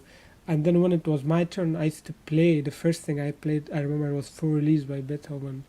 I played it by ear, and I was so happy that oh my God, I could play Beethoven's Full Release. Only the first theme was da na na na na na na na, and I was so happy. I was feeling so proud, and I was feeling I'm so virtuosic because I could play this, and then I improvised later on the left hand a little bit, which was totally different than what Beethoven wrote, Right. and then that's how I started my Essentially relationship with Beethoven. Yeah, and essentially composing as well because you improvised to Beethoven. That's true. That's true. What was your reaction when we first talked and I asked you about writing this new piece that has this message of peace in it and is connected to Beethoven and yet is your music? What was your process of writing this new composition, which is called, by the way, Willow? Yeah, sure. So this, when I heard about your wonderful project, this 32 Bright Clouds, it was a wonderful opportunity for me as well in order to compose because I feel a strong connection with Beethoven in a way because as I believe he was a very deep person, a very deep personality, and he also had, he was described as a tough person. Someone like a eccentric person or some, A but rough exterior. exactly with a rough exterior, and but on the contrary, he had a very soft heart, and he had a very kind personality inside, which one can notice when one reads the letters by him. How beautiful, how kind he writes. It shows how deep he had a feeling. So for me, I always felt a connection playing his music. So when I played the first or the third sonata by him was Moonlight Sonata. That the recording is also on YouTube. So I felt like how could one compose such a deep piece? If you play that, even the Moonlight Sonata for a animal, it shows a reaction. I saw some videos of when someone was playing Beethoven. The Moonlight for a child was crying and kind of was in a state of shock, and now I'm playing the first movement of it. So I was always wondering how could a person write so strongly.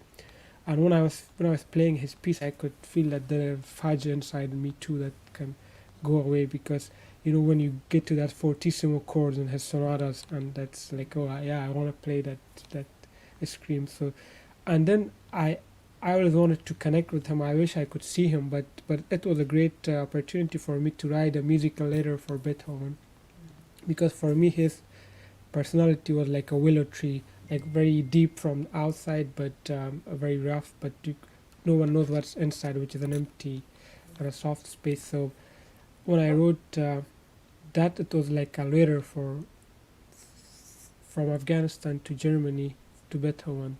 That's how I feel about him.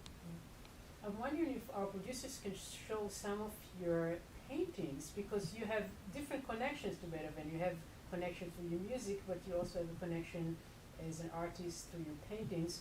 So I believe we have 3 samples of you paint. No, that's a different one. That's not Beethoven. we will show that picture too. But here's one. This looks like a very young Beethoven that you created. How was that painting done?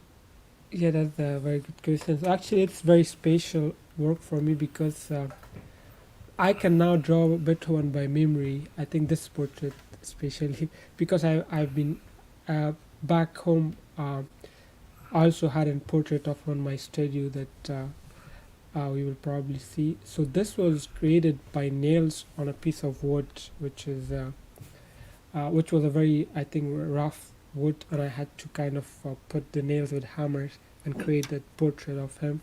Which this was done when you were still in Afghanistan. Oh, actually, no. This was done when I came to United States. It was my second year. Yep. Okay. Maybe we can see one of the other paintings. Yes.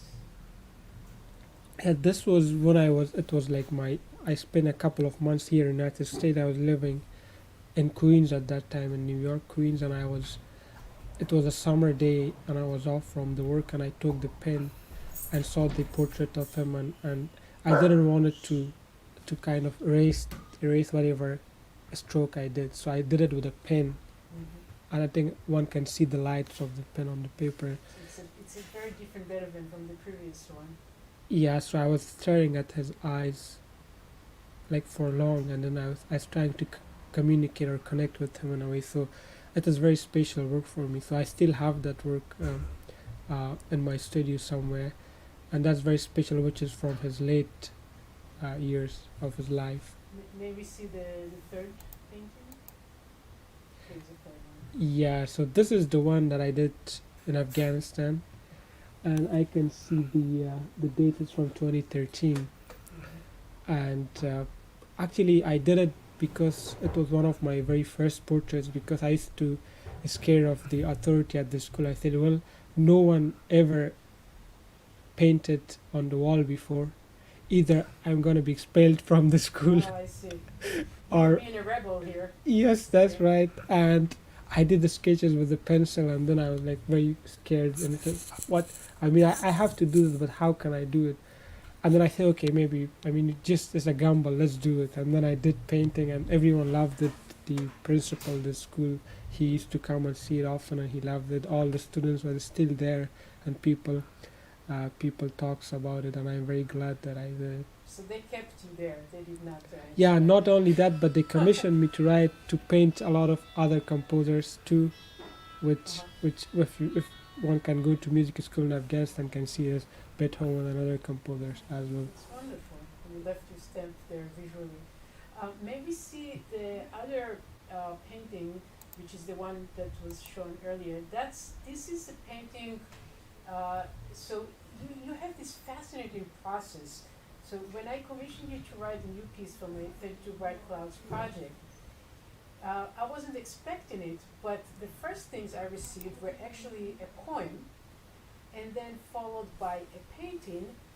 And the painting, this is the painting is titled Willow, just as the musical work. And the poem was, really the poem is the dedication of this work, which is to your mother. So perhaps you can tell us about your process of a poem, a visual presentation through this painting, and a piece of music, all working together for you as one creative impetus.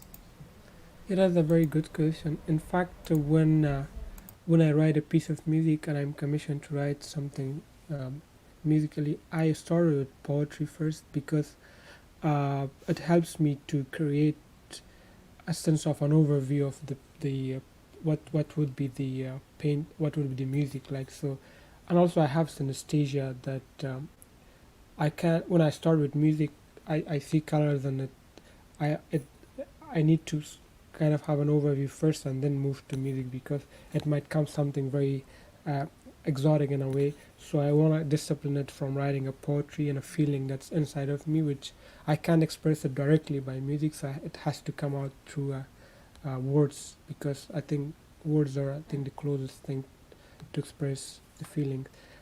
Um, I mean, in a way, for the word to understand. So I use words first, and then after that, I use colors, and then that painting.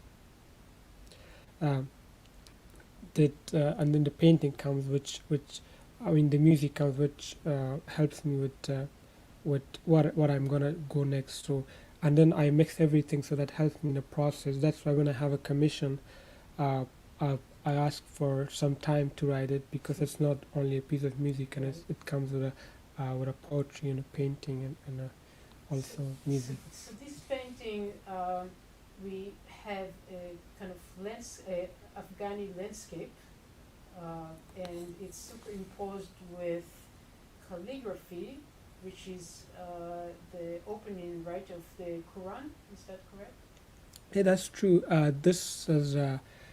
This is a place where I used to go when I was a child for picnic with my family, and I can draw it or I can paint it by memory anytime. It's in my brain engraved somehow. So this is like a picnic place I used to go with the river, and I wanted to have an kind of abstract painting with watercolor. And actually, that's a quite big painting. I think it's 46 by 32, which is huge. And the calligraphy, the collage work that I cut the papers and then I glued it into the painting, which is you're right, is a verse from Quran, the first chapter, the first verse from the Quran, and also the calligraphy style is a Persian. I'm sure my friend Aida Shirazi from Iran That's right. Yes. might know this style of painting, which we call shikast. It means like a broken in Persian. It means broken. So I mixed Arabic. I took verses from Quran and also I mixed it with Persian calligraphy, which is my heritage, and I had it into that. I glued it on top of that painting watercolor, which is my childhood, and also I draw a lot of willow trees, which is in background. That's connected to Beethoven's. So I always wanted to connect everything because I believe everything is connected Of course. in one way or another. So Well, here we are, with 32 bright clouds and with all the composers who are joining us today. And even though you don't necessarily know each other personally, but you're all unified for this project and through Beethoven and that peace motif and peace message from Beethoven. So you are interconnected. I wanted to ask you, before I perform your piece, Willow, if you wouldn't mind reading the poem. So we saw the painting, and now maybe we can hear you read the poem that the work is based on, which I think is titled To My Mother. that's right. Yes. So this is the poetry that I wrote first for this project. Poem for my mother. Oh, Westerly winds, I beg you do me a favor. Go to my village, pass my greetings to the graves of my beloved ones. A little further, an old house, my heart, my mother lives there. I beg you to touch her feet, tell her I will come one day. Tell her I will come home one day. Oh, westerly winds, I beg you do me a favor. Go to my village, pass my greetings to the graves of my beloved ones. My heart is burning like a flame and broken into pieces far from my home. I am going somewhere where my beloved cared for me. I am going home where my beloved cared for me. I am going home. I am going home. very much, Milad. You're welcome. It's such a pleasure to have this new work from you, Willow. Wonderful piece of music, wonderful painting, wonderful poem as well, all joined together as one creation. And I'd like to ask the producers now to show us this is a pre-recorded performance of Milad's Willow.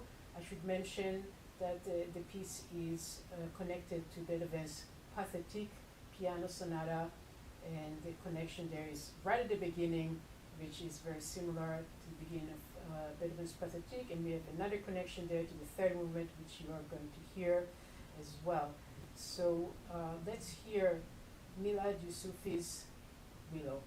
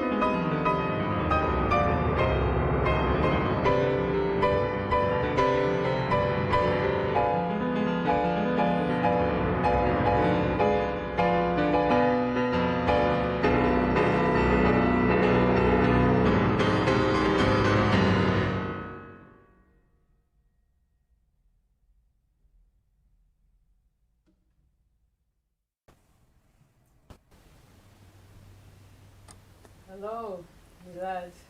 Hello, wonderful performance. I really enjoyed. Thank you very much. Thank you so much for this wonderful work, and I'm very much looking forward to performing it many times. And I just want to remind people that this is part of a 12-hour marathon event. Right now we're just about 6.5 hours in the day, and we're celebrating Beethoven's 250th birthday with composers from around the world. All the composers have written new wonderful compositions for my project, 32 Bright Clouds, where I go around the world and commission composers from countries of conflict to write new works that are all connected through a message of peace. And if you enjoy this work and are able to and would like to contribute to the 32 Bright Clouds commissioning efforts, there are still more new pieces to be written. You're welcome to visit the website 32brightclouds.com. There's a donation page there, and when you visit there will be different options that you can see of where to contribute. So if you're inspired to do so, I believe there's a PayPal option, a Venmo option, and various possibilities there. So I want to thank you, Milad, again for joining us today, and I hope to see you again soon. And I know you are in New York right now, and we are expecting a snowstorm. I think it's just beginning for both of us.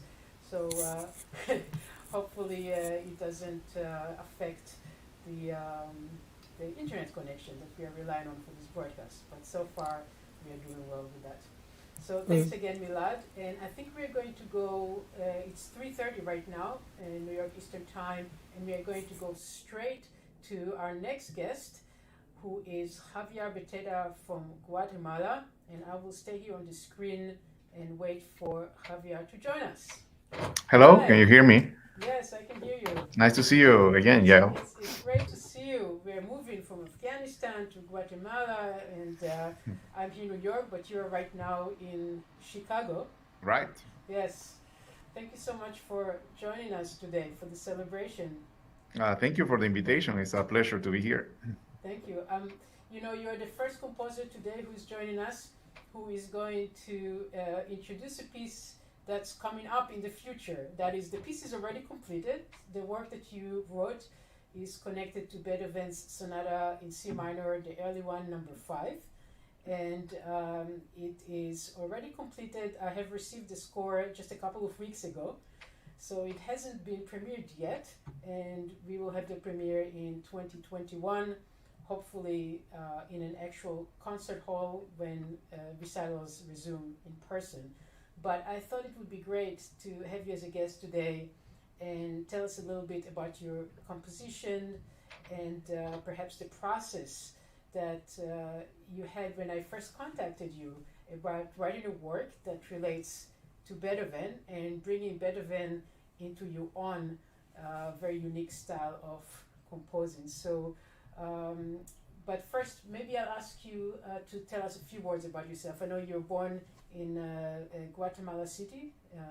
Is that correct? Yeah. And you were educated there before coming to the US to do your PhD, I believe. Right, yeah. So I studied at the National Conservatory in Guatemala. And then I got a scholarship to study my undergrad in the US. And, you know, I did all my studies at the university here in the US until I got my PhD at the University of California, San Diego. Right. And yeah, and now I'm teaching at Wheaton College. Right. So, you know, I think I mentioned that when we spoke earlier, that your piece so far is the only composition that was written for the 32 Bright Clouds project that starts immediately with the peace motif that I've given you. That's the peace motif from Beethoven's Missa Solemnis. For those of us who are just joining us from the final section of the Missa Solemnis, the Dona Nobis Pacem, and right behind us on the screen you can see the page from the facsimile edition of the manuscript here. That's the opening of the Dona Nobis Pacem section in Beethoven's handwriting, and on the top right corner you can see Beethoven's inscription that says a call for inward and outward peace. And that message, those words from Beethoven, are the foundation for this entire 32 Bright Clouds project. So you decided to begin your work right there from the start with that motif. And I thought maybe you can tell us a little bit about the reasons behind it and the process of writing the piece in general. Yes, so I remember when you commissioned the piece, you said it had to be based on a Beethoven sonata, which I wrote. I chose Beethoven number 5 sonata in C minor, and then the piece motif should be included somewhere in the sonata. But to me, it seemed that the piece motif is such a strong motif that I had to start with the piece motif actually. So in the process, I had already started the composition, doing, starting with the 5th sonata by Beethoven, but I was not totally convinced. So I had to redirection the whole thing and restart again. And when I started with the piece motif, things made more sense. I think the interesting part of this motif is that it can be accompanied with different harmonies. Other than the ones that Beethoven wrote. And to some extent, it gives a little bit of a different flavor if you change the harmonies. So if I can show a little bit here, you have this.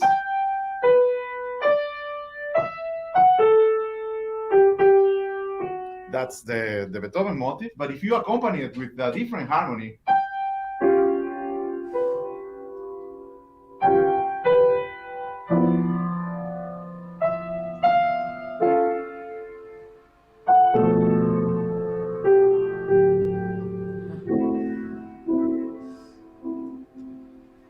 when you hear those harmonies, it almost sound, Schoenberg or a different world. So I like that possibility, being able to accompany that melody with different harmonies. And so that's what I did. I started with that. So we have the first Viennese school combined with the second Viennese school. Correct. Yeah, a little bit like that. Somehow, yes. Yeah, and then the motif of the sonata, to me, is more of a secondary motif, more of a sort of almost ornamental motif that just appears here and there as little sparks of light. But the piece is based on this first piece motif by the. So this is the opening of the sonata. That's the sonata. Can you show us what you did with this Beethoven motif in your work? Yes. So. Let me see if I can get this a little closer. So yeah, as you play, that's the motif. But here again, I try to do something that is not tonal. So I took the rhythmic cell, and the rhythmic motif is the same, but changed to different harmonies. So in this case, the first time it appears, sounds like this.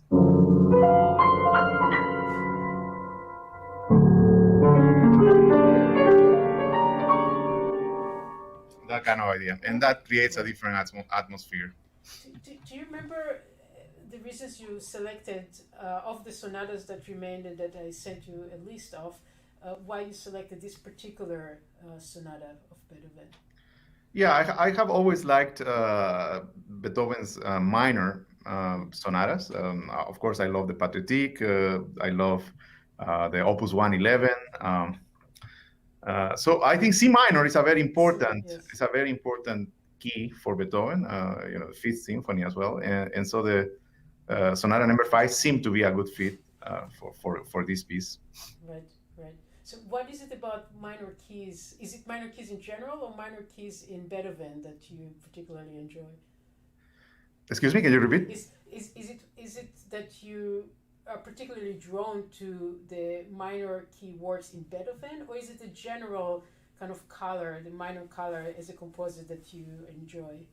Yeah, in general, I like most of the minor keys. Appassionata, F minor, the D minor pieces as well.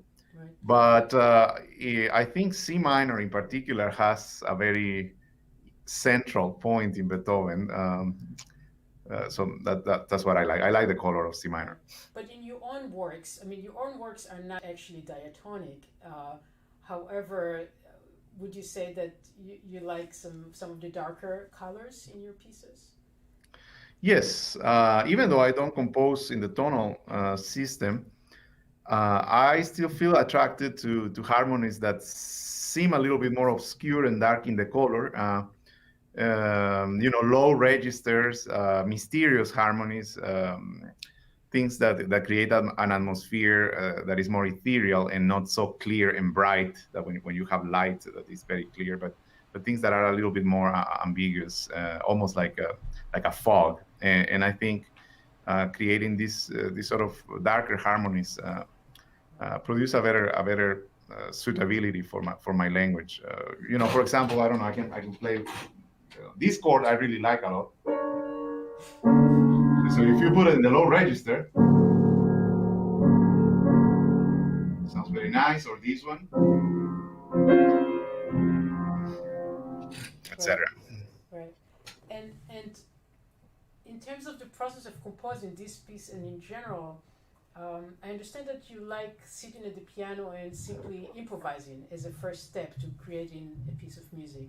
And I noticed, of course, in this piece, new work that I just received, there are a lot of ad-lib sections. That means free sections that are more improvisational in character. And I imagine that they are taken from your own improvisations as you were working on this piece.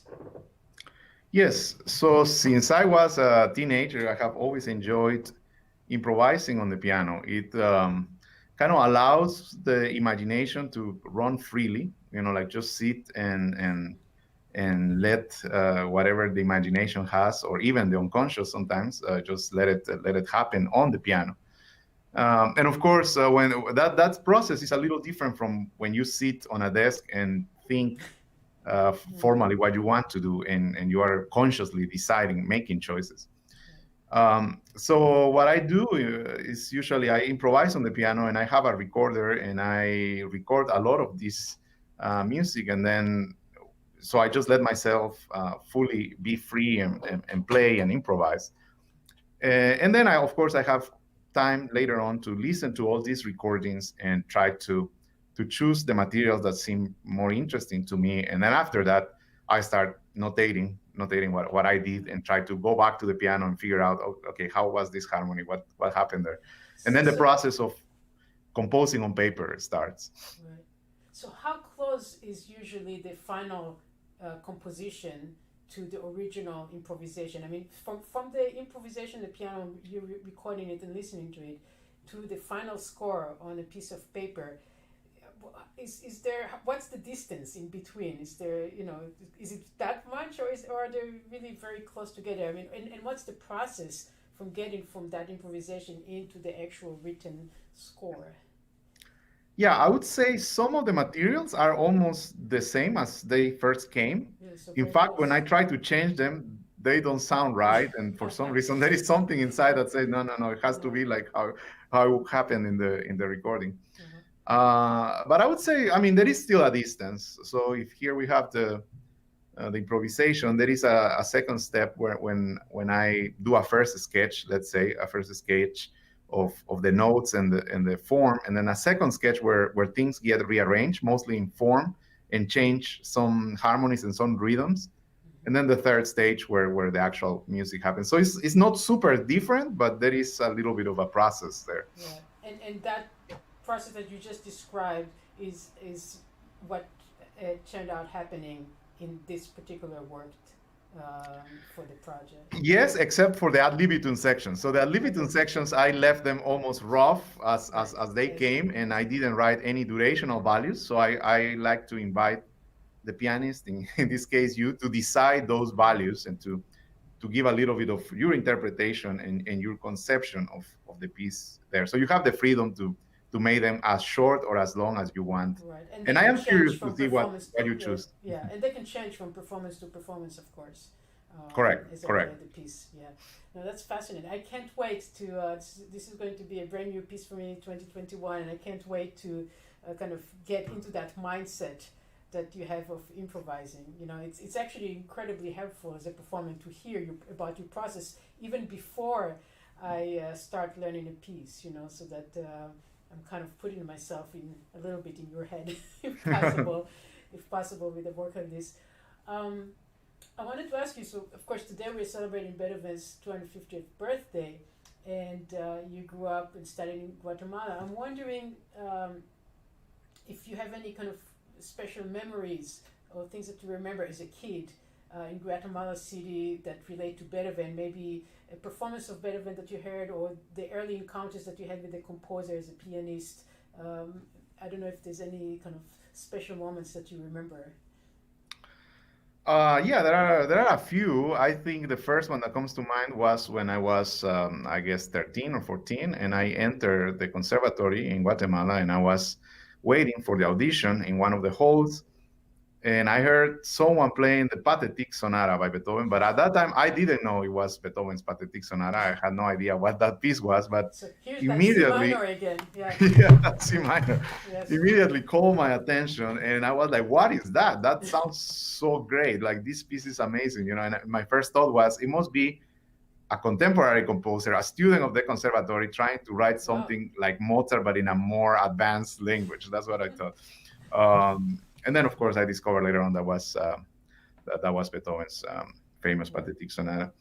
I also remember very vividly when the National Symphony did the Beethoven's Ninth Symphony. That was one of the most memorable performances, just because it was the first time I heard this piece live, and you know, it was incredible for me. So as part of growing up as a musician in Guatemala City, is it the same as the system here, in the sense that when you study, you have to learn your Bach Prelude and Fugue and your classical sonata and romantic piece and so on, and maybe hopefully a contemporary piece as well? Is it essentially the same kind of system there? Yes, if you studied in the National Conservatory, yes. For some reason, at the beginning of the 20th century, the conservatory in Guatemala had a lot of influence from France. There were a few professors that came from France, probably after the World War II. And they established more or less a European system. So you don't go by semesters, but you go by the whole year. So during the whole year, if you're a piano student, you have to play a Bach Prelude and Fugue, play a classical sonata, play a romantic piece, a contemporary piece, which in that case is mostly Debussy or Ravel or Prokofiev, Shostakovich, not That's really contemporary. Hardly contemporary. Yes. Yeah, no longer contemporary. And one interesting thing is also you have to play a Guatemalan composer. So they like to include a little bit of that. Would you say that your style of composing is reflective of the style of composing generally for Guatemalan composers, or not necessarily? Because you don't really use kind of folk material or traditional material in your music itself. So I'm just wondering if that is something that is common among the new generation of Guatemalan composers. Yeah, I think there is really not a general style. Different composers compose very differently. For example, an older composer, Joaquin Orellana, he has a style that is very characteristic, and he has done a lot of experimentation with different instruments, particularly deriving instruments from the marimba, which is the national instrument. And then on the other hand, you have composers like Rodrigo Asturias, who writes more in a European serialist style. And the new generation, there is an eclecticism. They do a lot of different things. In my case, I think that because I studied abroad, here in the US, my style is not super Guatemalan, in the sense that I don't use any themes that are palpable Guatemalan musical themes, but I do have influences of more like historical themes or legends and stories from Guatemala that influence my music. Right, and the dedication of this work. Perhaps you can tell us about the dedication of this particular new work. Yes. So when you commissioned the work, you mentioned that the piece motif by Beethoven where he wrote on his score was a call for inner and outer peace. And it seems extremely relevant today, even 250 years after he was giving us this message of the whole humanity should be brothers and sisters, and we should be joyful and be equal in a sense. That message has still not materialized in many countries, and in the case of my country, during the 1960s to 1996, there was a civil war, and particularly a lot of the indigenous population suffered a lot from this war, and in particular the Ixil Mayan population, which is in the northwestern part of the country. So I decided to dedicate this piece to the victims of this Ixil Mayan population, and at the same time remind us of Beethoven's message as a humanist and as a great intellectual, besides being a composer, that peace is important for the world, and there is a way to solve our differences other than just war. And so I think that message is relevant today, and I want to dedicate a piece to those victims, and hoping that this kind of war don't happen again in my country. Right. Thank you.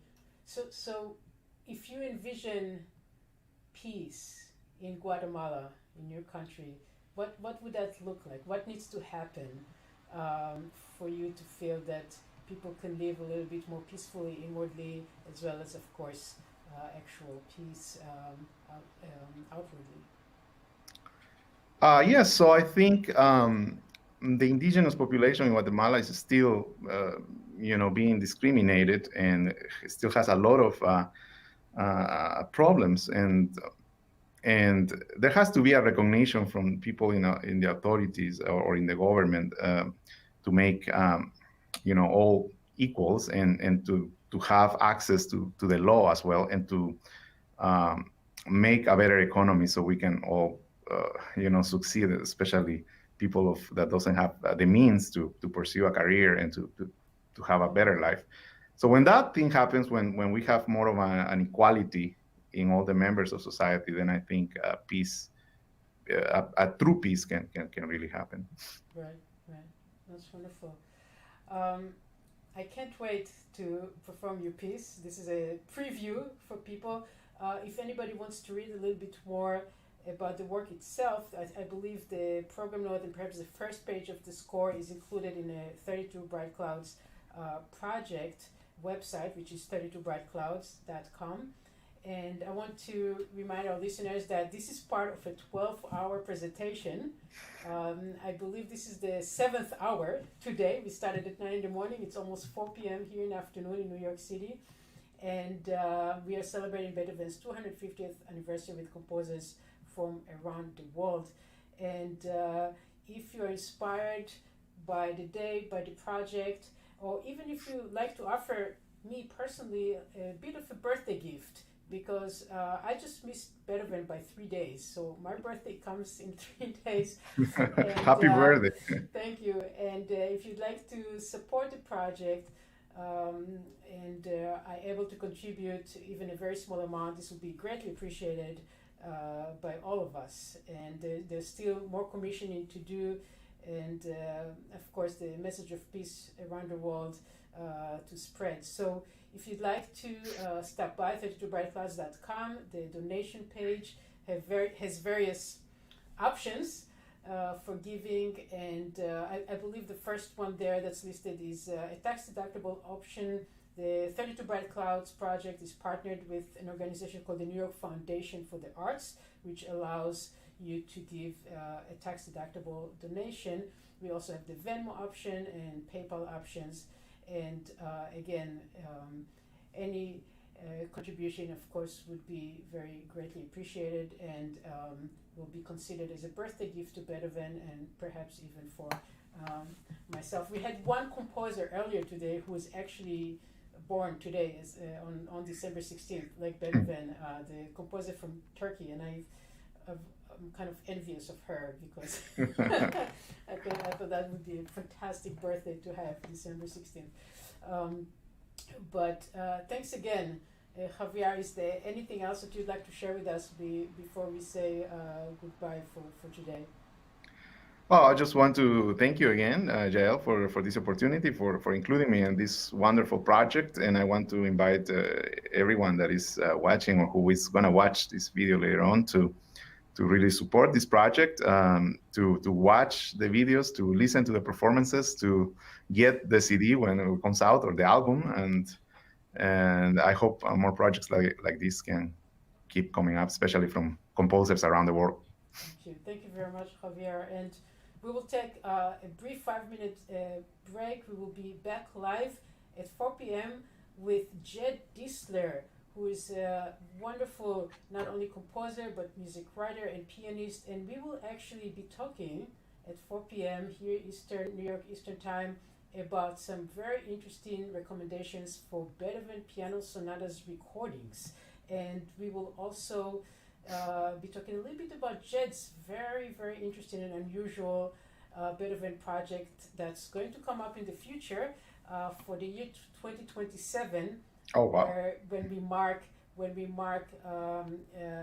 actually the Beethoven's death. That's will be 200 years at that point. And so a lot to come at 4 p.m. So we'll be rejoining you live in just about 5 minutes from now. Thanks again, Javier. Thank you. Bye.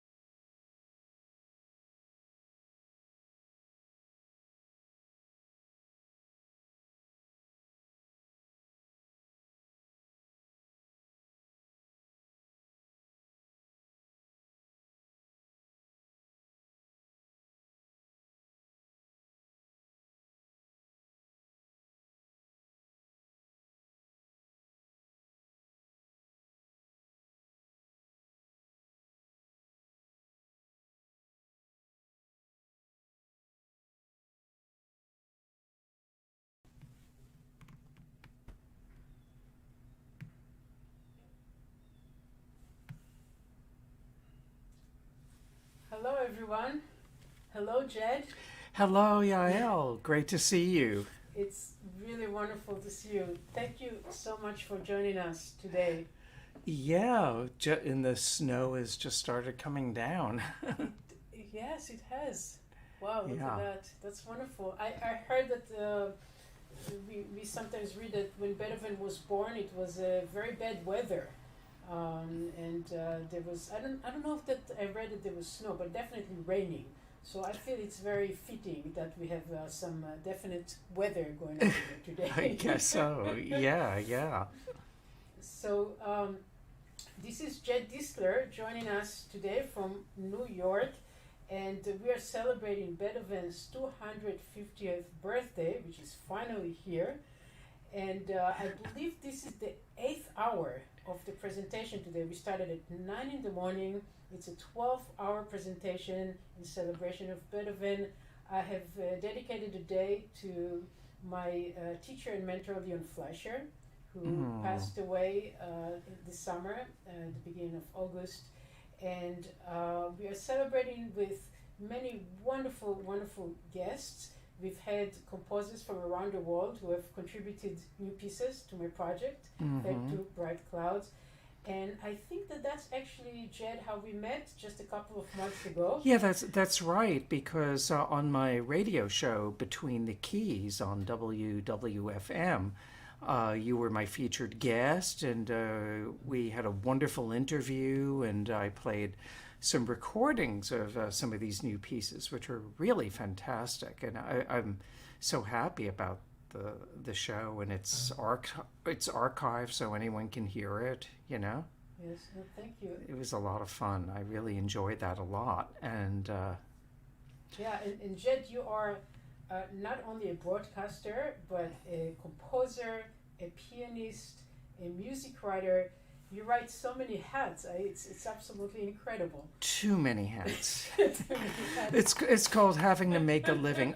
Probably it's because I stopped teaching many years ago.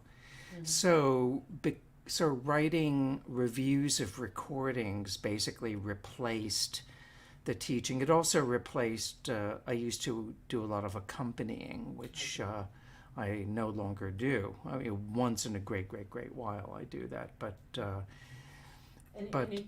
I got into the CD reviewing racket in the early 1990s, and I'm still doing it. And of course, you know, I've reviewed 100 gazillion recordings of Beethoven piano sonatas, and I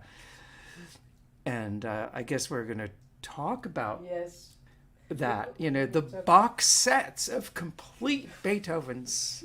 Yeah, I have a few here to demonstrate, but before we do that, and of course, Yeah. your recommendations of Beethoven piano sonata recordings.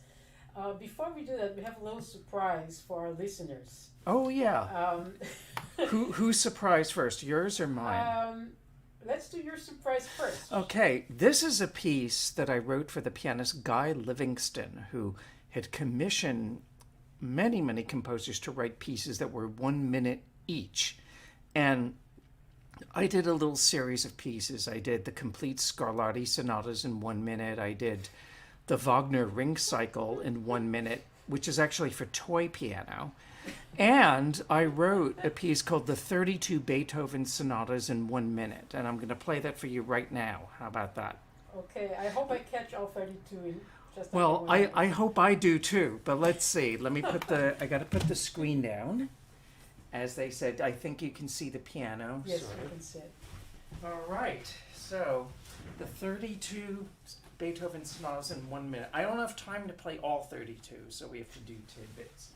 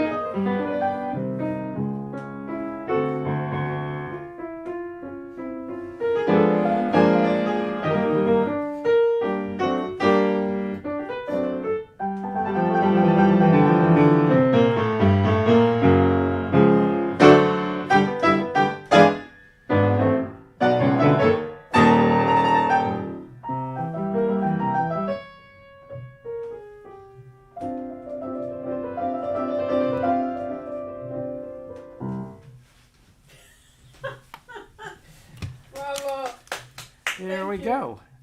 Thank you, Jed. This was fantastic, wonderful, and I'm just smiling, and I expect that our listeners, wherever they are, just have a big smile on their face. I have my own contribution. All right. I can't however, wait. it's twice as long. It's 2 minutes long. Oh, okay. So this piece I did not compose. This piece was written for me as a surprise. I didn't even know that this was coming by a wonderful American composer, Paul Schoenfield, who many people know. I think his piece Café Music for piano trio is extremely popular. Many people play it, and of course there are many. Oh, and compositions. his parables for piano and parables, orchestra. right. That is like the most demented piano concerto ever written. It's a total work of genius. And actually, I recorded with my trio. We recorded his second piano trio, which is not as well known. It's called Four Music Videos. And it's a very challenging work. It's available on Bridge Records. But Paul Schoenfield, I had a conversation with him, I guess it was a couple of years ago, and I told him, that I'm really enjoying playing through all 32 Beethoven sonatas in concerts. And somehow, a few weeks later, in my email inbox, I received a PDF of this new piece as a surprise. So I will play this for you. It's 2 minutes long, and it's called 32 in Under 2. And it's a similar idea. It's the 32 Beethoven sonatas in just under 2 minutes from Paul Schoenfield. Okay.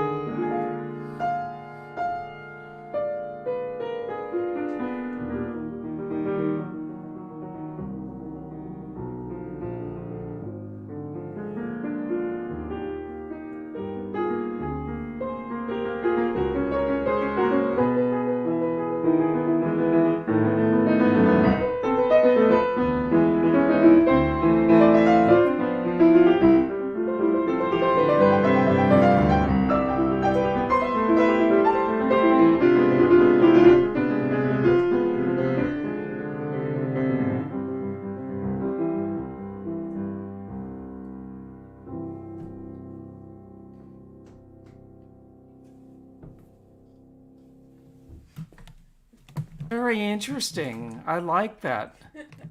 It's interesting because I think he is more interpolating and taking the Beethoven and transposing it in different places, and he's also going back and forth through different pieces where I just did each one in numeric order. Mine is just much more cut and dried. Although his kind of reminds me like if David Del Tredici was going to write a Beethoven piece. That's kind of what it would sound like because it has a lot of Beethoven, but also has a lot of Richard Strauss. Right. Interesting. Yeah. So it's kind of a combination of Beethoven and the Strauss oboe concerto. and Fitzner's songs or something. I don't know. Wow. But it's very cool. Yeah. So that's just a wonderful way of celebrating the day by running through the sonatas in different versions. But Right. we will be talking about some recordings, and Jed, I'll let you. You have such an extensive experience listening and writing about recordings. But Goodness. before I give you the stage here, I just wanted to share with you some of the complete sets that I found in my library. Oh, So right. I can lift them all together. Oh my goodness. Here. Well, So as you can see, well, the bottom one is the symphonies, but right here we have my other teacher. I had two wonderful, great teachers, Leon Fleischer and Richard Good, and this is Richard's set right here. yeah. Then of course we have we have Schnabels, which I'm sure Jed will be. Well, we have speaking to about. start. Well, we have to start with Schnabel because Arthur Schnabel, who lived from 1882 until 1951, was the first pianist to record all 32 sonatas, and he did this, I think, between 1932 and 35. And these recordings, I think, still hold up, and they still stand this test of time. I think what makes Schnabel special was he was a pianist who really was adamant about going back to the text and really doing what Beethoven wanted. And he was very interested in both illuminating the structure of the music, but also the metaphysical aspects of the music. And a lot of what he did, not only as a player, but also how he taught, he was very specific about the kind of articulation he chose because it was a way of underlining both structure and emotion. So now here's this. I don't have the whole Schnabel box, but you can see now it's been transferred. Many companies have brought out the Schnabel recordings. Now, I have to say, I don't love him in each and every piece. I think there's some performances that are better than others, but I think there is a consistency of vision. And when I'm talking about the different Beethoven cycles, I'm recommending ones where you do have this consistency of a vision and personality. So this is one way of looking at it, and I think that the best of these performances are wonderful, and even when he's a little bit off the mark or he sets a tempo that he can't quite manage, you know that he's going for an ideal, And I think he was as influential in Beethoven as, in many respects, like Toscanini was with the symphonies or the Budapest Quartet was with the string quartets.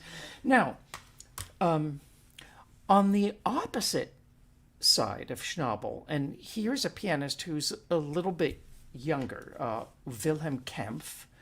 Here we go. And he lived from 1895 till 1991. He lived a long life.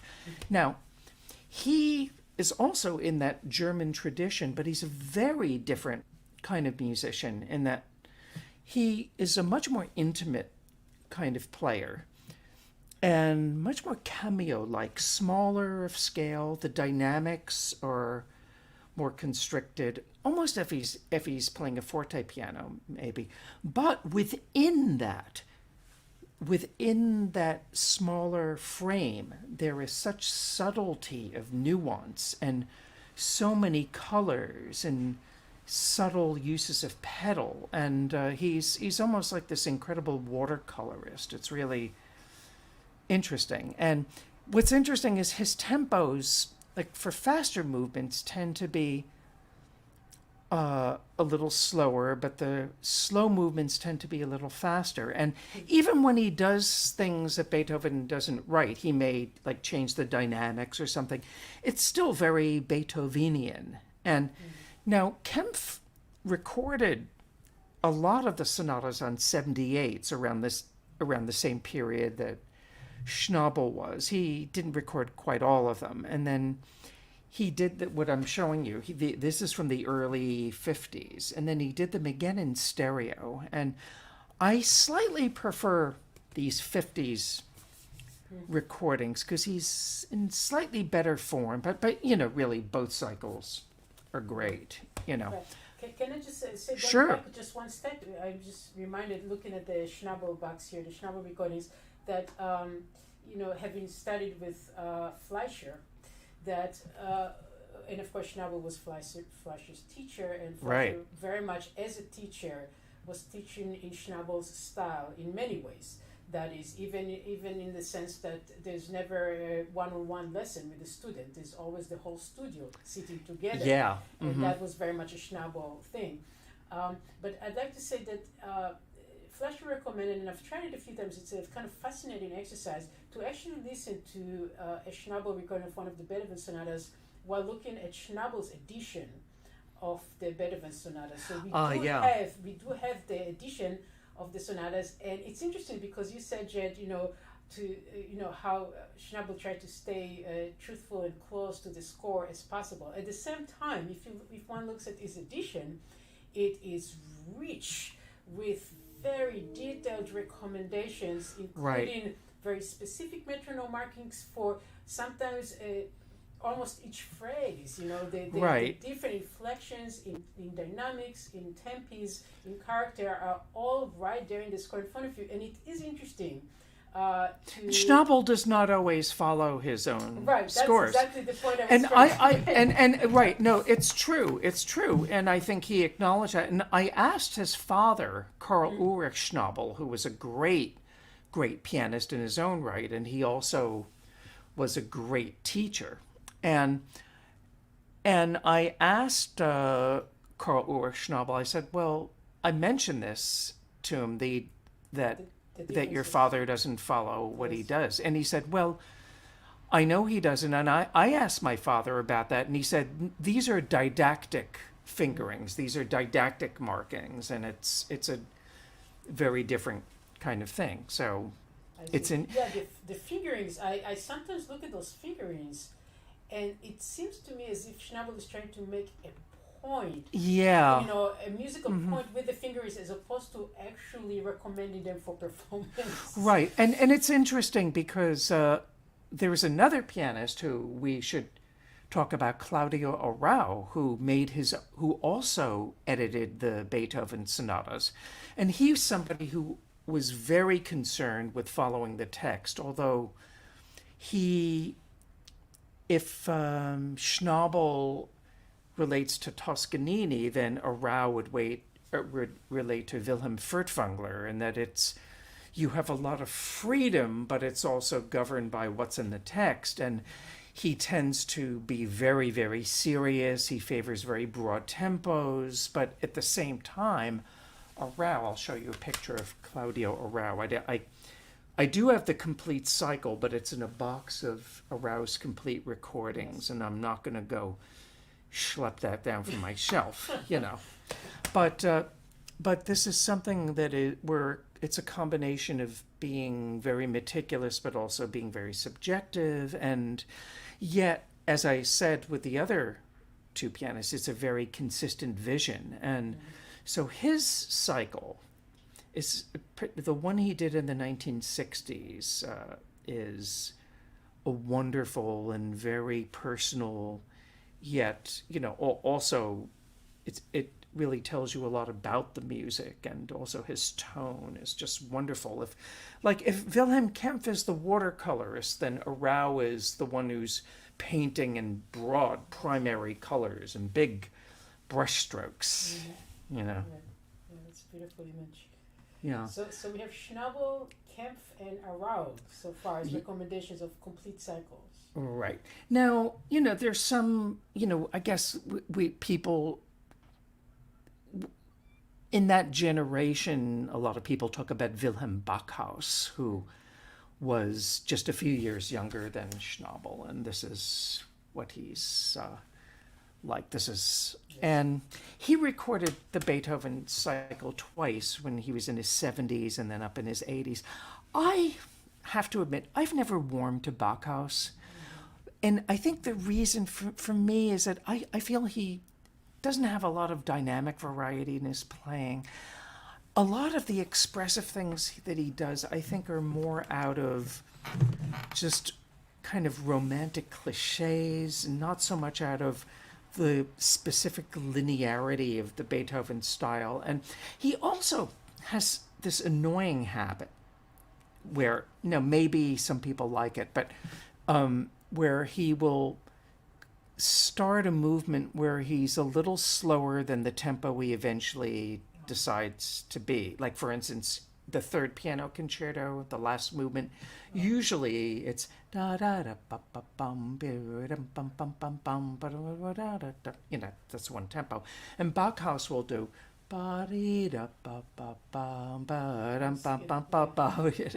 And this is a habit of his. And now he doesn't do it all the time, but anyway, there's certain performances I do like, but maybe we should talk also about some of the students of Schnabel. We were talking about Leon Fleischer. Oh, great minds think alike. Claude Frank. Claude Frank, yes. Wow. Now he's very. I have that here too. The same bounce, yeah. Yeah. Now he. I feel like he's somebody who's very much in that tradition where he cares about the text, but there's also a lot of personal poetry. There's a real sense of brio, and I think it's a very beautiful cycle and very well recorded. Another one that I think you can talk about in the same breath is a colleague of his, Seymour Lipkin, who taught at the Curtis Institute for a long time. He was a student of Rudolf Serkin's, and he tends to favor fast tempos. He's maybe a little dry sometimes, but if you like that kind of gaunt forward momentum, he's the piano player for you. You also have Anton Querty, which I do not like at all because it is so picky in the detailing, and you can tell he knows these pieces like the back of his hand, but he kind of makes the music difficult to listen to, but I respect it more than I like it. I know I mentioned this to you before, Jed, but I love Anton's program notes. They're one. Yes, yeah. Now, talk about convoluted. Now, here's somebody who's kind of in the same. You can't find these anymore. Russell Sherman, who's a wonderful teacher, and he studied with Edward Steuermann, and he's that same generation. And he's someone who is so involved with the text, and he's very much like a tour guide in a museum who wants to make sure that you see each and every detail and that you know everything about the painting. You know who did the frame, you know who restored it, and by the time he's finished the lecture, you don't want to see the damn painting anymore, But it's still incredibly involving playing, but sometimes I wish he would get out of his own way. I think I wrote a review saying that it's kind of the musical equivalent to a Diane Arbus photograph or something. I don't know. Now, we have to talk about the Russians. We haven't talked about the Russian Beethoven players. Now, here we have Emil Gilels. Yes, can you see this? Absolutely. Now he did not do the complete. Yeah, it's not quite. He died before he could finish it. Now, I find this is kind of interesting. Is that when he was younger, I think he was a much more forthright, direct kind of player. And when you hear some of his recordings of the concertos from the 50s, I think, are absolutely wonderful, like the Best Emperor Concerto you've heard. It's fantastic. But with the sonatas, they're a little stolid and square for my taste. There are some exceptions I think are really, really beautiful, but it could have been that he was a little studio bound, perhaps. But if you want to talk about Russian, a pianist who I think is a lot more interesting, this is Maria Grinberg. And she lived from, I think, 1908 to 1978, if I'm not mistaken. Now, what's interesting is that pianists who were trained, in the Soviet Union a lot of the expressive language they use is very much out of, like the Romanticism, and you have a lot of tempo fluctuation and rounding off phrases, and I think a lot of that had to do with maybe being isolated from Western thought. I mean, it's a wonderful school of playing. But what's interesting about her playing is that I think it's very communicative and heartfelt, and technically she's wonderful. Also, not only was she the first Russian to record all 32 Beethoven sonatas, she was the first woman. So that's a major milestone. What about Annie Fisher?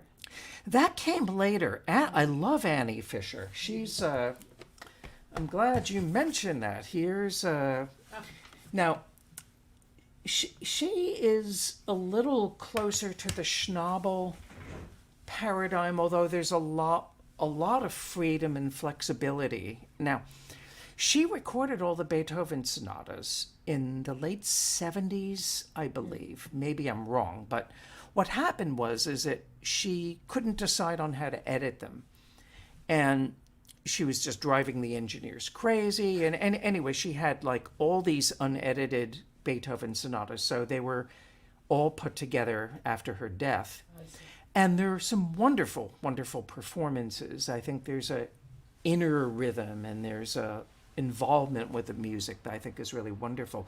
She did record a handful of Beethoven sonatas in the late 50s, early 1960s. And those, I feel those are a little more convincing and a little more like performances. But, I mean, but she is very important, Now, we should talk about some pianists, like, also of we're talking about the Leon Fleischer's generation and Claude Frank's generation. We have a new generation. So new-ish. New-ish.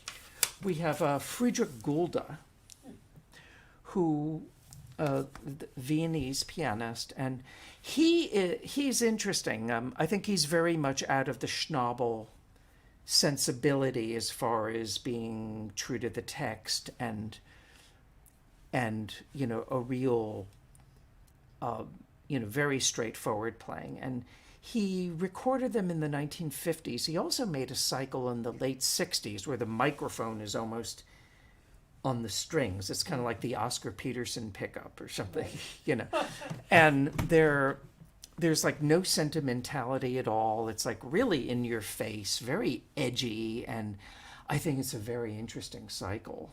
And so that's one where I feel like there's a consistency of vision. What about the most recent? Well, there are some really good recent ones. Hold on a second. I think we can skip Barenboim and Pollini and Brendel for now, but I guess we could talk about Andras Schiff, which is fairly recent. Yeah, it's and a few years, now, he's an interesting pianist because he is incredibly scholarly and he's very meticulous with detail, and you really get a sense that he's kind of scrubbed everything clean and started from scratch. I mean, in a way, he's kind of like a Charles Mackerras of the piano. Sometimes it depends. Like there's some people, I like his earlier sonatas a little bit more because he doesn't really let loose and go crazy the way you would kind of want in the middle period or some of the later ones. But I really respect the musicianship and the meticulousness. I just want to mention briefly that with Andras, then one year when I participated at the Marlborough Festival up in Vermont, Andras was there, Andras Schiff, and he was just about, I think, to record Beethoven's piano trios. And he performed the piano trio Opus 1 No. 2 in G major at that festival in a very unusual setup because he saw a photograph from the time with Beethoven of a trio being performed this way. So there was Andras sitting at the piano, but instead of having the usual triangle that we see with the violin looking from the audience, the violin on the left of the piano and the cello on the right of the keyboard, he actually had the violinist and the cellist both sitting next to each other, facing the audience, kind of as the place where the singer might Yeah. be standing, because that's the kind of photograph or painting that somebody took made during Beethoven's time of a piano trio performance. And it was a very, very interesting Opus 1 No. 2 by Beethoven, I have to say. I would think so. He's also very interested in period instruments, and I'm going to get to that in a little bit, because one of my... But I want to talk about two cycles, like we're talking about younger players. Now, these are maybe not young, but now I want to talk about two cycles. I consider these sleepers, meaning that you would not think about them, because these are pianists who are not like world famous, yet these are absolutely world-class, wonderful Beethoven cycles. One is the pianist David Allen Ware. And he recorded these for Connoisseur Society. Now, it's not in a box. I think they're 4 separate volumes. And they're just so inherently musical and well played and sensitive, insightful, and they're just as good as any of the more famous people out there. And I've gotten a lot of pleasure from these recordings. And there's also Peter Takash. Oh, yes.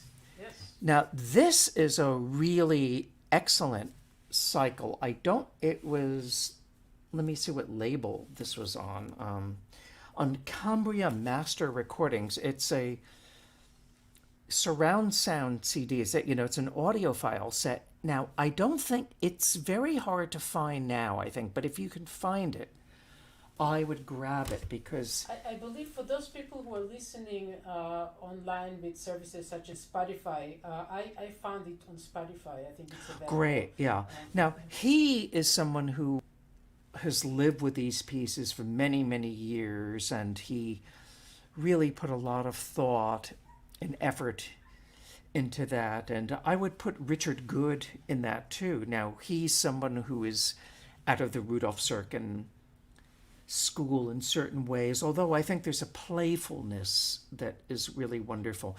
The thing with Richard Good, and I love his recordings, and there's certain individual performances I think are some of my favorites, is that he plays very differently live. I think his recordings don't always do him justice. I feel like he's always 100% accurate.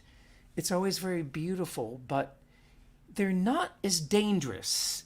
When I hear him live, it's a very different dimension. And it's funny, he's a pianist where I feel that his recording career and his concert career are two separate entities in separate spheres. Like somebody like Barenboim, the recording career and the performing career are absolutely parallel. You could say that about Leonard Bernstein, but like a great example is Emanuel Ax. Like he made most of his solo recordings when he was in his 20s and 30s. He rarely records solo now, but his playing has evolved so wonderfully, over the last 20, 30 years, but it's relatively undocumented as far as the solo playing. So you get this skewed kind of, in a vantage point, you know what I mean? Right. So, and in terms of any kind of young generation pianist with complete cycles. Oh yeah. I know there's one that you like very much. So I want to. Well, make there's sure several. that we There's several. Just briefly, recently, Konstantin Sherbakov, wonderful pianist, just recorded these for the Steinway and Sons. Okay. And it's very high quality. I really, really recommend it. The French pianist Jean-Eflamme Bavouzet, this is also, very meticulous, really, really thought out. He lives a little dangerously more in concert, but very beautiful. Also, Jonathan Biss. Now, I don't have the whole cycle. This is one of his earlier discs. He has been living with these works, for many, many years. And he has been slowly putting his cycle together over the last 10 years. And I think he's going to be 40 next year. So I guess I don't know if that's young or old for a Beethoven player, but it's a beautiful cycle. He's really thought about these works carefully, and they are splendidly engineered. And I think it's a very fine cycle. I want to talk another pianist, another youngish pianist who's also a composer, Stuart Goodyear. He is exceptional. What I love about his playing, besides just being so idiomatic and so involved in the music, is that there's a sense of joy in everything he touches, especially fast movements. And it's not just fast, unbridled playing. There's a sense of the joy of what's going on in the music. He understands the humor. There's and the variety of character is just absolutely wonderful, and he brings us to everything that he touches. And he also has an excellent cycle of the Beethoven concertos that came out this year. So I highly, highly recommend that. And now I want to talk, before I get to one very special one, there are a couple of pianists who have, there's several pianists who have recorded Beethoven's complete piano works. And of course, within that, you have cycles. Now, this is a pianist, Martino Tirimo, who is based in London. And he's born 1942. And this project of the complete Beethoven, and his picture's on the back, this is 16 CDs on the Hensler label. This is like a 10-year project. Now, what's interesting about him is that now we talk about Schnabel, Toscanini, Claudio Arrau, Furtwängler. Then I would equate Tirimo to Otto Klemperer, in that the tempos tend to be very broad, but the detailing is incredibly scrupulous. He accounts for everything in a way that's not rigid or academic, but the music is always moving forward, no matter how deliberate the tempos are. Now, sometimes you may hear a sonata and think, oh, I wish this would move a little faster, but you got to work with him.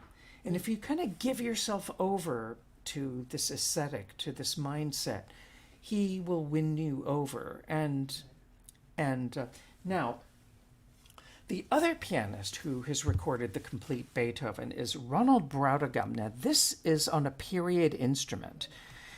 This is totally unbridled, unleashed, in your face. This is Beethoven, blood and guts and the lion roaring and everything like that. And now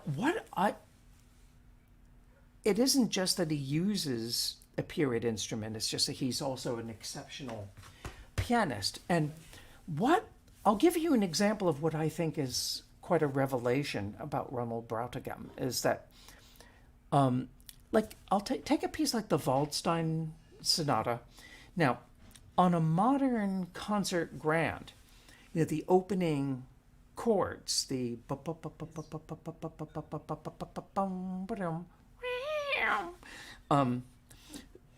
in the lower register, even on the most beautiful Steinway D with the greatest pianist in the world, it's still going to sound a little bit muddy. Now, on his forte piano, you get the lower register, but because it's a smaller instrument and because of the nature of the instrument, the notes in the chords are a lot more distinct. You can really hear the very distinct pitches rather than hearing just kind of like a muddy mass.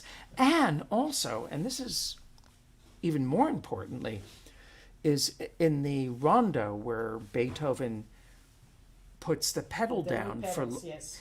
Now, if you, not just in this piece, but like the Moonlight Sonata and the Tempest Sonata, if you observe Beethoven's pedal markings on a modern concert grand, they're going to sound kind of blurry and muddy, and you think, hey, what's going on here?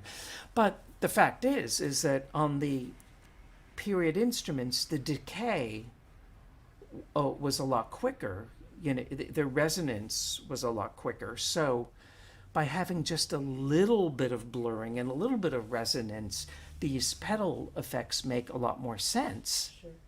Yeah. And so in the Ronald Brautigam recordings, you get a very well regulated instrument of the period with absolutely exceptional musicianship and pianism. And so it's a wonderful cycle. Also, his complete Haydn piano music and his complete Mozart piano music are also just absolutely. Jed, I just want to Sure. mention that I know there's one cycle that you absolutely want, a recent cycle that you want to tell people about, and I have it here. And after that, I think we will segue into a new part, a new surprise, Okay. which is a different Beethoven project that you are working on. Yes, yes. So I want to make sure that we have plenty of time to talk about Okay. that as well. Yeah. Okay.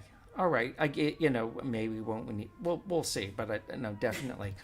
But this is a cycle that came out in anticipation of the Beethoven year. Igor Levit, wonderful young pianist, and I remember when his recordings of the last 5 sonatas came out. I remember the record company sent me a copy to review, and I had not heard. Actually, I had heard of him because we have a mutual friend, the composer Frederick Rzewski, who has written pieces for both of us, and so I knew his name, but I didn't really know his playing, and I thought, oh gosh, here's a young pianist, and he's recording the last 5 sonatas, and who does he think he is, this young whippersnapper? And of course, I put it on, and it was unbelievable, so idiomatic, so clear, so fresh, so vital. It was like hearing familiar music, but it's like seeing a painting newly restored in a way, but no gimmicks, no nothing, just wonderful musicianship and pianism. And then when I heard that he was going to take on all the sonatas, I thought, oh, I can't wait for this. And sure enough, it is on the highest level. What I love about Igor Levit is he's not afraid of Beethoven's fast tempos, but he controls the tempos in a way where he can give character and contrast without derailing at all. Also, he's not afraid to play dirty. He's not afraid to roughen up the sound when the music warrants it. There are a lot of pianists who are afraid of sounding ugly when the music is supposed to sound ugly. There are moments where Beethoven is just brutal,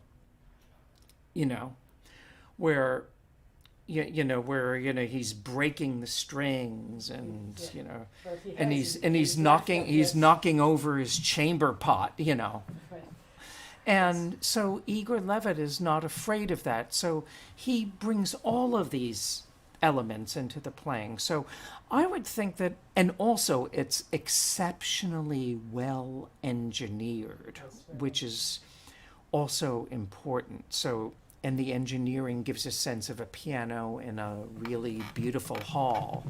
So if you listen on your headphones on a device, that's okay. But if you have really good playback equipment, you're blessed even more. So, anyway, I think we've gone through like all of the, really good Beethoven cycles. Jed, I want to thank you so much. This is fantastic. So I have some of those boxes here in front of me, but I think now I'm going to have to add some of those boxes and try to find some time in my schedule to listen to some of the recordings recommended. I want to, I'll be leaving you on your own now for a few minutes. I want to tell the audience a couple of things. First, one, just a kind of practical, technical note that I'm getting here. So we are, for those of you who are watching on YouTube, this is a 12-hour marathon. You can continue and you can stay with the stream. We will continue until 9 p.m. And the 5 a.m. segment that starts in 15 minutes will be with the composer from Cambodia, Bosba. She's going to be joining us shortly. However, if you're listening on the stream on Facebook, any of the Facebook pages, I've been notified that it turns out that Facebook limits live streams to only 8 hours. And since we started at 9 a.m. this morning, we are approaching 8 hours in about 15 minutes. So if you are watching the stream right now on Facebook, I recommend that if you'd like to continue listening, if you could switch to the YouTube link, which is going to be, probably has been already posted in the comments on the Facebook page where you are watching the stream. So this is one technical note I wanted to mention. And now I'm just going to take a little break. I'm going to leave Jed with you here, and Jed has several things to share with you. First of all, I have in front of me a list, Jed, that you put together of a kind of ideal performance list of Beethoven's piano sonata. So if you have time, perhaps you'd like to tell people about that. And I know you have a fantastic special Beethoven project that already is in the making for 2027. This is the next big Beethoven anniversary. Right. And I will let you tell our audience about that. I will rejoin everyone in 15 minutes at 5 p.m. Eastern Time. Thank you so much, Jed. All right. It's so wonderful to have you with us. Well, I'm happy to be here. So, just briefly, this ideal project, I was challenged to put together a list of performances of the Beethoven sonatas and without repeating a pianist. So that's like 32 sonatas, one pianist for each sonata. And then I decided, why don't I make it easy for myself and do 2 pianists for each sonata? So I did put a list together. Now, I'm not going to go through that list now. If you want that list, if you're curious about it, contact me on social media and I will send you the list, or through my website, jeddistler.com. Just send me an email, send me a Facebook message, however you can find me, and I will get back to you. But I have a project where I am composing 1,827 bagatelles. Now, why 1,827? That's because 1827 is the year Beethoven died. The year 2027 is the 200th anniversary of Beethoven's death. So all of these bagatelles will be unleashed as an entity in that year.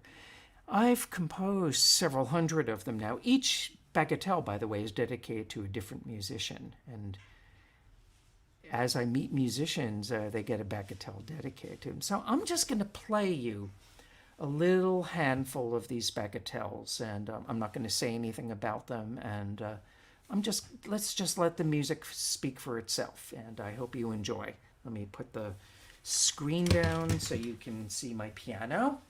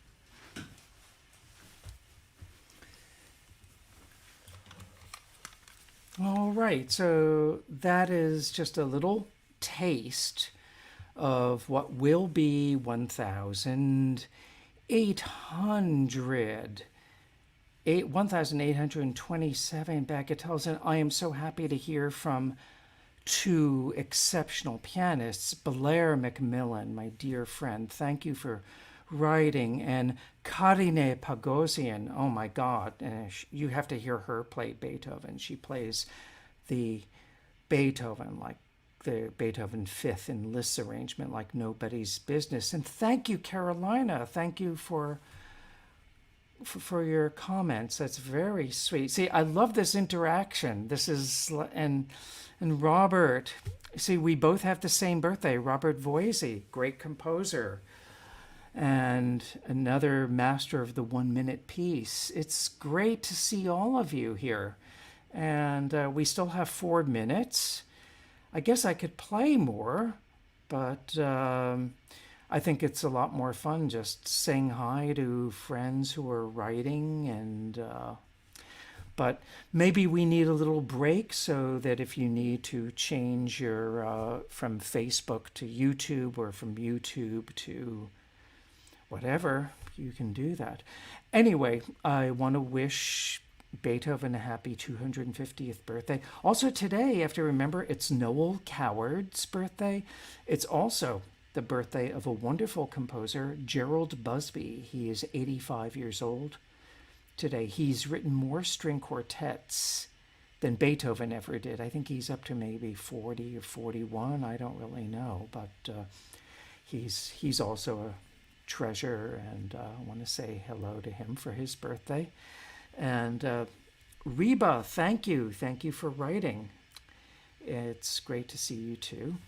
And so I think on this note, why don't we take a little breather and we can regroup, and we'll come back with the wonderful Yael Weiss. And thank you, Yael. Thank all of you for watching, and most of all, thank Beethoven Take care.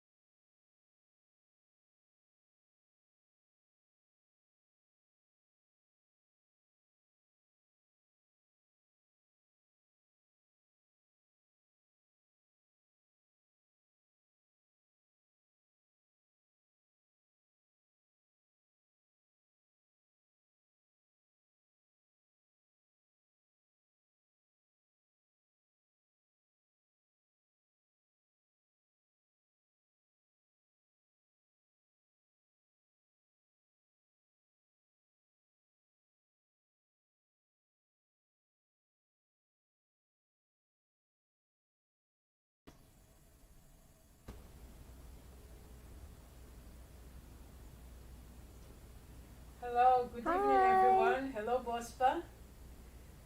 Thank How you are so you? much. Good. Thank you so much for joining us. This is the 9th hour of a 12-hour celebration. We are celebrating Beethoven's 250th birthday today.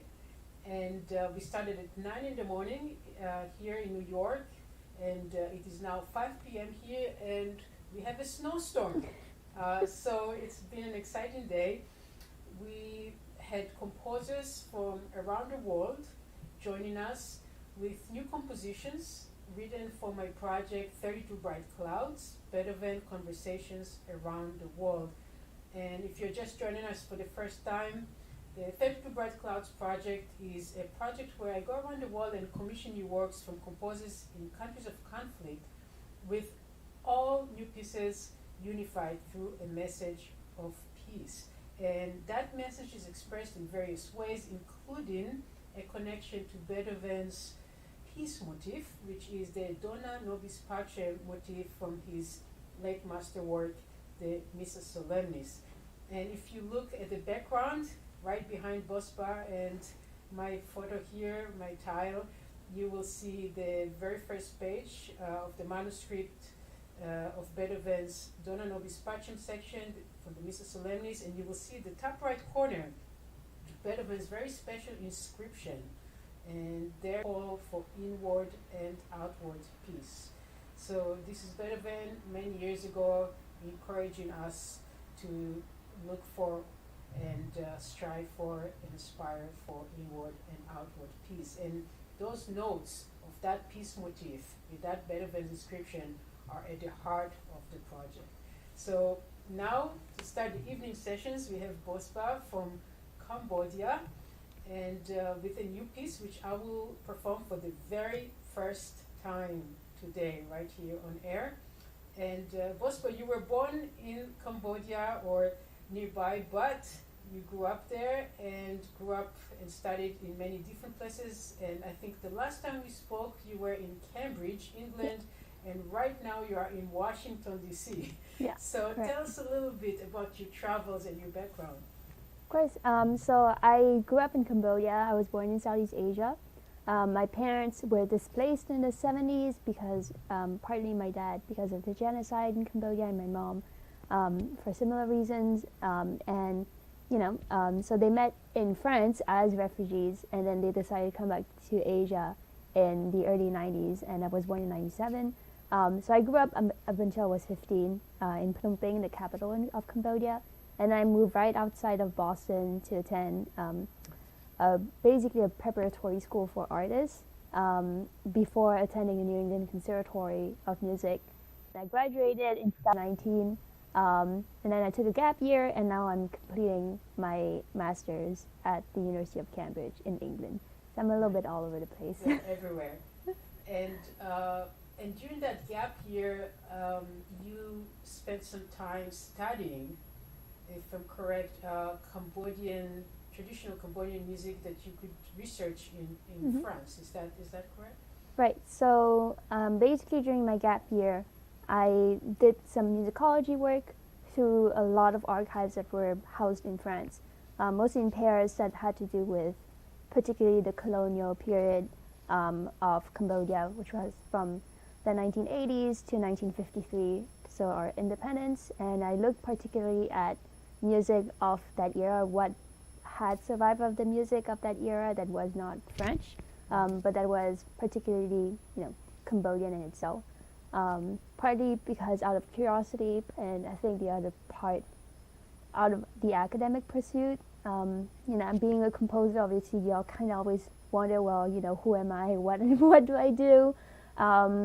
Who am I really? And in the particular case of Cambodia, one of the big issues we have is that we lost so much through history, or particularly through the genocide, and most of what we have now, or what we can refer to, are very small pieces of culture that has survived after the war or through the war. Yeah. Right. And in this new work that you wrote for the 32 Bright Clouds project, you have included a Cambodian song as the main melodic material for the piece. Yes.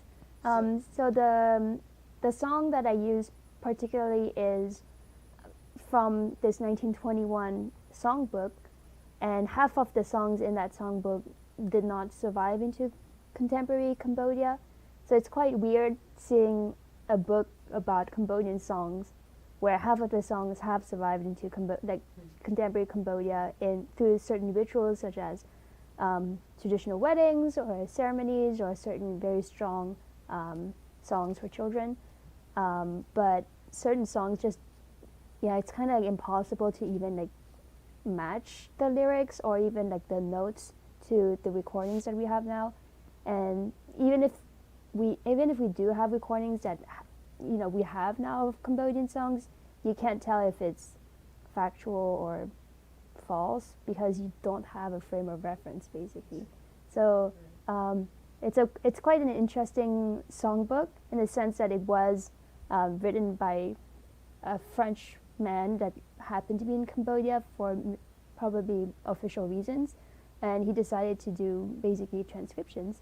And for me as a composer, it's one of the only songbooks that I have that is from that part of my country's history, and prior to that, we basically don't have anything.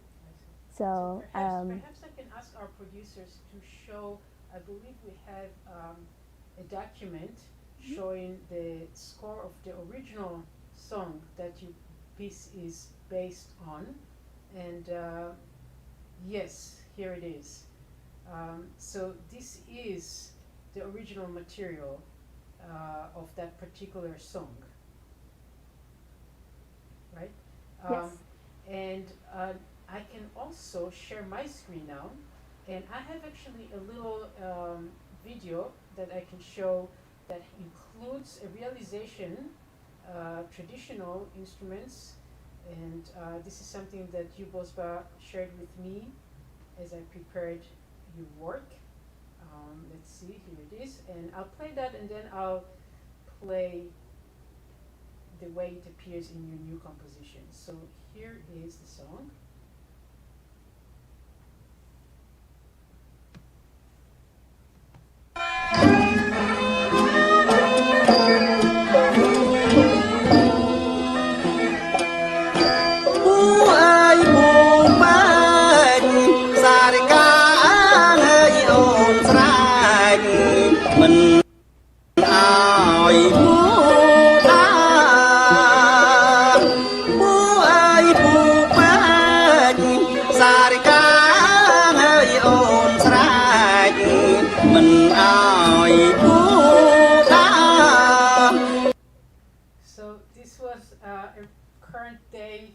modern day realization of that song. And I'm just going to go to my piano here and play for our audience what you did with it in your new composition. So there are a few instances of this. Perhaps the most obvious is the final section of the piece, and here it is in the left hand.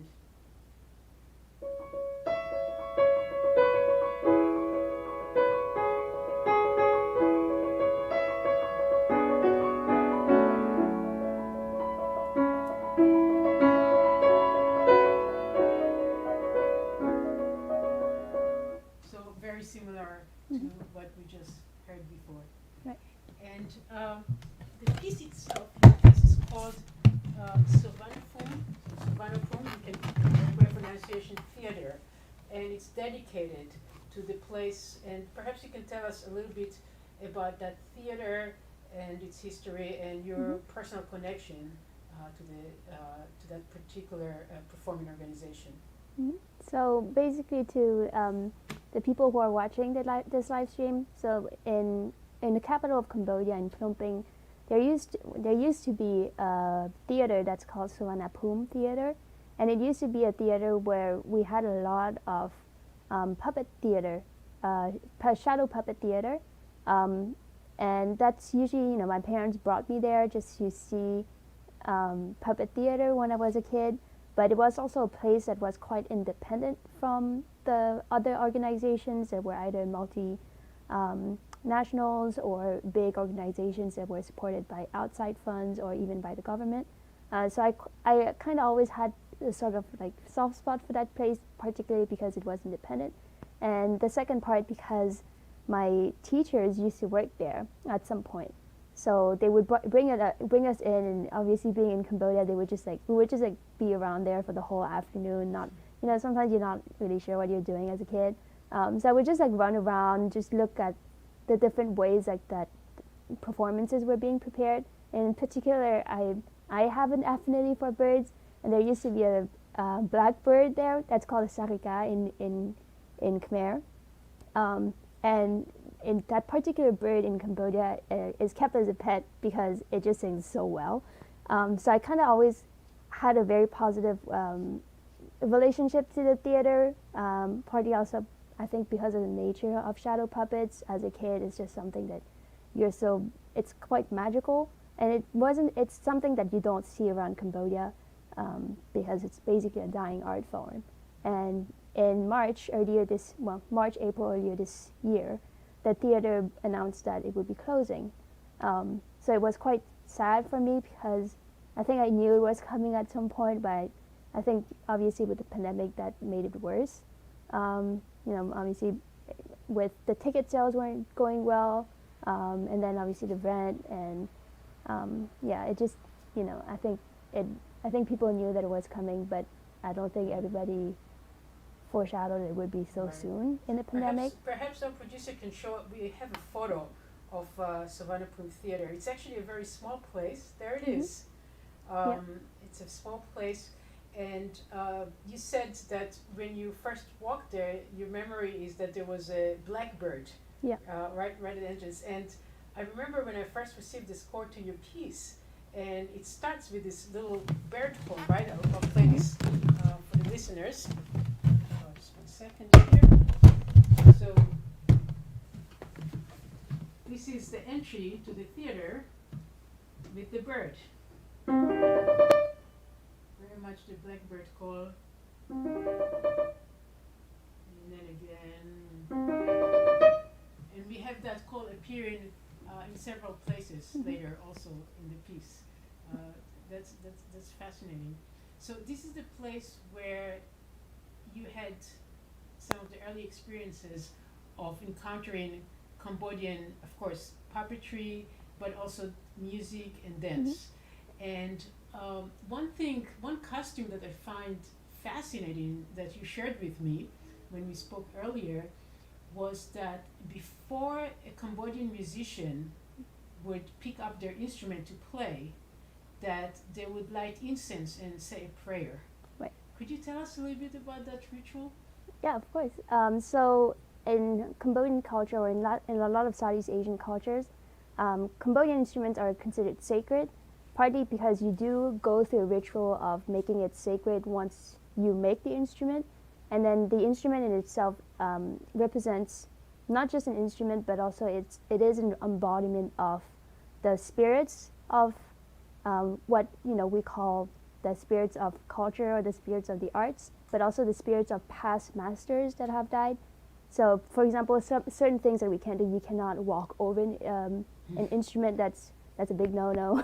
Right. It but would be hard to walk over a piano. Yeah. Yes. But you always, if you are in a traditional setting and you're doing a public performance, you will always pay respects to your elders and to the spirits.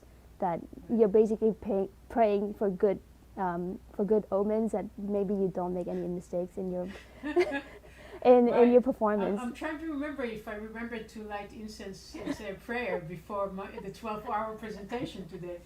But it is a fantastic kind of ritual, and in fact, I suppose it shows this great respect also to the ancestors in a way, because other people have played the instruments, and of course the people who built the instruments, and it pays respect and acknowledges this connectivity with the past. I think it also kind of gives a sort of you basically, and even if you play any kind of music, it is automatically almost ritualistic, and there's always a sense of respect. You can't just play music because you kind of want to or because you have to. Like, it is quite austere in a certain way, but it also says a lot about Cambodian culture, about how we treat music. As we consider it in very high esteem when it comes to traditional music.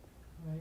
So at the same time, your music may make references, such as in this piece, to Cambodian culture and Cambodian places that are meaningful to you. However, you shy away from including any references to Buddhist culture in your music. So I guess secular references are something that you use, but not the sacred references. No. And I'm wondering if you can tell us why you made that decision as a composer, and also if you think that might change in the future with other compositions. Well, for me, it's quite a personal choice. I just don't feel comfortable doing that.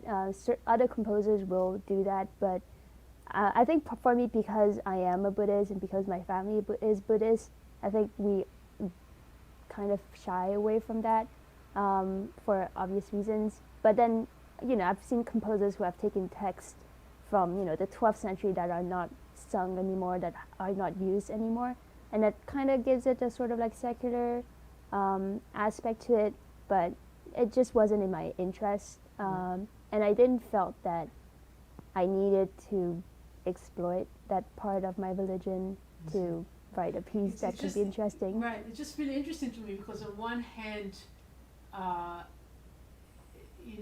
so music is a secular thing in this case. On the other hand, there is that ritual before you play. Right. That is more of a religious type ritual. So it's the two are present there, even if somehow they're interconnected. And I suppose each composer would make their own personal choices as to how to represent their own country, in this case Cambodia, in their music. I'm wondering, so this work is connected to Beethoven's wonderful sonata in B flat major. That's this one. And I'm wondering why you chose this particular work to connect your piece with. Well, I guess the reason is quite selfish. I think it was just easy for me. I listened to all of the sonatas that were available at the time you contacted me. And I just went with the one that I liked the most to my ear. So I tried not to intellectualize too much. And I think partly because of the nature of the commission, I knew it would be personal. So you kind of always have to negotiate, how much, brain power do you want to take in choosing something versus, that's like, what are you naturally inclined to? And I think, obviously that's kind of the nature of composition. you kind of always have to negotiate. Oh, is this good enough? You know, is this section good enough? Is this well written enough? You know, in a sense of, in an academic sense, but in the other sense, you know, is, well, does this sound good? Which is not this, you know, it doesn't necessarily always go together, at least for me. So I honestly, I went with this particular sonata because it's the one that spoke to me at the time, and that I felt that I could do something with it in writing the commission. Right. And so what was your process in thinking about, okay, using Beethoven, both the sonata and the piece motif, and yet writing your own style of music and integrating it with this Cambodian song? How did you go about putting it all together into one word? Well, I think maybe like the framework obviously was quite original. Like nobody had done this in the past. So for me, I tried not to put too much expectation and pressure on myself. For numerous reasons. I think the first one has to be a personal one. I think because Beethoven is such a big icon in classical Western music, you kind of don't want to mess too much with it. And then, you know, on the other side, on the creative side, I'm at the time when I was writing the piece, it was either going to be, oh, you know, I'm going to overthink everything, every single detail, or I'm going to write something that, you know, makes a point in the end, which is much more emotional. And I think the piece is not perfect in the sense that it's something that has never been done before. So somebody has to break the ground, and it's never going to be perfect the first time you break the ground. But eventually, you know, I think if I'm relating to my personal career, I know that, you know, this piece, obviously, it's not perfect now, but maybe in 5 years, in 10 years, in 15 years, 50 years, I have a better sense of how do I bring both of these influences into my music. And for, you know, for younger generations, it's also, they can see themselves suddenly, you know, in music that they thought they would never be able to mix together. So it's not a perfect fusion in a sense, because I think the underlying assumption with a fusion is that things have to be perfect, but it's not perfect. And I don't think that, you know, in particular in this piece, the listeners are going to hear pretty clear influences, and it does reflect personally my influences. I don't feel more Cambodian or more French or more Western educated. All of my influences are quite strong and quite equal, and it's something that's in my piece. So it also has to do a lot with how I see myself or how I feel about myself, and how, you know, that translates to the music. And, you know, every composer has a different background, which obviously is translated into the music in the end. Right, and you mentioned French, and of course French culture is very much part of your background, and you went to a French school, you speak French fluently, and I feel that this music very much actually reminds us of some of the language of the Impressionist composers such as Debussy and Ravel, which I understand are certainly were very influential as a composer, right? But I wanted to just go back. You used the word perfect or perfect fusion several times, and I'm wondering what that would mean to you. So what would be like in the future when you write different pieces of music? What would you have to do to feel that you have achieved something that you would label as a perfect fusion? I think it would be probably composing without overthinking. I think because I think, you know, when you're so early on in your career, you kind of always struggle with your own identity, your own musical identity, your career. Where do you want to make your career? You know, for me, you know, do I want to make a career in Asia? Do I want to make a career that's a bit more global? But does that mean that I'm shying away from Southeast Asia? I think, you know, like, I do think that, you know, the perfect fusion is it's like a dish, honestly. Like, you know, when you're like eating a dish and you're not overthinking the dish, this dish just speaks to you. It's just so simple. And the influences are so clear to you that you just don't think about it. It's just that good. So for me, you know, hopefully, like in 50 years, like, I won't have to overthink about how I write music. It's gonna be quite hard.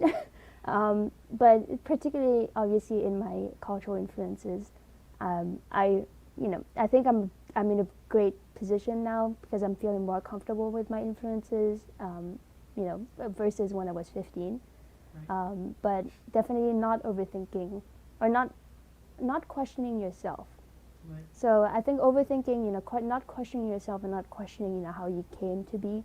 So obviously it has to do a lot with the history of Cambodia. We went through different, we had a long period of colonization by the French, then we had war, then we had different occupations by different countries.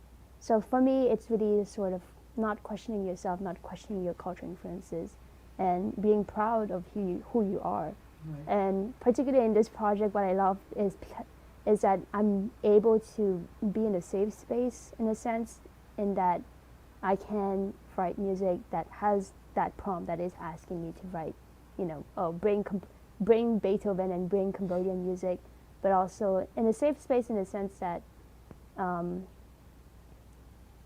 that you know that you're doing something that's unique in the moment, and that hopefully that when people are going to hear this music, they're gonna they can criticize it. That's cool with me, but maybe they can take whatever experience they have and then say, well, how do I move forward, and how do I make peace with myself in, I guess, how I feel about this piece or how I feel about myself. Thank you very much. I want to just show a little bit some of the connections with the Beethoven, both the sonata and the piece motif. First with the sonata. So the second movement of the sonata that you chose and the first movement both appear in your work in different ways. So this is the second movement of Beethoven's number 11 sonata in B flat major. This is the second movement.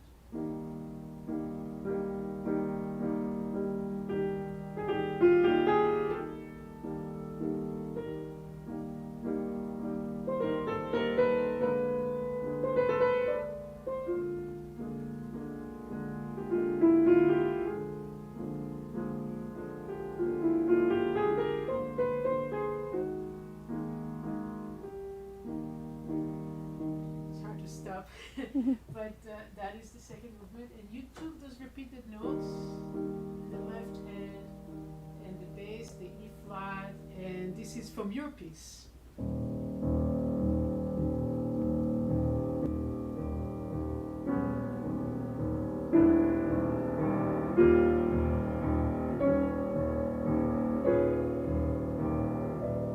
So a clear reference to the second movement of the Beethoven. And that's the first reference we hear to the sonata.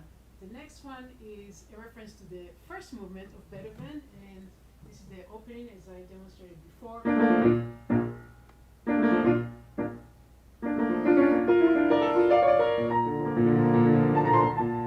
And here we have two things. We have this motif and this repeated octaves in the left hand, and you're using both in your works. So the first time we have something like this after this part.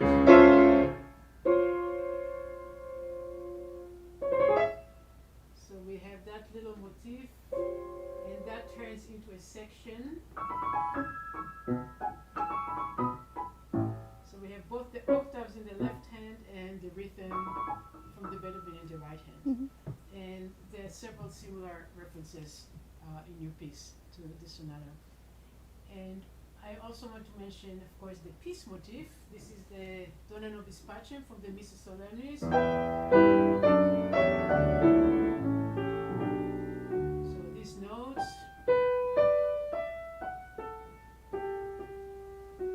And here we have them in the left hand at the top of those chords.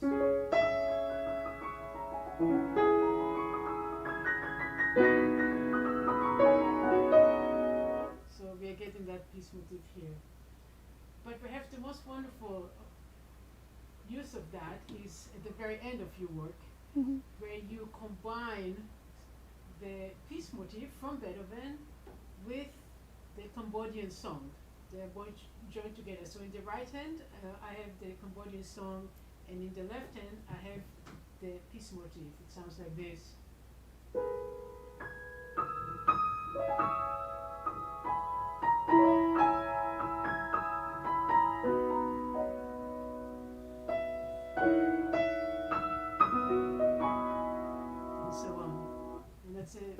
wonderful, beautiful way of putting everything together to end the composition. Mm-hmm. You know, I wanted to ask you before I play your piece here, if you have any memories. You know, of course, today we are celebrating Beethoven's 250th anniversary. I'm wondering if you have any special memories from the early encounters that you had with Beethoven in Cambodia. Any special performances that you heard, or maybe your own early studies of Beethoven that have left an impression on you? Well, I think a lot of musicians probably know the Moonlight Sonata because it's so overused in any commercial form. Yes. Like, you know, in like little toys, you open it and it starts like playing the Moonlight Sonata, or, you know, when you used to have like the Nokia phones, they used to have like this one phone that was also the Moonlight Sonata. Your first encounter with Beethoven was the phone? Because they used to have ringtones, and one of them used to be the Moonlight Sonata. I mean, it's quite funny, but you know, that was just the nature of growing up in Cambodia. Mm-hmm. I did start like my more formal training with Beethoven's music when I was 15, which is when I moved to the U.S. To attend, you know, my preparatory school, and eventually, you know, we did go into very strong formal analysis, obviously, you know, with a sonata form. So you kind of don't have, you have a choice. You have to analyze sonata form with Beethoven. It just goes hand in hand. But in particular for me, I guess like my very strong memory that I have of classical music in what the classical Western music of performance was when randomly Vladimir Ashkenazy was in Cambodia. Really? He didn't play Beethoven, but he did play you know, Haydn and Poulenc, but it was just like really weird as a child, being 10 years old, you're in an auditorium and suddenly like Vladimir Ashkenazy walks on stage in Cambodia. I imagine there haven't been that many international artists of that caliber coming to perform there. Right. No, you just didn't. I mean, like, you know, in the early 2000s, you just did not have that kind of stuff. In Cambodia, so it was quite rare. And because it was so rare, obviously I remember every single minute of it. So I think, but you know, when I was a young kid, obviously I didn't know I was going to become a composer. When I was in my early years, I was a classical folk singer, Cambodian singer. So I didn't really have a plan to become a classical Western composer writing in the Western medium. I think that's just like how life works. I actually would like to mention to our audience here that there's some wonderful videos of you singing online on YouTube and other places that I saw and enjoyed tremendously. It's so embarrassing. No, you're a wonderful singer, and I love those performances. So if anybody would like to explore another facet of what you create and do, that is certainly a major part of it. So, but for now, this is Bospa the composer, and I will play your piece Savanapum, written for the 32 Bright Clouds project.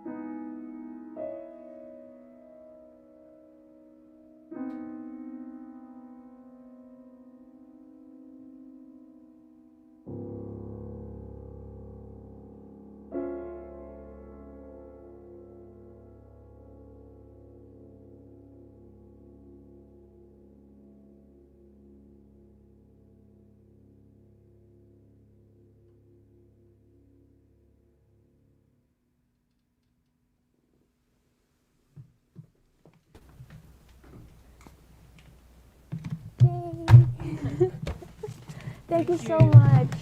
Thank you very much for this wonderful work. You know, as I was playing, I was remembering something that you told me earlier, and we haven't mentioned, but it was such a wonderful and beautiful idea that you shared with me, which is that when some of the quotations of Beethoven appear, then you were kind of hearing it in black and white, Yes. as opposed to in color. Mhm. And I thought that that was such a beautiful way of thinking about those memories of the past, you know, in a kind of like almost like old films, right? In black and white, whereas the new material is in color. So this is something that I was just thinking about as I was playing. Yes, there's this color, but then there's also that color. And I love that about your piece. It does have all those many different shades and colors, which Thank I really you. enjoy. And I look forward to playing it many times. And I can't wait to see what you do and how you work on achieving that perfect fusion Yeah. that you spoke about. And I want to remind our listeners that this is actually the 9th hour out of 12. We started at 9 in the morning. Today we are celebrating Beethoven's 250th birthday. It is here today, and many of the guests are composers from around the world who have contributed new works to my project 32 Bright Clouds. And 32 Bright Clouds is a project where I go around the world and commission composers from countries of conflict to write new compositions that are united through this message of peace as expressed by Beethoven's peace motif and Beethoven's call for inward and outward peace. And I'd like to encourage people who are inspired by this new composition and others that have been heard throughout the day today to contribute and to support the 32 Bright Clouds project. We are about 20 commissions out of 32, so there's still a lot of work to do. And certainly the composers and in order to have new commissions, we are depending on your support and your contributions. There is a page which I hope will show, there it is. There's a little banner to help me when I tell you about this. And this is a place where you can go if you'd like to think about supporting the project. Any small contribution would be very greatly appreciated. If you go to 32brightclouds.com/donation, you will see various options. I believe there is a tax-deductible option, which is the first one, and that's a place where you can contribute to the project through the New York Foundation for the Arts. That's a tax-deductible contribution. Or, of course, there is the Venmo, which I understand many young people like to use these days, and PayPal as well. So all those links are on that page if you are interested and would like to help with upcoming commissionings. So, Bosba, is there anything else that you would like to share with us before we say goodbye today?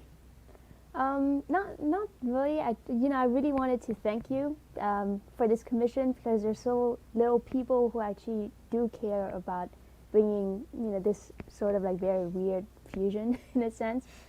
So to have somebody who really, is behind this kind of project, it's just so wonderful for me as a young composer, because it's giving me, full creative control of within certain boundaries, obviously, of what composition can be. So, if there are any listeners out there that are Cambodian, I wanted to tell you that, obviously it's never going to be perfect, but you got to stick to, what makes you proud and what makes you feel good. And sometimes, it just comes from places where you never think it's going to happen. Obviously, I'm in this project, never thought it was going to happen, but I'm just so happy to have written this piece for myself for this project. So, and for, listeners who are non-Cambodian, I really hope you would donate to this project, because, even if it's Beethoven and Beethoven celebration, the other part is that for composers like me, it's quite life-changing to be able to explore this part of myself.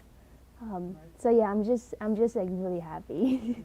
Thank you so much for the beautiful performance. We actually have a few. Thank you. We actually have a few comments for you, Bosba. So perhaps here we have one Oh, thank this is from you. Carolina. Carolina is this is a composer from Colombia, Colombia, who is going right. to be joining us in just about an hour at 7 p.m. Eastern time. Thank you, Carolina. And Thank you. I don't know if there's another project. Oh, Brian. This is one of your fans. Hi, Brian. Nice to see you. That's wonderful. Oh, and Sidney. So Sidney is a composer from the Philippines who we had earlier today at 2 p.m. I believe. Thank you so much. And yes, oh, that's wonderful. Thank you, Sidney. I think Sidney has been with us most of the day. That's really wonderful. So thanks again, Bosba. And Thank you. we will continue with the live broadcast at 6 p.m. with the composer from Iran, and that's Aida Shirazi. She will be joining us in about 15 minutes. And until then, I will ask the producers to share with you a performance of Beethoven's trio, Opus 1 number 2. That's the trio in G major. And this is a performance that I gave with my piano trio, the Weiss Kaplan Stumpf trio with violinist Mark Kaplan and cellist Peter Stumpf. And I believe that this particular performance is from a performance here in New York City at Rockefeller University. So this is the Opus 1 number 2. We will not be able to hear the entire trio, but we will hear the first 15 minutes of it or so, and we'll rejoin the live broadcast with Aida Shirazi from Iran at 6 p.m. Eastern Time. Thank you very much. Thank you, Bosba. Thank you.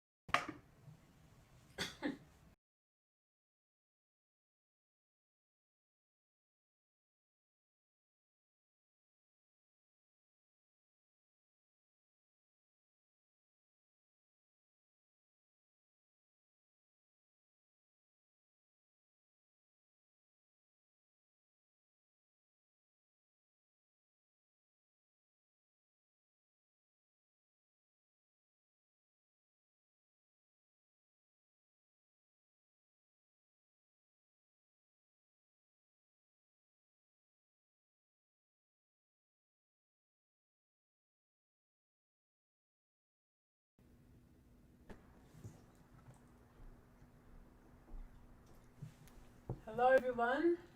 Good evening. Hello, Aida. Hello, Yael.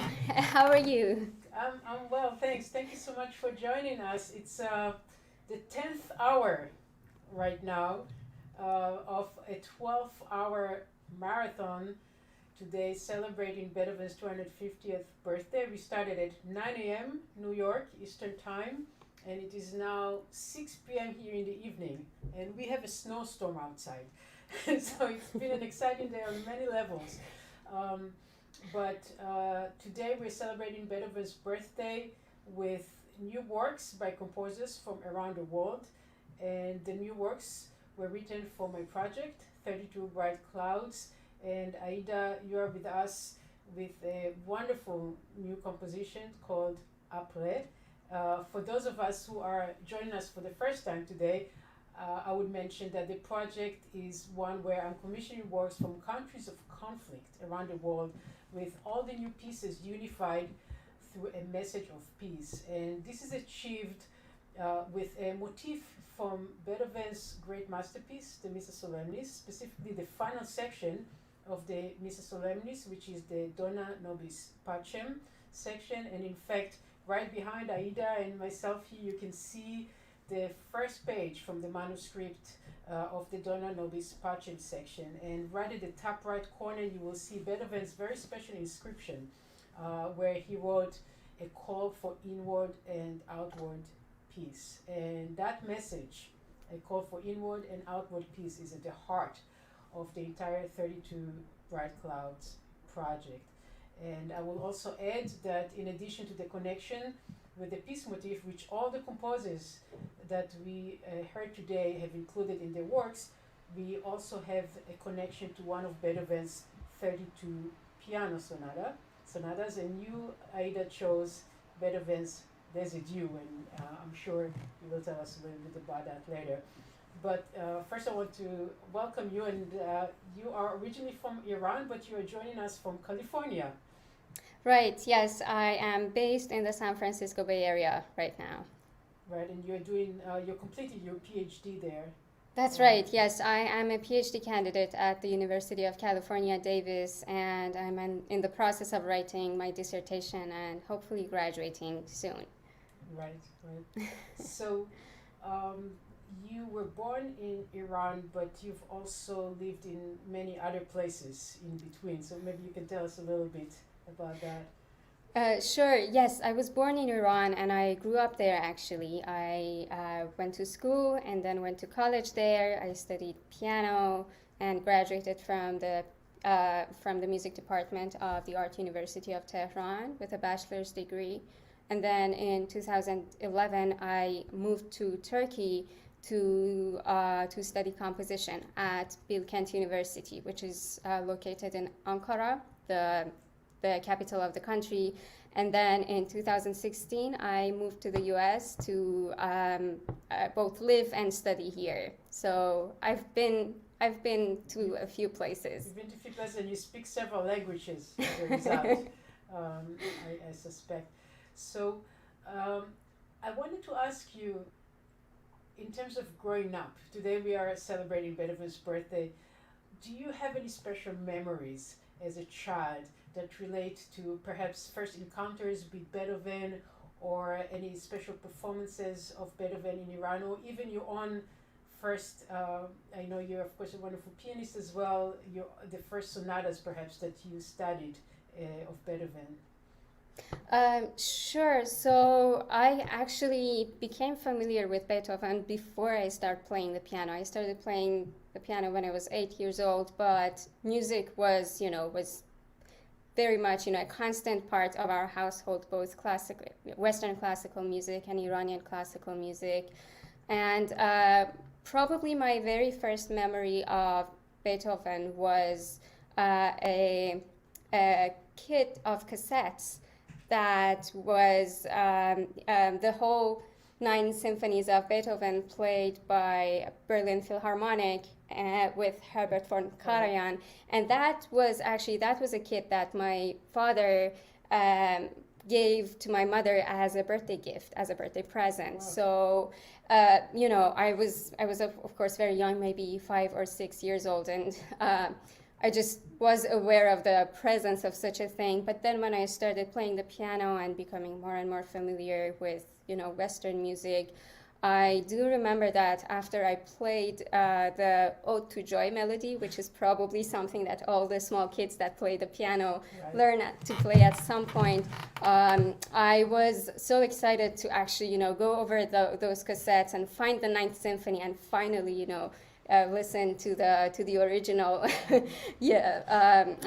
of melody, which was definitely, you know, a really nice memory. So at the age of 5 or 6, you listened to the entire Ninth Symphony in order to get to that point where the final choral Ode to Joy.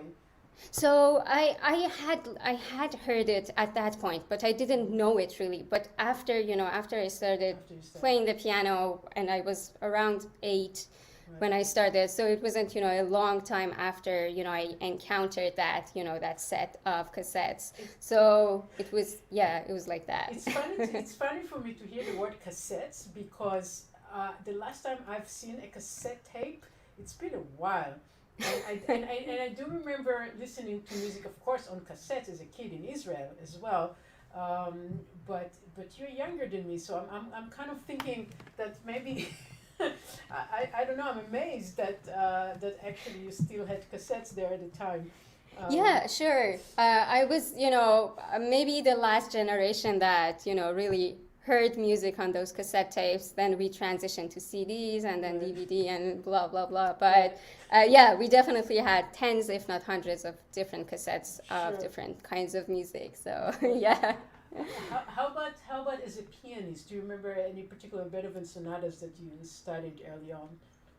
Yeah, I started so as far as the piano sonatas, I started with numbers 19 and 20, the shorter ones, which I actually really love. And you know, it was when I was going over the sonatas to choose one for your project, for the 32 Bright Clouds project. Number 19 and 20 were also on my list, but I eventually... I remember that you actually took a long time. You were kind of agonizing over your choice of sonata. It's interesting because there's a whole range, you know. There was one occasion when I contacted a composer, and 10 minutes later, I received a request for a sonata, and then there are other occasions where it's a very, you know, intensive process of thinking about it and researching it. I wonder what that was like for you. Sure, yeah. So obviously, you know, as a pianist, I haven't played all the sonatas. It's an impossible task that, you know, great pianists like you are capable of doing. Right, it takes a long time, but I know many of the sonatas, and several of them are really, you know, my favorites. So one reason why it took me a long time to get back to you was, you know, it was really hard for me to choose one, only one from out of the 32, and I know some of them were probably already taken at that time, but yeah, I pretty much listened to every single one, the ones that I had played before or the ones that I knew less, and I ended up using Les Adieux because first of all, it's kind of a programmatic music, and I am interested, I'm drawn to works of music that have some sort of an extra musical element, narrative behind them.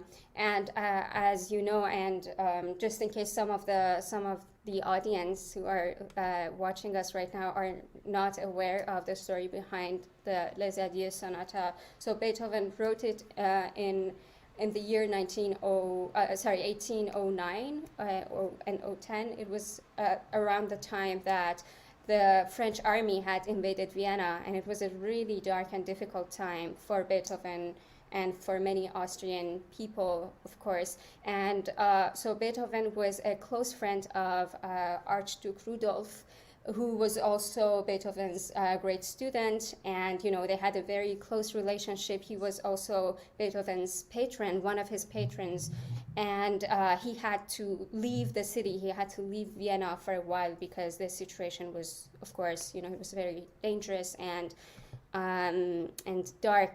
And Beethoven, it pretty much feels like he's kind of grieving the absence of his friend, and that he has to say goodbye to Rudolf, at least for a while. And also the other reason why I am interested in the sonata, so the opening motif. So each movement has 3 movements. Each movement has a title, right. And the title of the first movement is Lebewohl, which means farewell. And if you see the score, if you look at the score, you can see that actually so above the first 3 chords or dyads of the sonata, exactly. Yes. So it's like he's kind of singing Lebewohl, something like that. And actually Beethoven does that in one of his string quartets, his Opus 135, where he actually writes the syllables so the words of a sentence, or in this case the syllables of a word, he spells them. And since I am, as a composer, I am interested in using text in different ways in my work. So that was another reason why I decided to use this sonata. And one last thing, so this sonata is written, as I said, for Rudolf, for Archduke Rudolf, and Missa Solemnis, which we also use, all of us have used in our works, is dedicated to Archduke Rudolf. That, I actually remembered after I chose the sonata, but it was it was a nice coincidence. Everything came together in a really interesting way. Right, and I'll just add to this, just for the listeners. So yes, the first movement Beethoven wrote actually the word, right, so farewell. The second movement he wrote absence. So this is the time of the Archduke being away from Vienna, and then the third movement is the triumphant return. And if I'm correct, then your piece, Après, which of course the word après in French is immediately connected to Les Adieux. Beethoven gave his sonata title in French, but your piece uses some fragments and materials from both the first and second movements. So we are not actually getting the joyous references to the joyous movement, but we have the absence and the farewell of the first movement as well, which is interesting. I thought maybe I would demonstrate a little bit of those connections for the audience. And if you'd like me to play something specific, just let me know. But I thought just a little bit of the way that this piece is put together, which is really fascinating. So this is the Beethoven.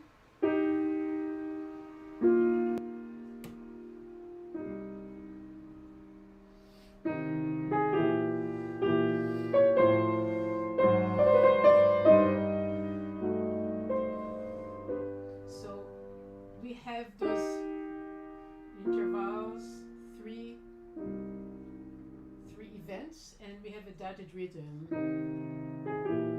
So just those 2 things you are doing absolute magic with. Thank you. Yes, your piece starts, and this is the beginning of Aida's piece here.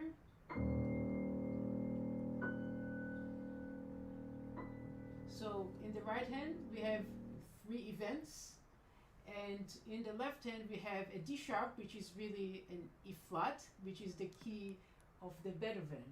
And immediately following this first measure, in the next measure, Aida, you give us the dotted rhythm.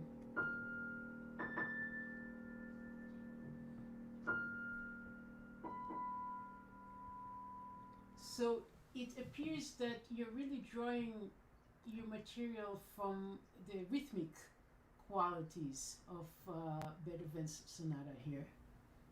That's true. Yes, I think so. Beethoven is, of course, he was a wonderful composer, but I think what is most memorable about his music is some of the patterns, some of the very small fragments and rhythmic cells that are very salient, and we tend to remember. So once we hear them, they stick with us for probably the rest of our lives. And this is actually a very, very interesting quality to me. And I try to, pay my respect and dedication to him by emulating and really taking advantage of the this very present and very salient rhythmic quality of the beginning of the sonata. And there's so much here. So for example, in that towards the end of that slow introduction that Beethoven includes in Les Adieux, we have something like this.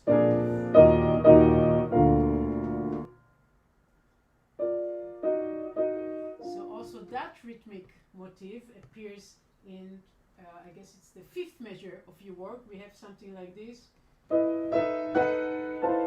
which of course reminds me this particular material. And I have to say that even just visually, and I don't know if that's intentional or not, I never asked you this, and I would be actually interested to ask you this right now here live. So when Beethoven writes, so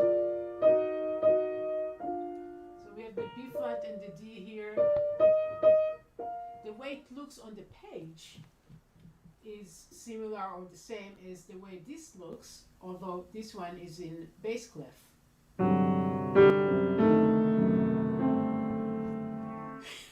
Sure, yes, definitely.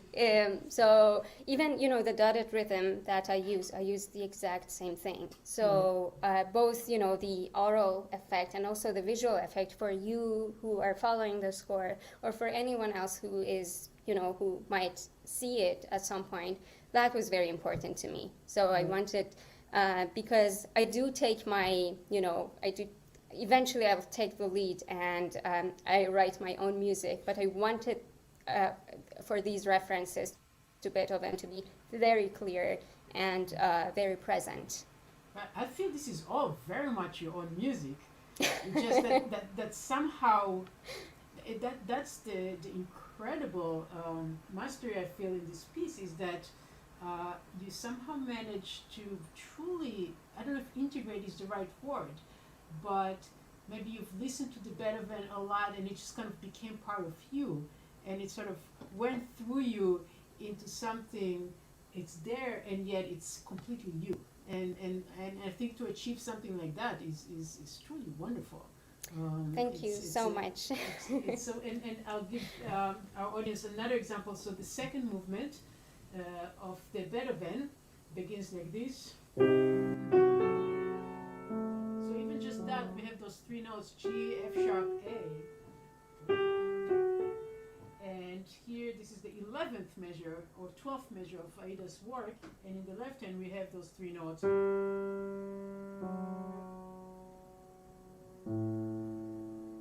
So even just something like that, but clearly the space between this, the distance from here,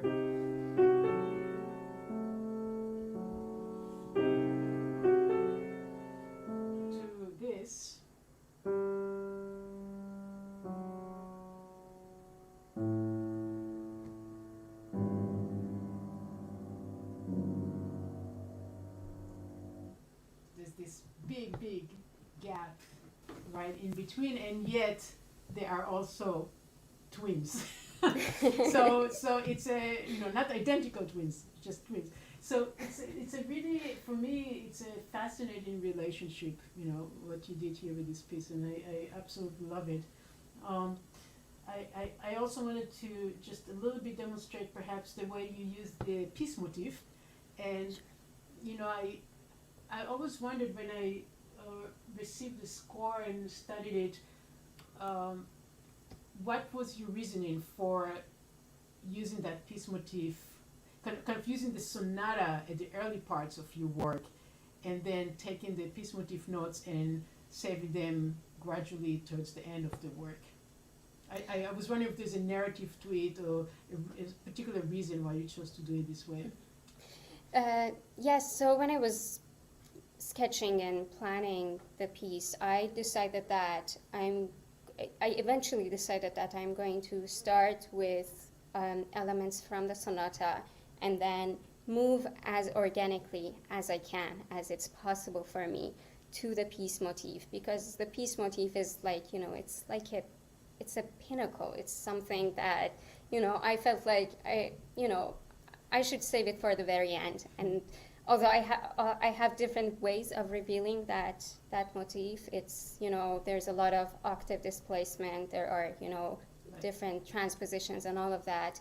I really wanted it to for the A point to be the sonata, and then, you know, the Z point maybe the piece motif. So yeah, and then I organized the rest of the piece, anything that went you know, between these 2 points, based on these 2 elements. And although also there's another thing which I actually remembered the other day when I was going through the notes that I had taken and my sketch as well. I was writing the piece because it's been a while since I wrote that piece for you.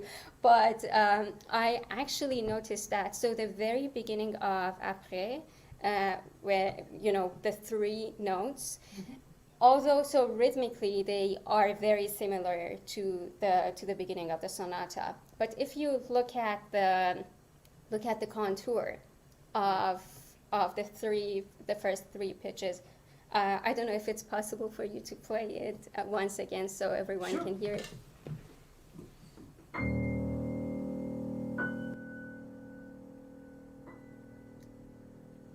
Exactly, thank you. So the contour, so the first note, C, then goes down to F sharp and then goes up to B.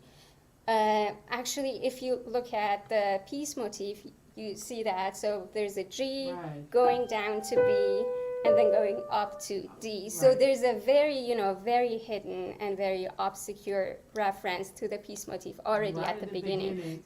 Right. So although we hear, you know, maybe the motif at, you know, in a more clear manner at the end of the piece, but it's actually, you know, it's actually present at the very, very first moment, but it's very hidden and in the background. Yes. Oh, that's wonderful. And it takes it a while to actually reveal itself, the piece motif. So it appears in different ways suggested before, but right at the end, or just before the end, we actually have the piece motif notes spread across the keyboard in different registers. So I'll just play it.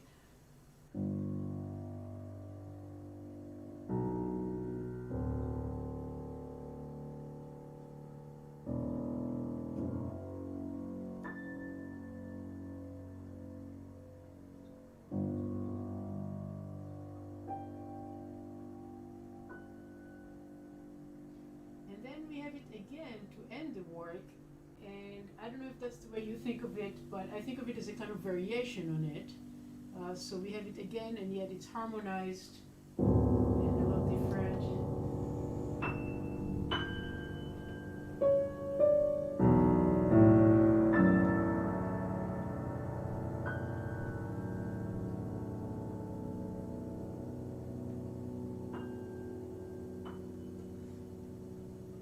That's the way the piece ends. Exactly. Yes, absolutely. That you can definitely call it a variation. Sure. Which is interesting that you end with the variation as opposed to the simplest form of the motif, which I find also very interesting. I have to tell our audience that a piece like this,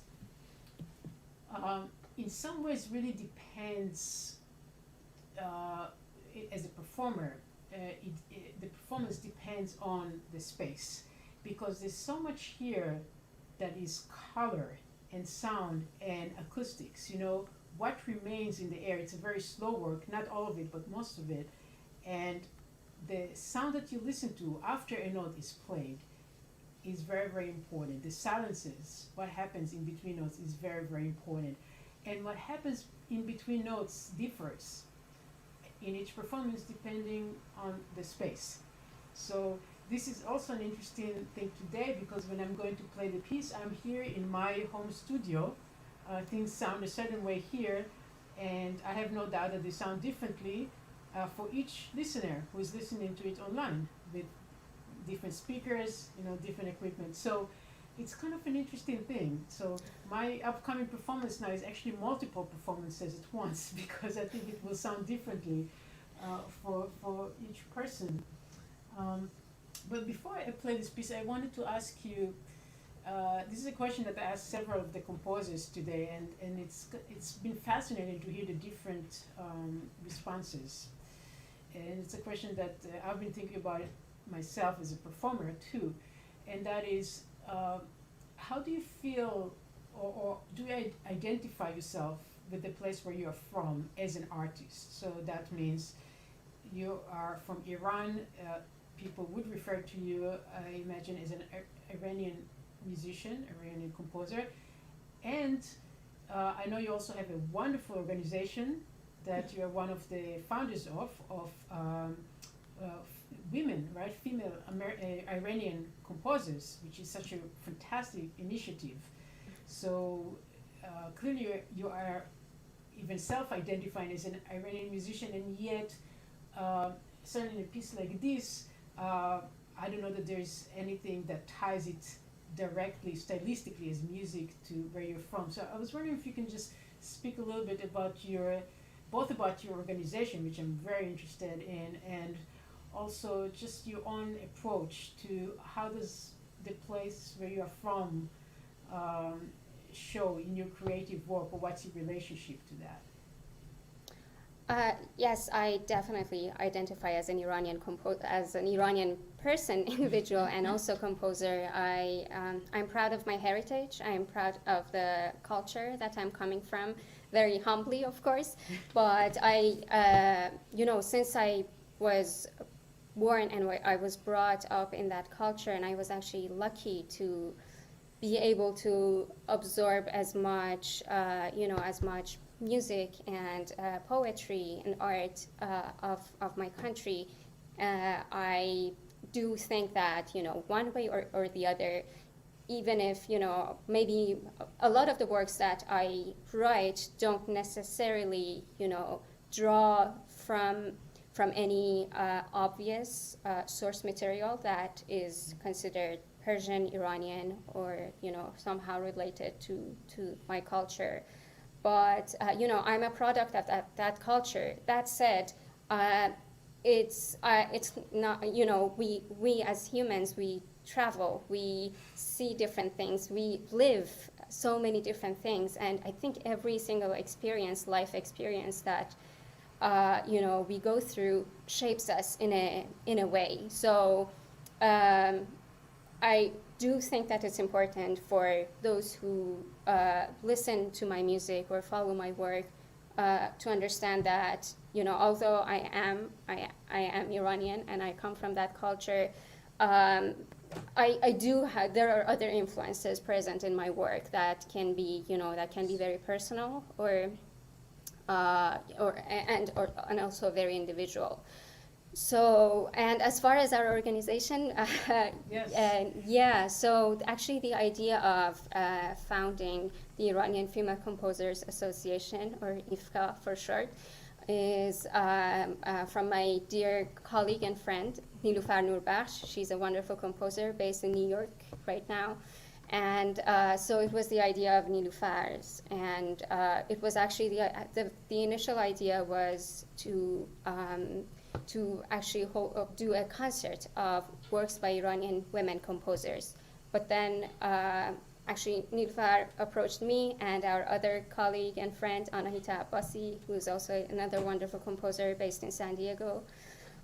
We actually started doing some research, and each of us knew a number of composers, young composers, but we were we are spread around the world. So the IFCA composers, they are based. Some of them are based in Iran, some in Europe, some in the U.S. and other parts of the world. And we actually started realizing that just through the word of mouth, that there are actually many more of us that we had initially thought. And we thought that's the idea, isn't it? Exactly. By creating something like that, you are exposing, this wonderful wealth of creativity by this group of people. Exactly. So it's actually, we can first of all come together and hear from each other and see what each of us is doing, and I think that I find it very inspiring, and also so we can do some activities that can really represent and promote the work, the wealth and the diversity of the work of these composers. And it's been great. It's been really inspiring. It's like a very strong and inspiring sisterhood for more than 3 years now. Yeah, I think it's a fantastic organization, fantastic initiative. And I imagine that there are people who are surprised that even exists, in the sense that surprised to find out that there is so much, creativity, that there are all those wonderful composers, that fit under this umbrella, of your organization. And especially coming from Iran, I think often people don't know. We just don't know, what's possible and what's available. So I think this is wonderful. And aside from that, it's just a wonderful group of composers.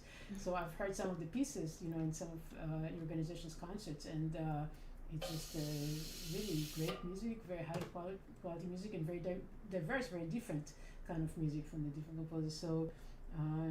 Congratulations for putting together something like that. I think it's Thank you so much. Absolutely wonderful. So with that said, I'll now perform your work, Après, connected to Beethoven's Residue Piano Sonata. And this is the piece written for the 32 Bright Clouds project from Iran.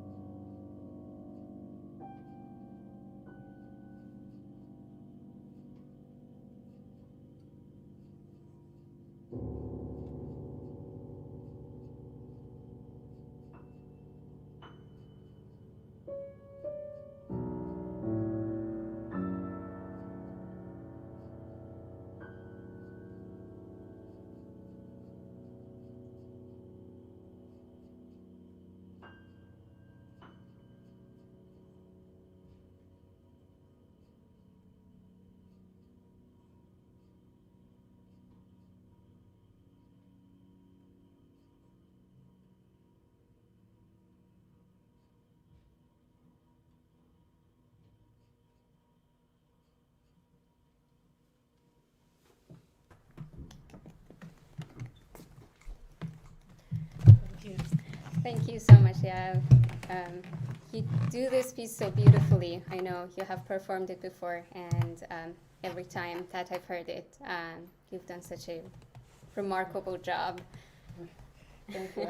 I really love the work, and I love playing it in different spaces and different pianos, because it really, as I mentioned before, it brings out different qualities in those moments in between the notes.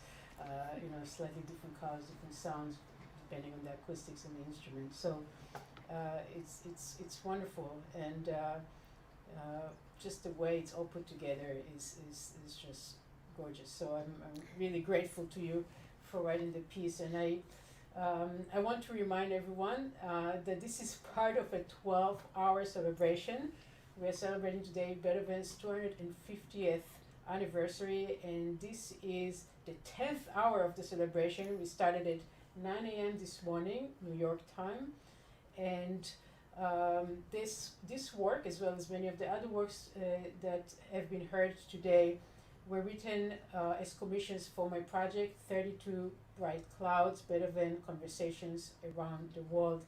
And this piece brings together composers from countries of conflict around the world, all unified through this peace motif from Beethoven's Missa Solemnis and connections to Beethoven's piano sonatas. And I would also like to encourage, if you're inspired by this work and other works that you've heard today, I'd like to encourage you to consider supporting the project. If you're able to contribute even a very small amount, certainly we will be very grateful to you. I'm about 20 compositions into this project, so there's still some commissioning to do and new composers to contact, and this project depends on people's support and contributions. So if you are able to donate or would like to consider that, you can visit 32brightclouds.com/donation. That's the page where you will have some information about different places where you can give. I think the very first option is a tax-deductible option, which is part of the New York Foundation for the Arts. The project is partnered with this organization so that we can accept donations that will then be tax-deductible. We also have the Venmo option and the PayPal option, and all of those are, I see in the banner in front of you and also on that page on the website. And I was told that it would be perhaps good to mention that my own birthday is only 3 days apart from Beethoven. So my birthday is coming in 3 days. And whenever somebody asks me, what would you like for your birthday? I always say, well, maybe you can contribute something to the 32 Bright Clouds project. So perhaps you might consider a small gift like that for my birthday as well. Happy birthday in advance. Thank you very much, Aida. And the 32brightclouds.com project includes a page for Iran that if you'd like to read more about Aida herself, and it includes a program note for this piece that I just played, and all that information is on that web page as well. So I'd like to thank you again, Aida, very much, and we will continue live in about 20 minutes at 7 p.m. Eastern Time with Carolina, composer, joining us from Colombia. But before we do that, I'd like to play for you a video of a pre-recorded performance of another 32 Bright Clouds commissioned work. This one is from Syria, and it's by the composer Malek Jandali. Now, Malek unfortunately is unable to join us in person today, but I wanted to make sure to share this work with you. It is called The Hunt for Peace, and it is connected to Beethoven's so-called Hunt Sonata. Like most of Beethoven's works, he did not himself give the nicknames to the works, but this one was given later. This is the Sonata number 18, and you will hear a lot of connections if you're familiar with the Sonata to that particular work. And so I'd like to ask our producers to please play this video, and I will let them know exactly which one it is. We have a chat box in the system, so I can communicate with the people who are making this whole broadcast here possible. So this will be Malek Jandali's The Hunt for Peace, and we will after that take a short break. We will be back live at 7 o'clock with Carolina from Colombia.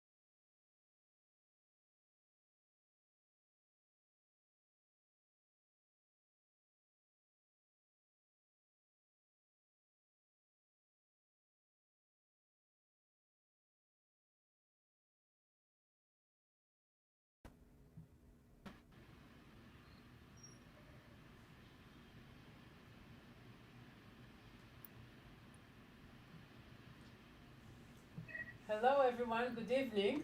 Hello, Carolina. Hello, Yael. How are you? Good. How are you? Great. I'm very happy. I'm very happy to be here with you and with all the people who are watching us. Thank you very much for joining us. This is a 12-hour marathon that we are presenting today, celebrating Beethoven's 250th birthday, and this is literally the 11th hour.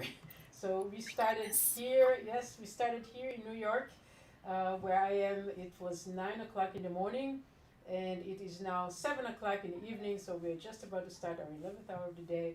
And Carolina, I think we are on the same time zone. You are joining us from Colombia. Yes, we are on the same time zone.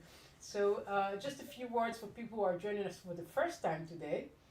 Today we're celebrating Beethoven's birthday with composers from around the world, and these composers contributed fantastic new works for my project 32 Bright Clouds, Beethoven Conversations Around the World. And what the project is commissioning composers from countries of conflict and unrest to write new compositions that are all united through a message of peace. And we achieved that by including in each one of those new compositions a motif from Beethoven that I call a peace motif. It is the motif of the Dona Nobis Pacem section from Beethoven's great masterpiece, the Missa Solemnis. And right here around us, and behind Carolina's tile here on the screen and mine, you can see, in fact, the manuscript page from Beethoven's Missa Solemnis. And this is the Dona Nobis Pacem, the first motif. And on the right, in the top corner, you can see Beethoven's inscription, very special words that Beethoven left for us, where he wrote a call for inward and outward peace. And that message, a call for inward and outward peace, is at the heart of the entire 32 Bright Clouds project. And in addition to this connection of the new works with the peace motif, each one of the new compositions is also connected to one of Beethoven's 32 piano sonatas.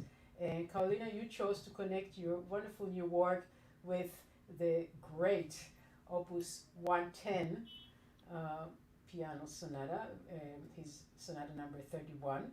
And I'd like to tell our listeners that your piece I've received only a couple of weeks ago.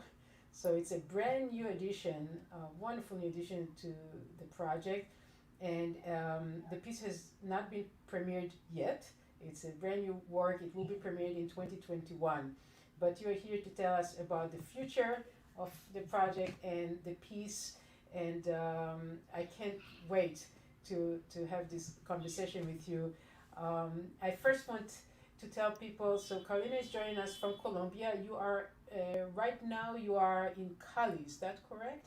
Yes, I am in my mother's house. Yes, right now. And that's where you're from. You're originally from Cali, but you currently live in and teach in Bogota? Yes, I do. Yes. Okay, so this is a kind of a holiday vacation back home? Yeah. Okay. And you were born there in Cali, but you traveled, I believe you studied first in Colombia, right? But then you also you did some few studies in England. Yes, I did. I started here at the Conservatoire when I was 9, playing piano. Then I moved to Bogota to study at Javeriana University, where I'm currently teaching. And then I moved to Birmingham in the UK to do my master's and PhD, and then came back to Bogota. Right. And I'm just curious, so I'm sorry, I've been talking for 10 hours. When I first contacted you about the project, I'm very curious to know what your initial response was in terms of this idea of taking the great master or motifs, the material from the great master Beethoven, and connecting them with your own music, your own style in the here and now. I was scared. I mean, I was excited, but I was a bit scared because it's a difficult theme. It's a difficult subject, and as you can see, maybe in the piece, it's not easy the way I deal with peace, because it's not easy the way we deal with peace here in this country. and I wasn't sure I was going to be able to do it. To be honest with you, that's why I started so early to work on the piece, because I was really scared that I didn't know how to use the motif. The motif is quite happy, and I didn't have this feeling of happiness with peace. I am a bit frustrated with in how to achieve peace. So it was a struggle for me. So I started to improvise, to sing it, to imagine it, to listen to all the sonatas, to try to find a way of dealing with this. So at the beginning it was scary, but it was very exciting. And I finally got the chance to show that is a difficult thing for me, a difficult subject for me. So I found a way to present the theme with this struggle and with this uneasy way of floating in the sound. Right. Maybe this is a brand new work, but maybe I can show people a little bit. So when you say difficulty with peace, so what you did here, I believe you used the peace motif from Beethoven 3 times in your work, and each one seems to have a very, very different character. And the first one, we have this big, it's like this big pesante chords, things like that, and they're combined with dissonances in the left hand. Yes. And it seems like a kind of angry piece, maybe.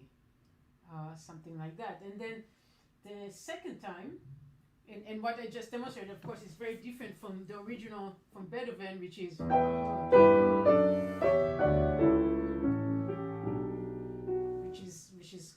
quite warm and content. The second time you use it, what character would you give that? This is the way it appears the second time in your work.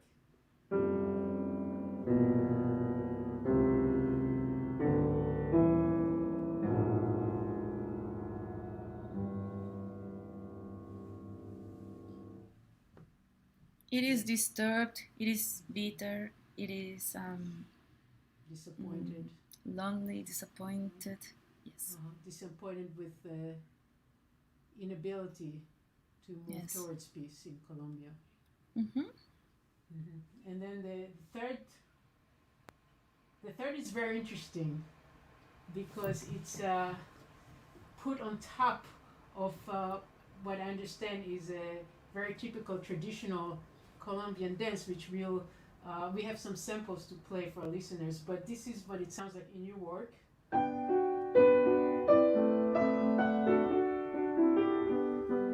So I guess the dance rhythm is here in the left hand, and it repeats until it disappears.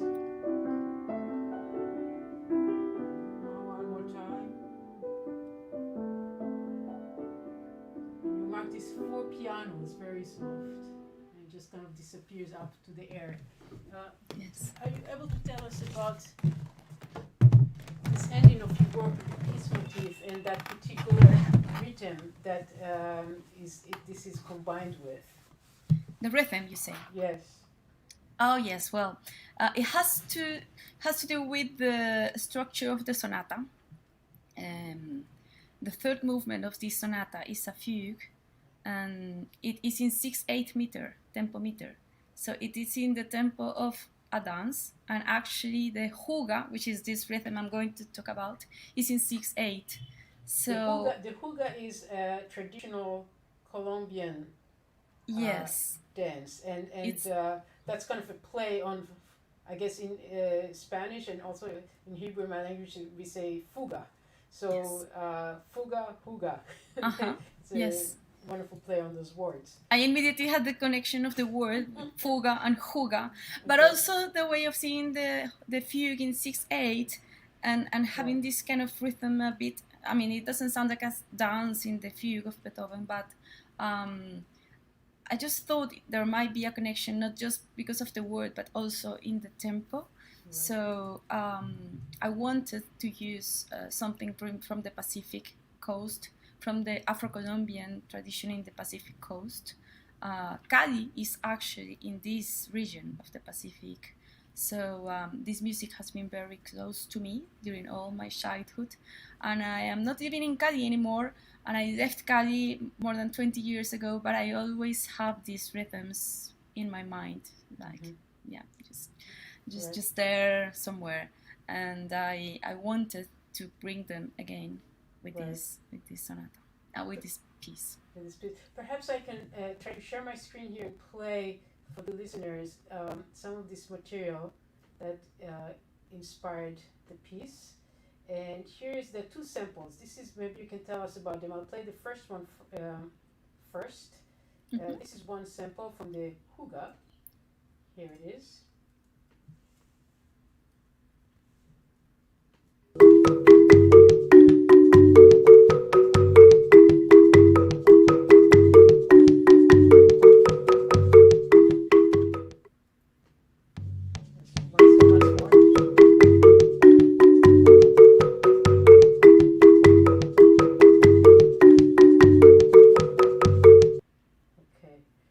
Perhaps you can tell us a little bit about what we've just heard.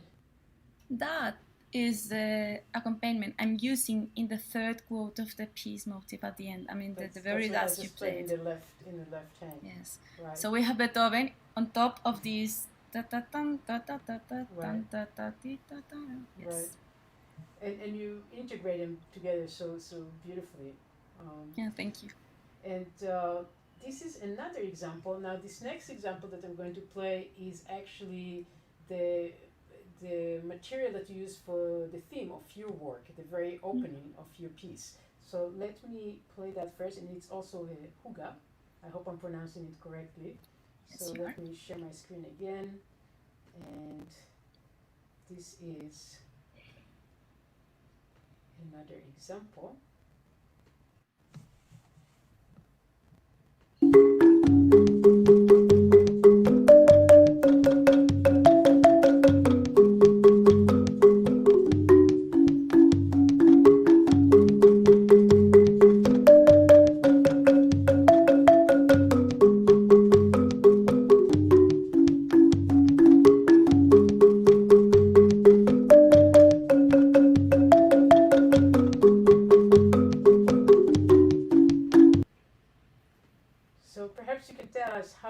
That as the foundation, the thematic foundation for your work? Well, the actual opening of the work starts with this arpeggio. Yes. I'll demonstrate that. And of course, new piece, it's quite dissonant. Let me see. All the way back here. So this is the beginning of your work, which, by the way, is called in English of Adoration and Fear, and we will talk about that title shortly. But this is the opening. So that's immediately, we just heard that material, right? I'll play that again. Right, and of course you do a lot with it throughout the work. This is just the very opening. So why did you choose that particular quotation? Is this something that you remember from childhood that's very meaningful to you?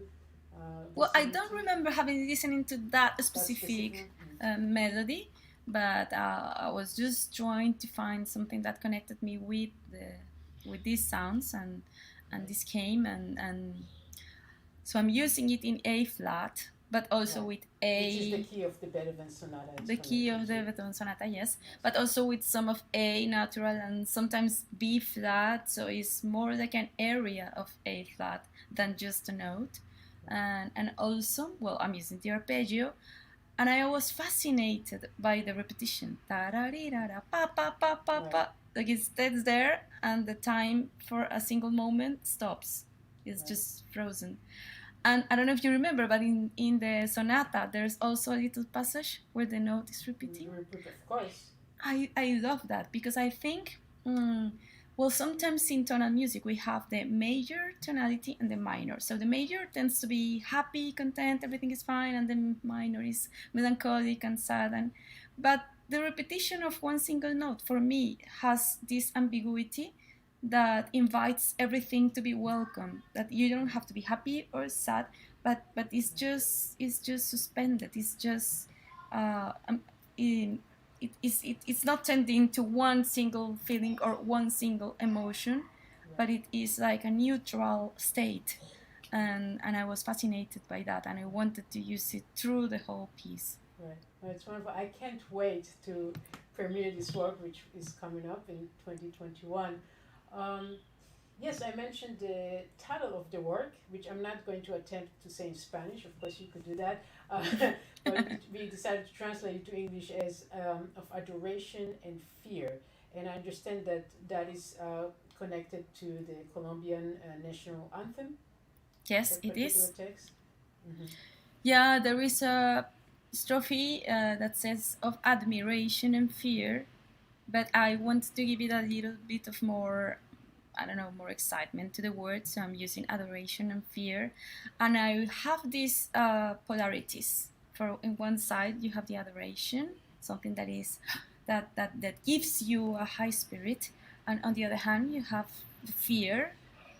And I think these opposites is what I am using in my piece, because I have the joy of the dance, but it's dark. Yeah, And it's also I have the joy and the contentment of the quote, but it's also disrupted, disappointed. So this polarity, I think, is what is helping me to construct the piece. Right, right. And the work is dedicated to those community leaders, right, in Colombia that are, I guess, they've been assassinated for the peace work that they're doing. Maybe you can tell us a little bit about that particular situation there.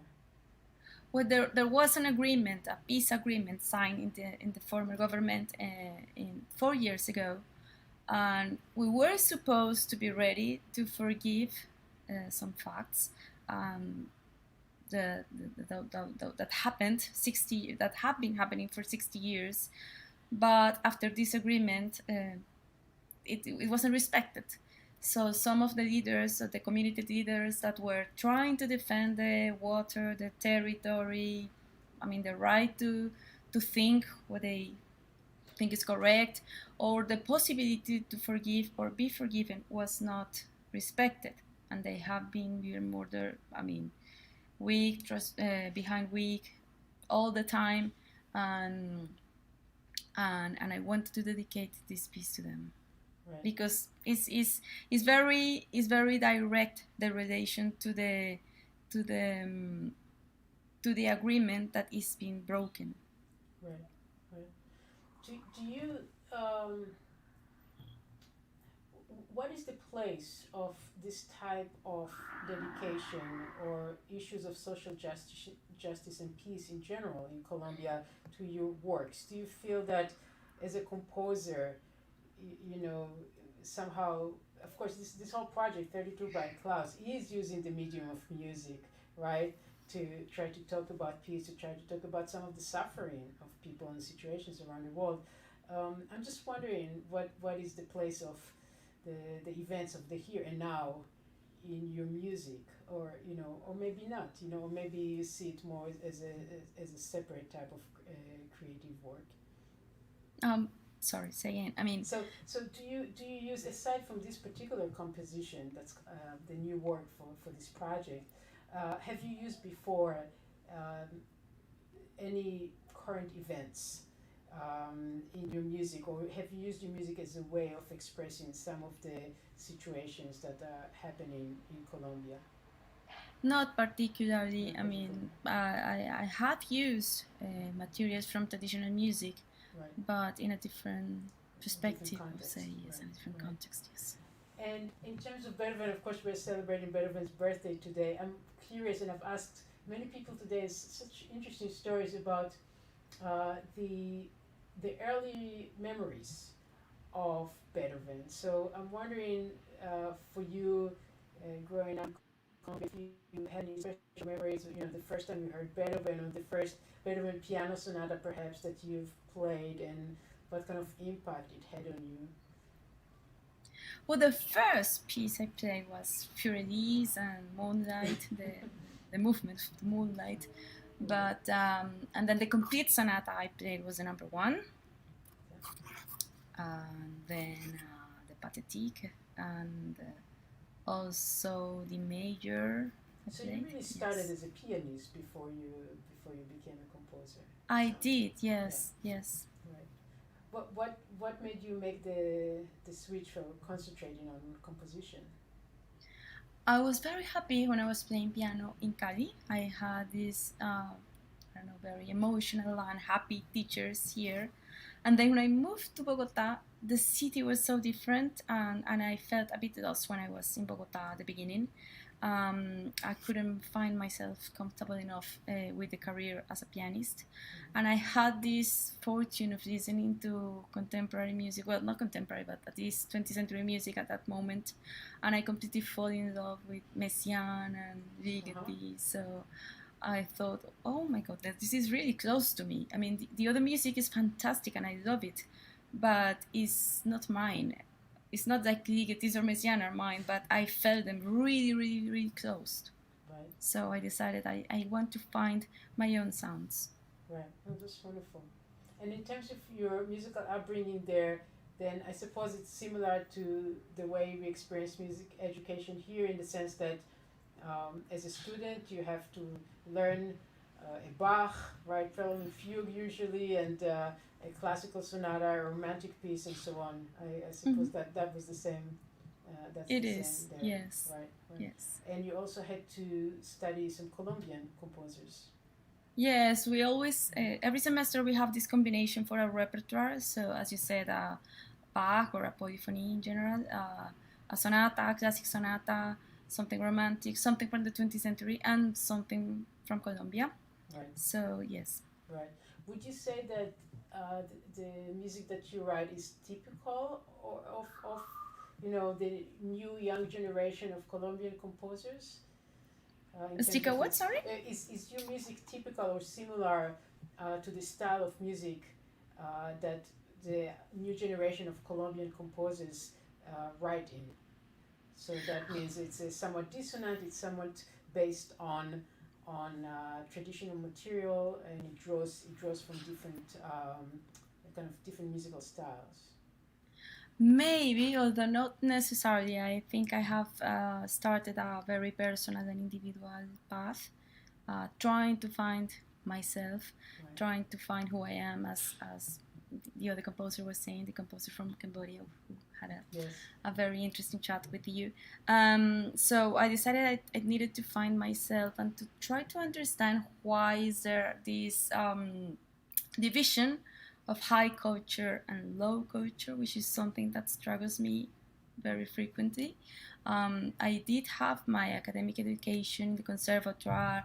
I'm playing piano since I was 9 years old, but I'm also listening to different kinds of music I wasn't taught this music. I mean, people don't usually teach traditional music at the conservatoire, and I always wonder, why is this?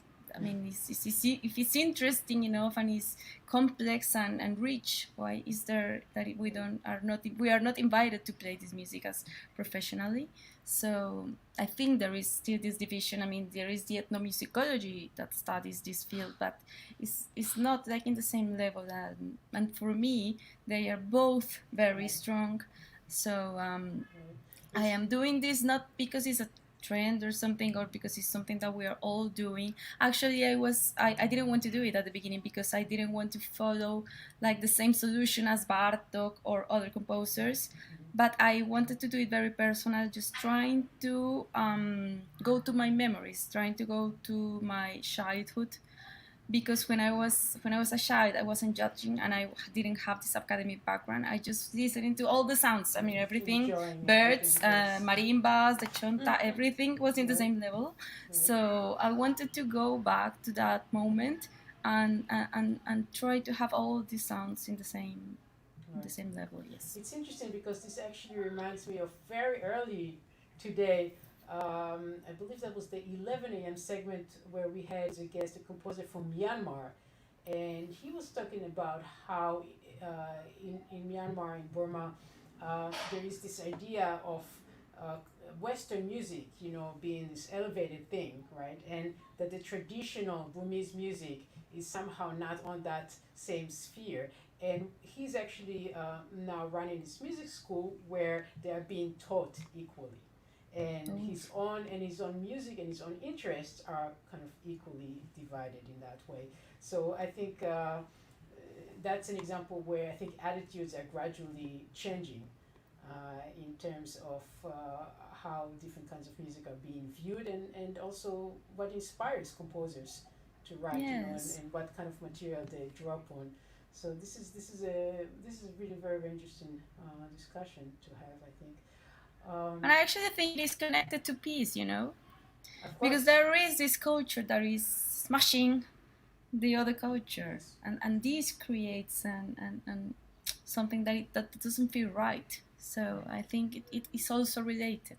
Right, and the diversity and the idea of enjoying the otherness and the different plays itself in all those different kinds of music, right? And that's one of the things that I'm enjoying so deeply about this project, actually, is having all those compositions that come from so many different places and are integrated different styles, and it just me personally, it has enriched my life so much on so many different levels. So I'm very grateful to you and the others, for really enlightening us by writing those compositions and showing us, those different parts of humanity through this music, through the music. It's wonderful, and I think I want to thank you very much again for your wonderful new composition, which I'm very much looking forward to playing next season. And I want to remind people that this is part of a 12-hour presentation. We're celebrating Beethoven's birthday today. And if you'd like to support the 32 Bright Clouds project, you're welcome to visit the website of the project, which is 32brightclouds.com. If you'd like to help with the commissioning efforts of new compositions from countries of conflict around the world, you can visit the page and multiple different ways in which you can help if you are inspired to do so. But thank you again, Carolina. We will take a very brief 3-minute break, and at 7:30 here, New York time, Eastern Standard Time, we will be joined by a country not far from you at all, represented by the wonderful Venezuelan composer Adina Izar. So thank you again, Carolina, and Thank you, Jael. This is a magnificent project. Thank you very much, and we'll just take a very brief break. Thank you.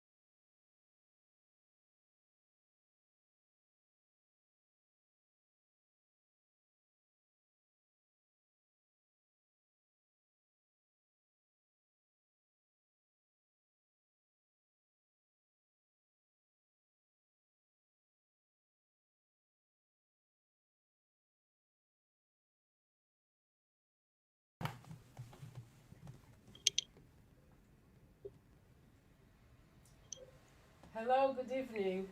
Hello, Yael. Hello again. Nice to see you. It's wonderful to see you. Thank you so much for joining us today. My pleasure, my pleasure.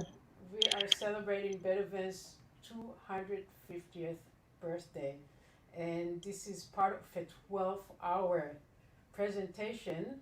And Adina, you are our final guest Oh. for the night. And, Because it's the last sonata. It's the last sonata, exactly. Your wonderful piece, Arietta for the 150, is connected to Beethoven's final sonata number 32, opus 111. And that sonata, that second movement of the sonata is called Arietta. And of course, your piece is called Arietta as well, Arietta for the 150. And I'm so happy to have you here joining us today. And for those who happen to be stopping by the broadcast right now, we started at 9 in the morning, Eastern Standard Time. I'm here in New York. And right now it is 7:30 in the evening, and it is snowing. In fact, there's a snowstorm here in New York City.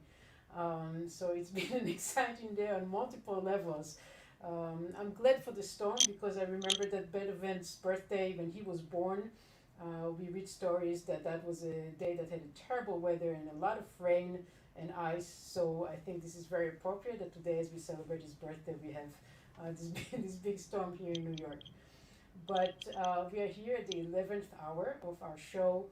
And Adina, your piece I've performed several times already. It's I believe the piece was completed almost 2 years ago, or maybe even exactly in December of 2018.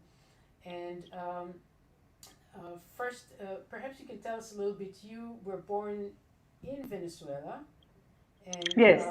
But right now we are speaking with you. You are in Ecuador. In Ecuador. Yes, Yes. I was born in Caracas.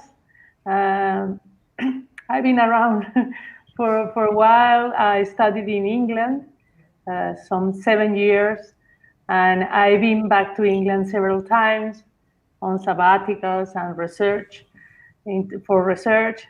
And since 2016, I've been in Ecuador. I'm working for the University of the Arts in Guayaquil. Right, right. And you write a vast kind of vast musical styles. You have many, many different compositions, and I know, of course, we have here a work for solo piano written simply for the 88 keys, but of course you write a lot of electronic music as well.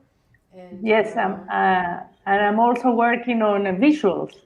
It's like no cinema as such, but visuals to combine with the performances, live performances.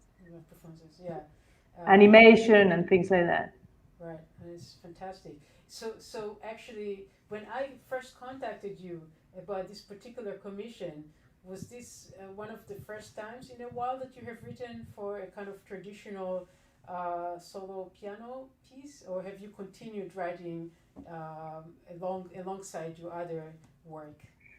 I've been in a few projects with the piano. I'm a pianist myself, right. And maybe for that reason, I've been away from the piano. It's like one has too many worlds, in too much repertoire in our head. So when you sit to write for the piano, so many things come through, so many things comes to the fingers. So I wanted to stay away from writing for the piano. One of the first things I wrote for piano was a piece for two pianos and narrator. Mm-hmm. And the pianos will speak as well. So it was like a trio of speakers and pianos. And then I wrote a piece for Elena Riu, who she has a project similar to yours in the sense that she wanted to do things with salsa. Mm-hmm. So she produced a book on salsa, but contemporary salsa. So it will go from the more similar to salsa works to more abstract works using the clave and things like that. So similar to mine in the sense of using material from Yes, from proposing outside. proposing material for composers, and then commissioning to a wide group of composers an idea, and then ended up as a whole project, very, very interested. Then I've written things like piano, and I've written piano and clarinet, piano and bassoon. It's always a challenge, you know. Right. Yes. Now, I've heard from many composers that the piano is a challenge, because we do have this incredible repertoire, by the greatest composers. So sometimes it seems as if, is there something new to add to the instrument? But I think you did add something very, very special with your piece, Arietta for the 150. And I wanted to ask you why you chose to connect your work with that particular wonderful, great sonata, the final sonata, Opus 111. Well, I work that this is like I work for a I was trying to work for a piano degree parallel to my composition, and this was like the last major work I tried, and I worked on it for about 3 years with, in fact, with several teachers, like my horse of work, as one say, and it was very, very close to me. It was a challenge for me, and then it was while I was playing Opus 111 that I decided I am going to compose. I'm going to give up piano. I'm going to compose, and I always find exciting the tempo of the arietta. I always wanted to do it slower than it was written. And all the teachers would say. Let me play for people the movement that you are referencing here. So this is the arietta, the second movement of 111. This is the theme. And you said you always wanted to play it slower than most performances? That's written. Oh, Yes. written. Adagio molto, semplice e cantabile. Yes, I wanted slower. So this is the movement.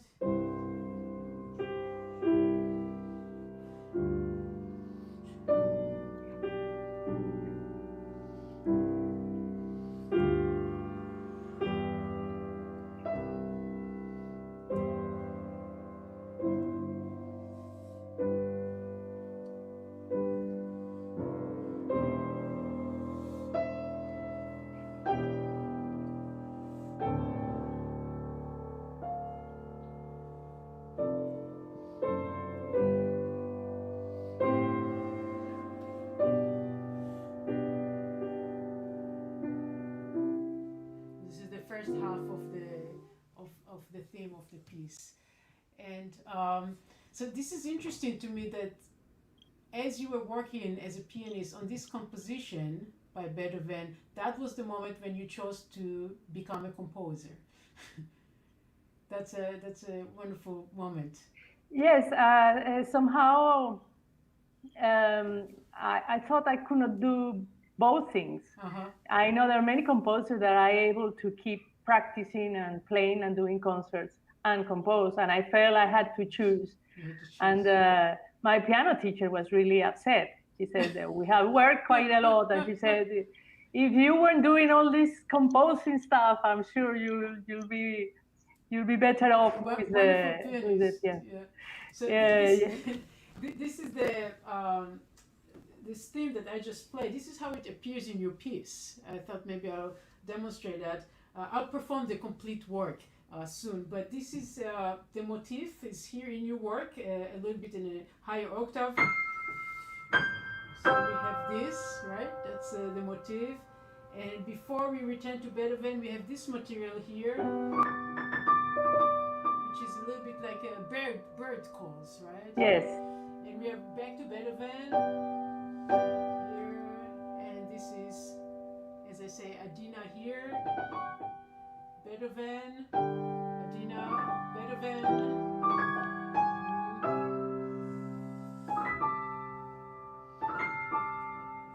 Beethoven,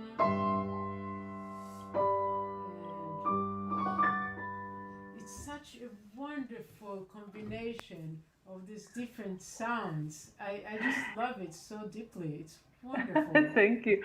Well, that was my maybe it reflects on the fact that I want to do it more and more slow.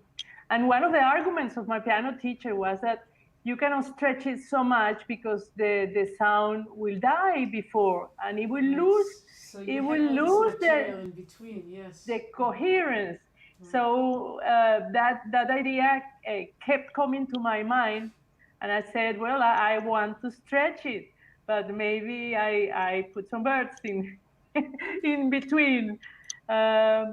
Well, I must say, in Caracas is a very noisy sound, and Caracas has this thing about well, birds. There are lots of birds, and also tiny frogs, which are called coquis. So in the night, there is no silence in Caracas. There's always sound beautiful or ugly. So I got to a point that I thought I am composing on a canvas, which is already composed by nature. So nature is giving me these wonderful sounds to compose on. So I decided I'm going to start composing a canvas, and then I am going to put a piece on top of my composed canvas. Wow. So that idea that there is no silence, if there is silence, I will paint it. I will do something about it. So that will really fix with my idea of stretching the tempo in the sonata, because in the arietta, because the sound will never die. Yes. The sound will be covered with birds and things like that. The sounds of nature. And it's very challenging because being Beethoven tonal and also very well known theme of Beethoven, I was able to differentiate the actual Beethoven and the canvas, which was me, the canvas. So you can hear, it's like in a camera, you go first plane and then you go out of focus to a world which is out there. Great fun. This is fascinating. I'm actually, as I'm listening to you, I'm actually wondering if Beethoven himself had this sort of canvas in mind when he was composing, because we know he loved nature. He walked, a lot of his composing ideas as he walked in nature. Of course, he wasn't able to hear, certainly by the time that this piece was composed, he lost his hearing completely. And so we don't really know, what was in his head in terms of what he heard. And it's entirely possible that as this music was composed, as he was walking outdoors and was right there in nature, there were birds right there in the forest in Vienna, and that could have been part of the imagery that did not make it into the page of the score, but that he himself heard inwardly. Maybe he was used to play things with other sounds being around him. Right. But it was just not in the style to try to put these sounds in. And of course, the silence on that time must have been much greater than whatever is left of silence nowadays. We are suffering from a lot of so-called sound pollution these days, for sure. And I am here, I live in New York City, so I experience this daily. Yes. I wanted to ask you about the dedication of your work and the title as well. It's called Arietta for the 150. And I was wondering if you can tell us a little bit about these 150 young men and women that this piece is dedicated to. Well, in 2017, it seemed that we might get some peace, some change of the regime, and then it turned back. And there were lots of protests, but pacific protests. And what we see were chamos, I would say, young people, very young people. They will build their cardboard shields and with sticks and with flags, and going in front of the armed police.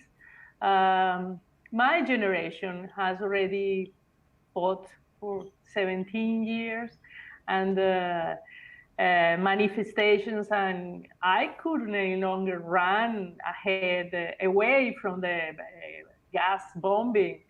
And it got to a point where we said, I must stop for my own health, for the stress and the mere health. And I hugely admire these kids, because they were kids. And it was very cruel. They were being killed because they weren't like with a gas bomb fired straight to your chest. It's not a bullet, but it will kill you. And there were many, many cases, and the press covered all of them, and they were open to the international press. Yes, nothing was done. And unfortunately, I think we were able to see all this. And it started getting closer and closer, because before, you see, there was a young man or there was a young woman killed, but then there were so many of them that it started being a cousin of a neighbor, a friend of a friend. I went to school with him, I went to school with her. It got closer and closer, and that was terrifying. Of course, I have a son that age. He was actually going into these demonstrations. So I started feeling that it was reaching me, and that was very, very scary. In many ways, this type of events happen on many levels. Not only is the political thing and the social thing, the personal thing. And when you see it so close, you get really, really, really scared.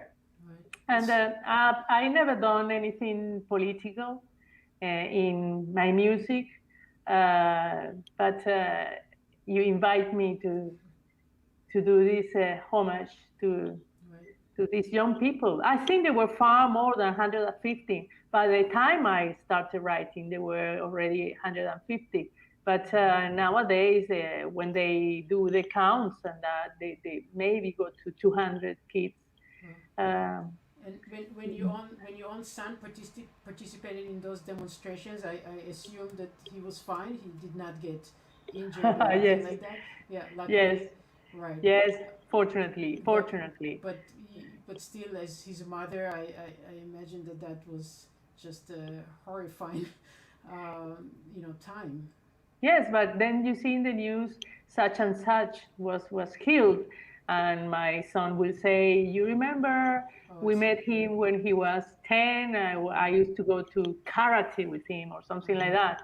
Right. They were in our lives, and it's very dramatic, and it's very dramatic for the people who will go into these demonstrations and were incapacitated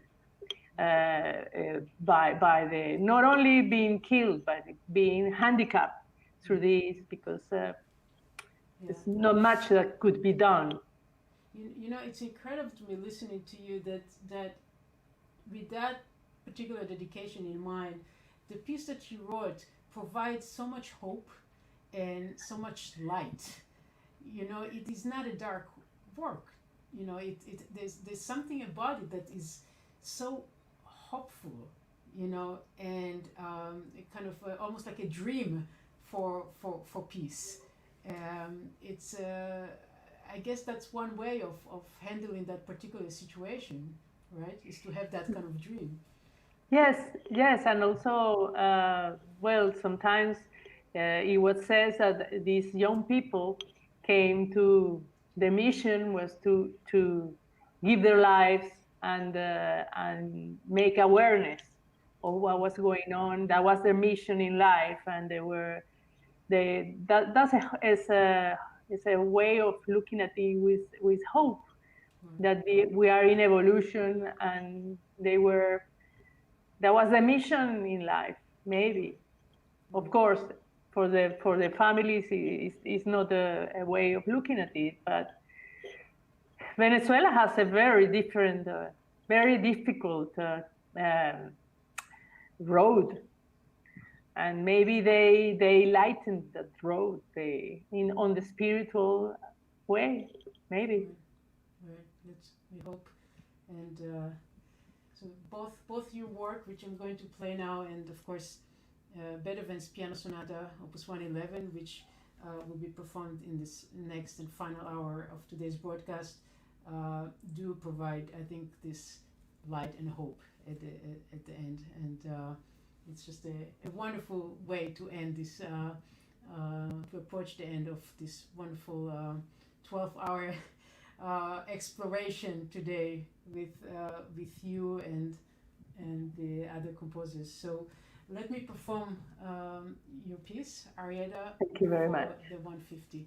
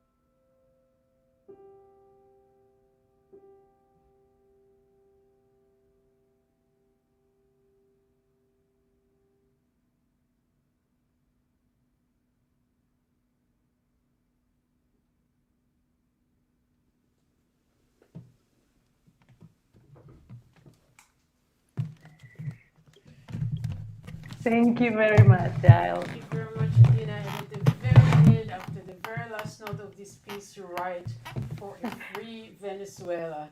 And every time I see that in your score, I just absolutely love that, and I hope for the same thing. So thank you again so much, Adina Zara, for your piece, for your time, joining us here today in celebration of Beethoven's 250th birthday. And I look forward to many more performances of your wonderful piece. Thank you very much for your very inspired performance, and thank you very much for inviting me to this project. Thank you. Thank you. Thank you. And we will now continue directly to the very final hour of our presentation today. And first, I want to thank everyone who joined us.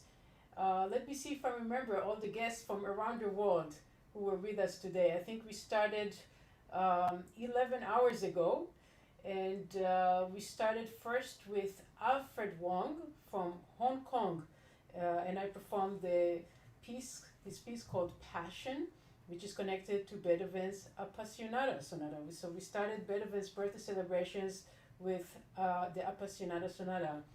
From there, we moved to Indonesia with the composer Ananda Sukarlan, who wrote a piece called No More Moonlight over Jakarta.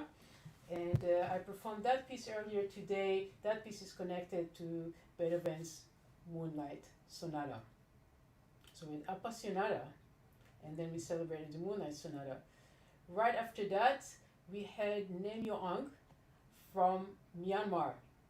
And we had a new piece that he wrote that is connected to the Waldstein piano sonata. And that was followed by Aslihan Keçebaşoğlu from Turkey. And she wrote this wonderful work that is connected to Beethoven's Opus 101 piano sonata. That was our morning session. Those are our first 4 hours of the day.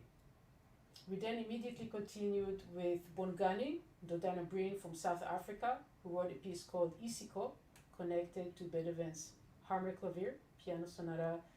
And we followed that at 2 p.m., I believe. That was the segment with Sidney Boquiren from the Philippines. And that piece is called Unheard Voices, and is connected to Beethoven Sonata number 7, Opus 10, number 3, in D major. We followed that with Milad Yusufi from Afghanistan. His piece, Willow, connected to Beethoven's Pathetique Sonata.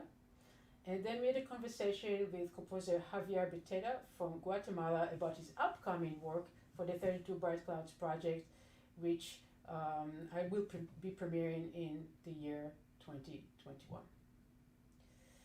At 4 p.m. with a special guest today, Jed Distler, who told us about some recommended Beethoven piano sonatas recordings. And we spent the hour talking about some really interesting recordings of people of the past and the present who recorded the complete sets of Beethoven sonatas. At 5 p.m. we had Bospa from Cambodia, and that was also a world premiere today. We had 2 world premieres today, and her piece dedicated to the Suvarnabhumi Theater there in Cambodia, and connected also with Beethoven's piano sonata number 11, Opus 22 in B-flat major. We continued our Beethoven celebration around the world with Aida Shirazi from Iran, who wrote the piece Après, connected to Beethoven's Les Adieux Sonata, and followed that with the work that is upcoming. So we had a conversation about it with Carolina Paulo from Colombia. And then finally the segment that you just heard with Adina Izara from Venezuela, who wrote the piece Arietta for the 150 that is connected to Beethoven's great Opus 111 piano sonata. So this is a summary of the day, and I want to welcome here on the screen Anna Ospenskaya, who I believe is with us. Hello, Anna. Hello again. Thank you for joining us. I think the last time I saw you, it was about maybe exactly 11 hours ago. Yes. That is incredible. I've been here. I saw you then. I saw you more often in those 11 hours than you saw me. I suppose that's true. You're joining me for the sandwich sessions, the very That's first right. and the very last today. And it's very different. We started with the snow just starting and the light behind your window. Yes. And now it's completely dark. It's and very dark. The excitement is still there. It's incredible. You're a true pianist. You can handle a marathon like this. You know, I was kind of thinking about that, before today's presentation. It's a 12-hour presentation. Obviously, that's a long time to be live online. However, there's something about marathons that I personally find very inspiring and motivating. So working towards today's presentations and speaking with the composers and working on all those new commissioned works for my project, 32 Bright Clouds, it didn't feel like work at all, right? And there's something about marathons. I'm involved sometimes in different kinds of marathons outside of the music world too, which may have prepared me for a day like today. So first of all, actual marathons, running marathons. So you've done running marathons? Yes, I love running, and I've done a number of races. In fact, last month I was going to do again the New York City Marathon, but of course it was canceled. But this is something that I do have experience in terms of just a kind of a lengthy period of time of concentrating on one thing. Long distance. Long distance. I like the long distance. I also did a different type of marathon, which is actually a meditation type of marathon. You may call it a marathon, meaning several days, in fact, of kind of quiet sitting meditation, which is also something that I'm interested in. So even outside the music world, there have been several times in my life where I have been interested in getting involved with this type of lengthy presentations. But as I told you this morning, the inspiration for today came first of all from this marathon event that I did during my junior year as a student with Leon Fleischer, and the whole day has been dedicated to his memory. He was my teacher and mentor at Peabody. He was the reason that I left Israel to come to this country at the age of 17 to work with him. And during my junior year, as I told listeners who may have been here early in the day, we performed all 32 Beethoven piano sonatas in one day. And that day was so inspiring to me that I always knew that I wanted to do something of that nature, in my professional grown-up life. And when the project 32 Bright Clouds was created, which is a project where I commission works from around the world, particularly countries of conflict, and with all those pieces, all those new commissions, sending this message of peace, all unified through a peace motif from Beethoven and connections with Beethoven's 32 piano sonatas. When that came along, I knew that I needed to do something on Beethoven's 250th birthday. And then when you and I met over the summer, which kind of ties everything together, because we met at another marathon. At another marathon, a different kind of marathon, yes. In a way, that was a marathon. Yes, absolutely. Maybe it's a relay. Yeah. Better to be said as a relay, because we had performances by 36 students of Leon Fleischer, coming one after another, and it felt like an endless parade of phenomenal music and emotion. Yep, and you were part of it, and yep. That's how we met, and it was just an instant click.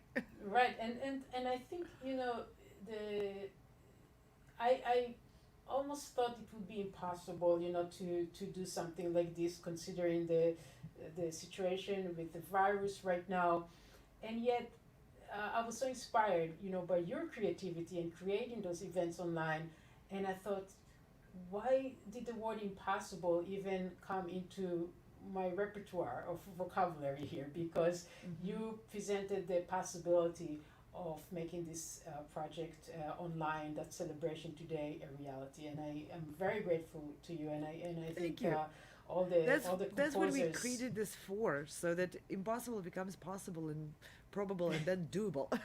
Right. Anna, I don't think the word impossible is part of your vocabulary at all. Yeah, it is. Actually, it is. It is a very, very important word in my personal vocabulary.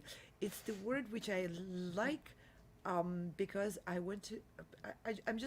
I always get inspired by something which is seemingly impossible to see if I can solve the problem. So you see, you add the word seemingly, yes. So that's what it is. You add the word seemingly before impossible, and that's where the magic happens. You see, because you negate that impossibility and you make it possible. But isn't that true about you as well? So the whole project was originally meant to be performed in a completely different setting. Right. So it was impossible. Yes. The project was designed for a different different setup.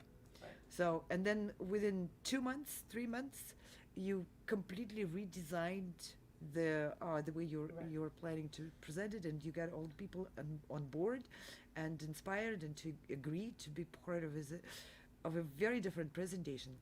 Right. That was supposed to be impossible as well. Yeah, I think all of us, in this past few months, have begun to think in new ways about how do we communicate with the audience, and certainly this fall of 2020, because of Beethoven's 250th birthday today, I personally had many performances, live performances in front of people in concert halls of works from this project, as well as Beethoven Sonata cycles.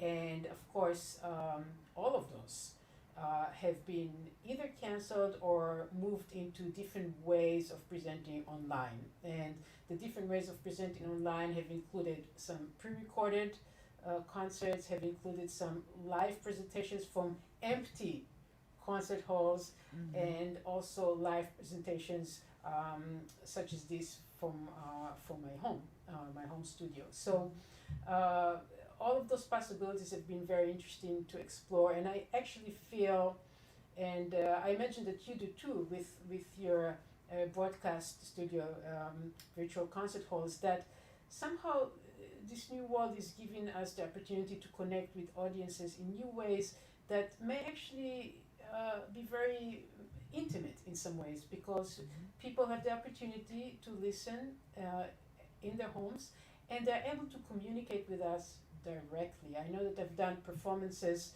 where we had conversations directly with audience member afterwards on the screen, where the conversations were longer than the performances. I just had one like that today. Really? Actually. Okay. I have to confess. While this is happening. Yeah, I have to confess. I missed about 2 hours of your program. I did not expect anyone to. I was myself going to, to watch 12 hours. No, I was going to be part of the whole thing, but I just couldn't. I was doing the actual exactly the same what you mentioned, a concert. I played a recital, and then we had a conversation with the audience, which was not quite longer than the recital, but it was quite long. Right. And you're absolutely right. The intimacy of this connection, to me, is very dear and very, very intense and emotional. Right. It's that beautiful feeling of connecting with people at the reception after the concert, except that not everyone can get into those receptions, and a lot of times, it's limited seating, limited, everything is limited. Here it's unlimited. Yes. And it's only a matter of spending time, and you can actually talk with every member of the audience if they want to talk to you, and that's to me is very, very big change. and I enjoy it very much. Right. Yeah. No, me too. Absolutely. And I want to remind people that today we had all those composers who were commissioned by my project, 32 Bright Clouds, Beethoven Conversations Around the World. And if you've enjoyed different portions of today's presentation, and if you're inspired to help us to continue with these commissioning efforts to complete the cycle of 32 new compositions, there are still a few more commissions to do and a few more composers to contact. If you are able to contribute and support the project and the commissions, I see the banner that just showed.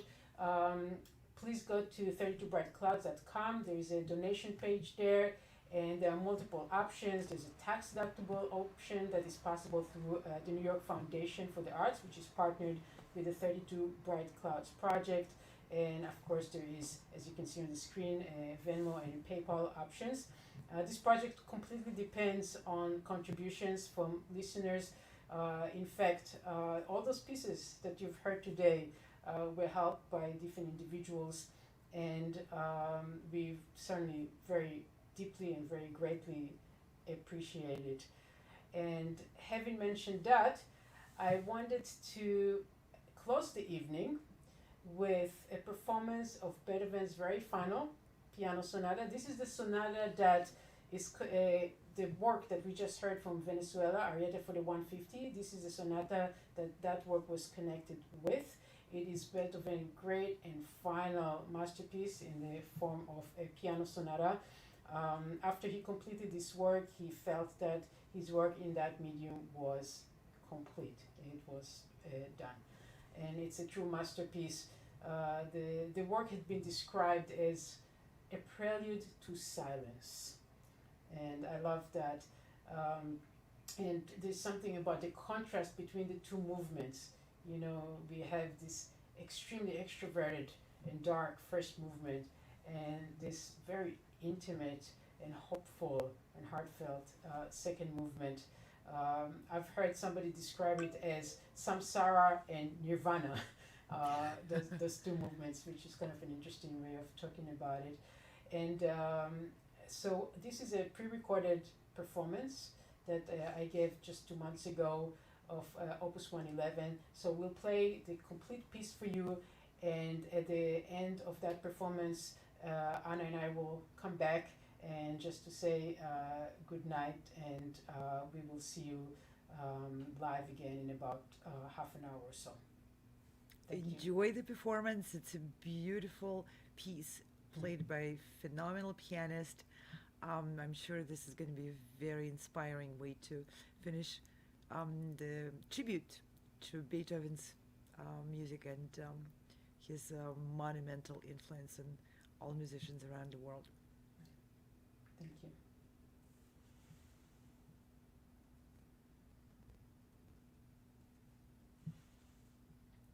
I guess we're waiting for our producers.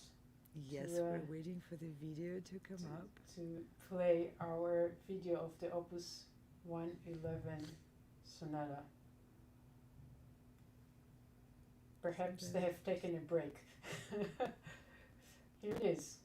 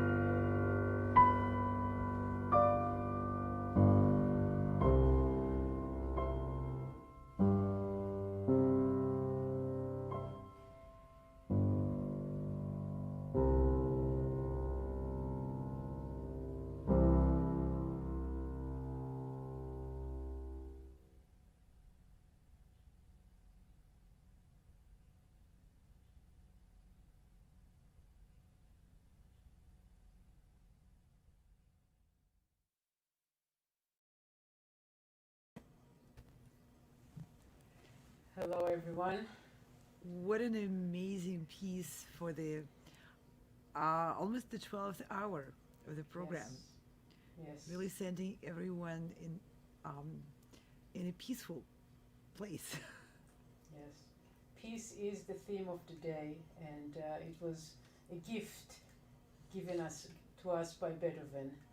And the entire day we heard works celebrating Beethoven's message of peace, as appears in his peace motif from the Missa Solemnis and all these new compositions from around the world using that motif, that message of peace, the special dedications, that aspiration, and the continued work that all of us here and in every other country are doing every day to try to walk in that path, trying to go towards that inward peace and then outward peace, of course, as a result of the inward peace. That's the way I see it in any case. And I was thinking about Beethoven's contribution to our lives as we listen to the Opus 111 Sonata, and the fact that I can't see myself living my daily life without this music, that this music teaches us something about everything that we do.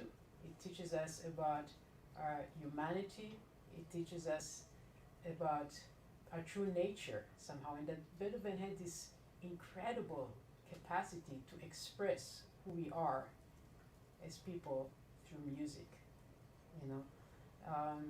We are celebrating his 250th birthday, and it's as if these pieces were written yesterday.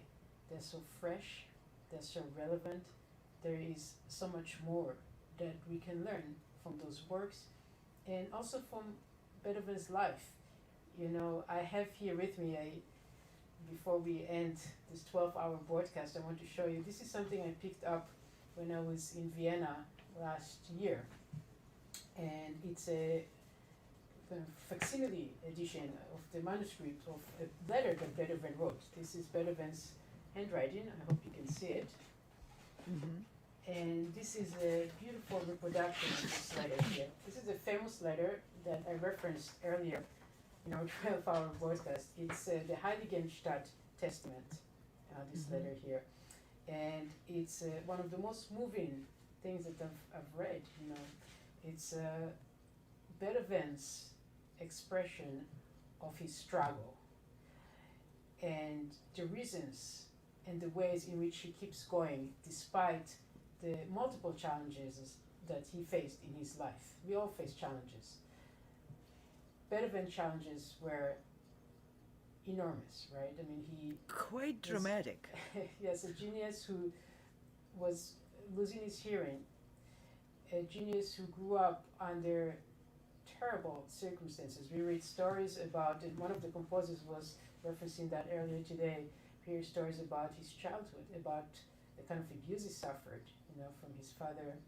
And he references all of those things here in this beautiful letter, the Heiligenstadt Testament, and yet, despite the isolation he suffered from society as a result of his deafness and also his personality and different challenges that he had, in fact, fighting for equality, right? Trying to live in a society that was so, you know, kind of organized in this way where essentially he was dependent on those patrons, right, who supported him. And yet he refused to see himself as anything less or different from them in that way. And there's just so much about his life and the stories that I just find so moving. Every time I play one of his pieces, every time I read about him. And so I'm very thankful and grateful, first of all, to Beethoven for giving us this opportunity to consider our own life, you know, with a kind of hope that he had. And he sent us this message of peace, you know, so many years ago, and we are still working and trying very hard to move towards a certain sense of beautiful unity and interconnectedness, right, with others in different countries and different cultures, and bring that all together into music in different ways. So these are just a few things that I was thinking about as I was listening to the Opus 111 Sonata. And the funny thing about this particular piece is that it's always been my sense in performances that nothing should follow that work, right? Because other than silence, and yet here we are talking. I'm talking, but there is something about this piece that it just lifts us, raises up, kind of above ground, and leaves us there, and you know, just kind of this wonderful sense of wonder and peace. And so I did want to end the evening with that, and I absolutely wanted to thank you, Anna. Very great, and many thanks for helping me and making it possible to have this 12-hour celebration of Beethoven's birthday. And if possible, I would also like to introduce your team. This is the entire team of the virtual concert halls broadcast. And I don't know if Fedor perhaps is able to join us. Oh, I see there's a banner with everybody's name. So Anna is here with me on screen. And I see Fedor is joining us. Hi. Hello, guys. Hello, Fedor. Thank you. It was wonderful keeping up with you. It was wonderful hearing you and hearing all the guests. It's been incredible to be part of this journey today. I'm so happy and grateful that you and also Igor and Frane, your colleagues in the team here, you know, stayed with me for 12 hours today. Yes. This is. I really think this is devotion to Beethoven. I think we are all musicians, right? And this team, it's you have this wonderful. You give us this wonderful ability to connect with our audiences online. but you're all musicians. Anna, you're a pianist, Fedor, you're a violinist, and I think Igor is a cellist, and Frane, who was earlier here with us today in the production room, is a pianist as well. So this is really a team of musicians, and I'm so grateful to all of you for staying with me for throughout the day and making it possible to share this music and to bring, you know, composers from around the world all together in this one day. So Anna, I don't know if there's this anything was a you'd like to say. fantastic way to celebrate Beethoven's Day. And Yael, you brought something really I'm going to cherish for the rest of my life, this opportunity to be part of this project. Otherwise, we would not have been in this situation, and this project would not be, you know, it would be a different project. It would still be beautiful, but I probably would not get an opportunity to be so intimately involved with this presentation and to be part of the entire 12-hour. It's a monumental scope what you brought in, and the amount of energy and musicianship you concentrated in this project is going to leave a